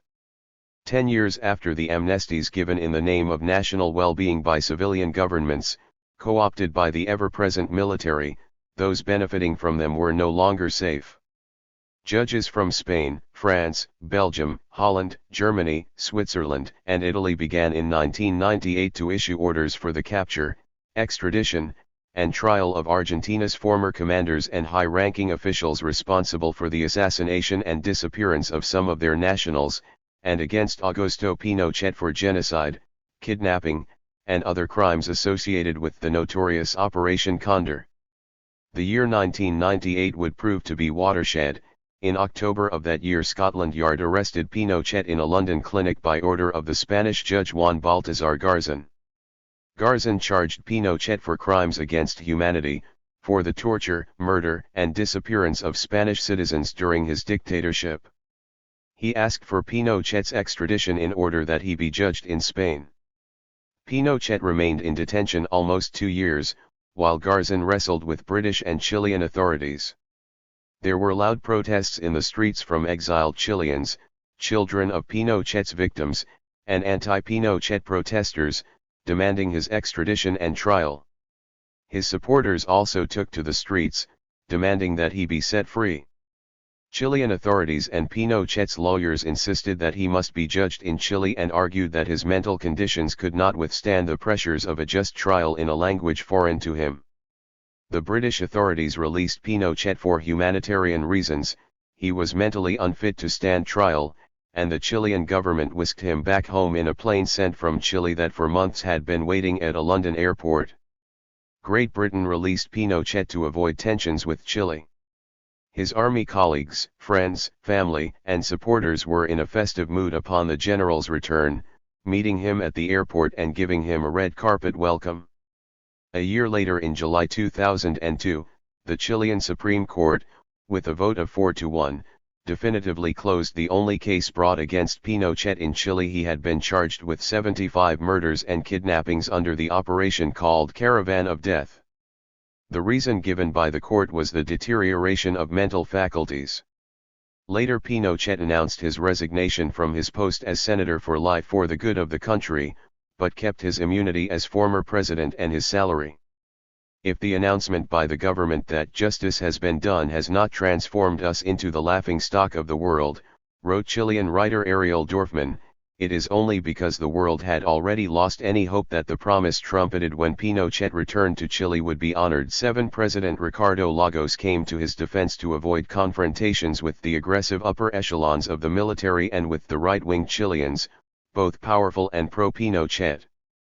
Although the 7,500 documents related to Pinochet's dictatorship petitioned by Garzón and declassified by the United States State Department did not help to bring Pinochet to justice, they will serve, at least to set the record straight and place the responsibility for the crimes committed during that bloody period of Chile's history.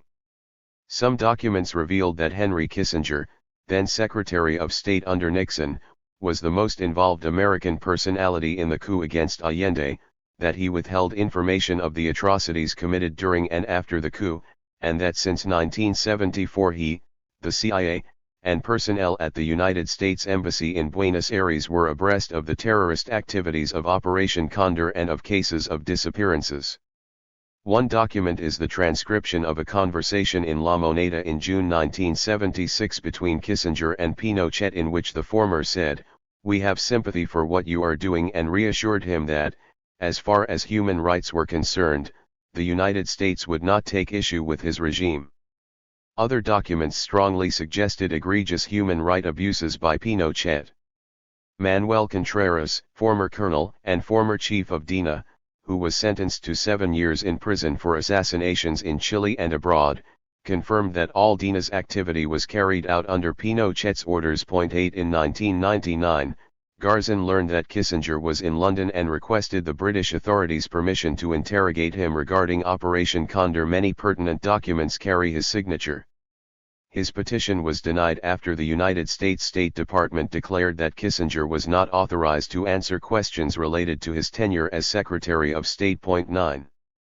In March 2001, Argentine Judge Gabriel Cavallo and in February 2002 Salvadoran lawyer Carlos Urquia impugned the amnesty laws in their countries, and their respective Supreme Courts reviewed them for unconstitutionality. In Guatemala, where the army had been responsible for massive human rights violations during 36 years of armed struggle and military rule. For the first time in its history, 3 military officers were condemned for the murder of Bishop Juan Girardi. This murder took place 2 days after Monsignor Girardi made public the Archbishopric investigation, Guatemala, Never Again, which focused on human rights violations during that war. It accused the army and security forces of 93% of all these crimes. That same year, Helen Mack, after a dangerous 10-year penal process, finally succeeded in getting Colonel Juan Valencia condemned by a tribunal to 30 years in prison for the murder of her sister, Myrna Mack, an anthropologist. Valencia was the first of the untouchable intelligence military elite to fall. In Argentina, the grandmothers of the Plaza de Mayo took to court 10 former high-ranking officers. Among these were former generals and junta commanders Jorge Videla, Emilio Massera, Leopoldo Galtieri, and Carlos Suarez Mason, accused of stealing children from women taken to detention centers and disappeared. The grandmothers continue the search for the children kidnapped during 7 years of dictatorship who have been given false identities. Nonetheless, impunity was rampant in Latin America.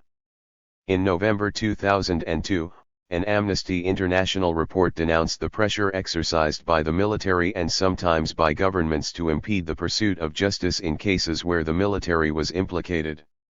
It pointed to the frequent assassinations of and death threats made to judges, public prosecutors, potential witnesses, and human rights advocates. It further noted that when cases were assigned to military tribunals, the perpetrators were absolved. The proposal to create an international court to deal with serious human rights abuses by individuals had been on the United Nations agenda since 1948, but it was only after the massacres in Cambodia, Rwanda, and Kosovo in the 1990s that the international community reacted and the idea began to gain popularity. The first step was the Conference of Plenipotentiaries in Rome in 1998, which approved the creation of the International Criminal Court. With 160 countries represented, the court statute was approved by a majority of 136 votes, with 21 abstentions and 7 against, including that of the United States. The ICC tribunal will judge individuals, heads of states, soldiers, or civilians who have committed crimes against humanity whenever the governments cannot or will not judge them. Its action will not be retroactive. Clinton signed the statute in December 2000, 1 month before leaving office. The ICC was instituted in October 2002, and will become operational in The Hague, Netherlands, in July 2004. The new millennium has brought with it an avalanche of ultra-right Republicans into the White House under George W. Bush. Like Reagan's team, they arrived engaged in power politics, eager to show the United States' dominance as the world's sole military superpower and its disregard for international treaties and agreements. Despite the harsh criticism coming from many corners of the world, including its European allies, for abandoning its obligations to the world community, the Bush administration rejected the Kyoto Treaty on the Prevention of Global Warming, and launched a fiery campaign against the International Criminal Court, denying its jurisdiction over United States military and civilian personnel acting on foreign soil.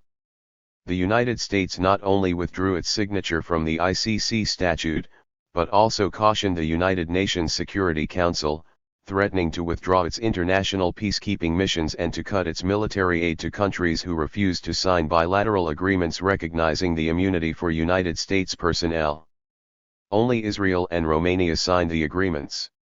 To ensure the permanent military supremacy of the United States and prevent the rise of any rival, the Bush administration revived the phantom of nuclear war. It resurrected the ballistic missile defense program of Reagan's abandoned Star Wars, withdrew from the anti-ballistic missile treaty signed with the Soviet Union in 1972, announced the construction of a new nuclear plant to manufacture new arms, and a new defense strategy of preventive attacks with eventual use of nuclear weapons, in anticipation of supposed threats from China, Russia, Iraq, Iran, and North Korea. 10 In the global war against terrorism, possible targets also include Libya, Sudan, Syria, and Cuba, as well as myriad terrorist organizations, among them Peru Sendero Luminoso, Colombia's FARC and ELN, and the Colombian paramilitary AUC. In order to manage its policy toward Latin America, the Bush administration placed in key posts well-known anti-communist warriors and Iran-Contra reprobates, individuals who are highly controversial and widely criticized by the media. John Negroponte was appointed ambassador to the United Nations. He served as ambassador to Honduras under Reagan, was a central player in the bloody war against Nicaragua, and covered up human rights abuses of the Contras and of the CIA-trained and equipped Honduran Army Battalion 316, a death squad that he had helped create. Overriding the Senate confirmation process where the Democrats strongly opposed Cuban-American Otto Reich's nomination, during a congressional recess Bush appointed him as Assistant Secretary of State for the Western Hemisphere. Under Reagan, Reich was the head of the now-defunct Office of Public Diplomacy, a Contra-support institution whose illegal activities were censored by the House Committee on Foreign Affairs and described by the Comptroller General as prohibited covert propaganda to influence the media and the public. 11. Elliott Abrams was placed by Bush in the National Security Council as director of its Office for Democracy, Human Rights, and International Operations. Abrams played a key role in the Iran-Contra scandal as one of the primary architects of Reagan's illegal Central American foreign policy. He withheld information from Congress, covered up the atrocities committed by the Contras and the Salvadoran Army, and during the 1991 House hearings, he pleaded guilty to these charges.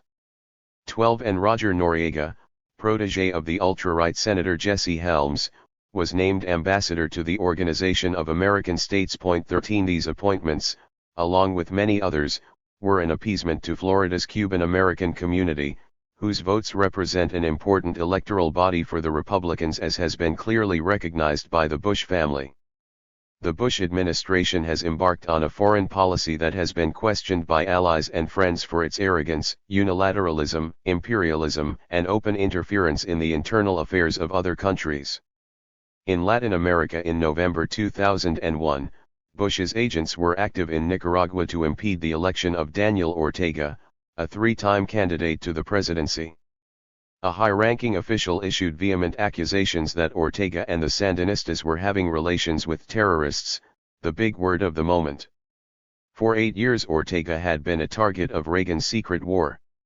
In July 2002, the United States Embassy in La Paz, Bolivia, and Otto Reich, Assistant Secretary of State for the Western Hemisphere, were actively campaigning against Evo Morales, the Movimiento al Socialismo party candidate for the presidency who stood a real chance to win.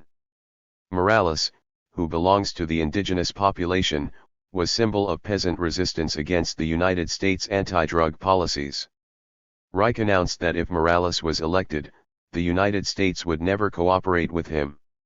He was not elected. The Bush administration's big targets in 2002, however, were Saddam Hussein and Hugo Chavez, presidents of Iraq and Venezuela, two important oil-producing countries.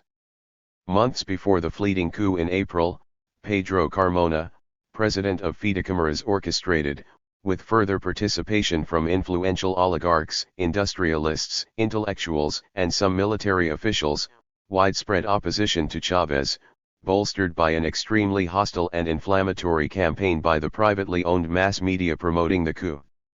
The relations of the plotters to the Bush administration started months before the coup. It was no secret that Bush and company wanted Chavez out. They found his populist rhetoric, his friendship with Fidel Castro, and his efforts to secure close relations with Saddam Hussein and Libya's Gaddafi, leaders of two important members of OPEC, unacceptable. Carmona and company went several times to Washington and talked to Otto Reich, Elliott Abrams, and other high officials, and former President Carlos Andrés Pérez met with Bush. Before and after the coup, Carmona and colleagues met with the United States ambassador in Venezuela, Charles Shapiro, and had the support of the National Endowment for Democracy, a quasi-official office created by the Reagan administration and Congress to give money legally to provisional assets willing to do what Washington wanted. In Venezuela, Ned was distributing money here and there. Two high-ranking military plotters each received $100,000, and the Asociación Civil Consorcio Justicia, created to concentrate Chávez's opposition under the banner of promoting democracy, received $84,014. Carmona was chosen president by the military plotters. Within the 48-hour duration of his government, Carmona dissolved the Congress, the Supreme Court of Justice, dismissed the Attorney General, governors, and all elected authorities, and embarked on a frantic hunt for ministers and high-ranking officials. But troops loyal to Chávez rescued him from the island to which he had been taken, and at 2:49 a.m. returned him to Miraflores Palace. Masses of enthusiastic followers were waiting for him at the entrance of the palace since the beginning of the coup, demanding his liberation. On the day Carmona claimed power, Reich summoned Latin American and Caribbean ambassadors to his office to explain the version of the events suitable to Washington. The removal of Chávez was not a coup, it was not a rupture of democracy, because Chávez had resigned. Reich announced that the United States would now support Carmona. Chávez, however, had not resigned, and the coup was a coup. The Bush administration apparently did not mind the political costs for its involvement in the ouster of a democratically elected president. After the Carmona fiasco, Washington announced the creation of an Office of Transition within its embassy in Caracas, still attempting Chávez's overthrow. The violent contradictions between the social and economic elite and the popular sectors galvanized by Chávez has resulted in bloody daily confrontations and extreme violence in the streets. The United States' aggression against Cuba continues, the economic blockade, its vendetta which persists in the guise of human rights concerns, the hostile rhetoric that now fuels threatening and false accusations of Cuba's manufacturing biological weapons and of fomenting terrorism, charges that Cuba vehemently rejects. In response to an offensive speech by George W. Bush in May 2002 to a gathering of anti-Castro Cuban Americans in Miami, Castro affirmed that Bush's world outlook was ruled by Nazi methods and concepts, and that by virtue of United States military power, he has assumed the role of master and gendarme of the world, taken the right to declare a terrorist anyone not supportive of his global war on terrorism. 15 Meanwhile, Cuba continues to gain support from the United Nations General Assembly in its political struggle against the economic blockade. In the fall of 2002 it received 173 votes in favor of the removal of the blockade, 3 against, and 4 abstentions, a record in the 11 years under the United Nations consideration. 16. After decades of neoliberal economic policy embraced by Latin American governments, the resulting economic and social impact on the region has been critical despite the advances in economic sectors and reforms implemented to adapt to that new economic model. Economic growth in the region in 2001 was close to zero. Argentina went bankrupt, and with the exceptions of Chile and Mexico, most of the countries are in a very difficult social and economic situation. The increasingly severe gap between the rich and the poor is widening. According to the Inter-American Development Bank, poverty is affecting 232 million of its 500 million inhabitants, 92 million of whom have reached a point of extreme poverty. The International Labour Organization's November 2001 report evaluates the unemployment situation as critical. At least 160 million, almost a third of the population, is unemployed. 17. When Luiz Inácio Lula da Silva was elected president of Brazil in October 2002, The Nation magazine wrote that neoliberalism had lost the election. The 52.8 million votes for Lula, leader of the working class, reflected that all social classes tired of depending on the International Monetary Fund. The Nation also mentioned Lula's worldwide support and that the loudest opposition was coming from Washington. 18. Brazil is the biggest and most influential country in Latin America, and Lula's presidency will affect the whole continent. Echoing the massive anti-globalization movement that has emerged to counter the implacable advance of multinational corporations, Chávez and Lula have placed anti-neoliberalism at the top of their agendas, a stance shared by many throughout the continent. They favor the strong role of the government in economic development and social justice rather than that of the private sectors. The election of leftist former Colonel Lucio Gutiérrez as president of Ecuador reinforces Chávez's and Lula's stances and policies. Impressive anti-global street protests starting in Seattle in 1999 and continuing in Prague and many other cities around the world have begun to make inroads. In July of 2001, G8 leaders recognized and praised the role that peaceful protest plays in putting issues like debt relief on the international agenda. 19 A promising sign for the highly indebted Latin American countries. For Latin America, this new phase of history, the new millennium received with so much hope and euphoria around the world, has meant economic crisis, bankruptcies, an astronomical foreign debt, dramatically intensified poverty and social unrest, the faltering of democratic governments, and a new succession of scandals centered around the rampant corruption of a number of presidents. The United States, still stunned by the terrorist attacks of September 11, has been thrust by the Bush administration into a global war on terrorism. Meanwhile, a cascade of scandals, multimillion-dollar thefts, fraud, and bankruptcies of powerful corporations have exposed not only previously unheard-of levels of corruption but something far more frightening, the connections between corporations and political higher-ups in Washington, as well as the alarming reality of a political world, moved by money under the table, without ethical or moral boundaries. The entire world waits uneasily under the shadow of an amorphous and unpredictable global war against terrorism, an evasive and unknowable enemy. No one knows how far this war will go, how and when it will end, and what sort of victory might be expected, and at what cost.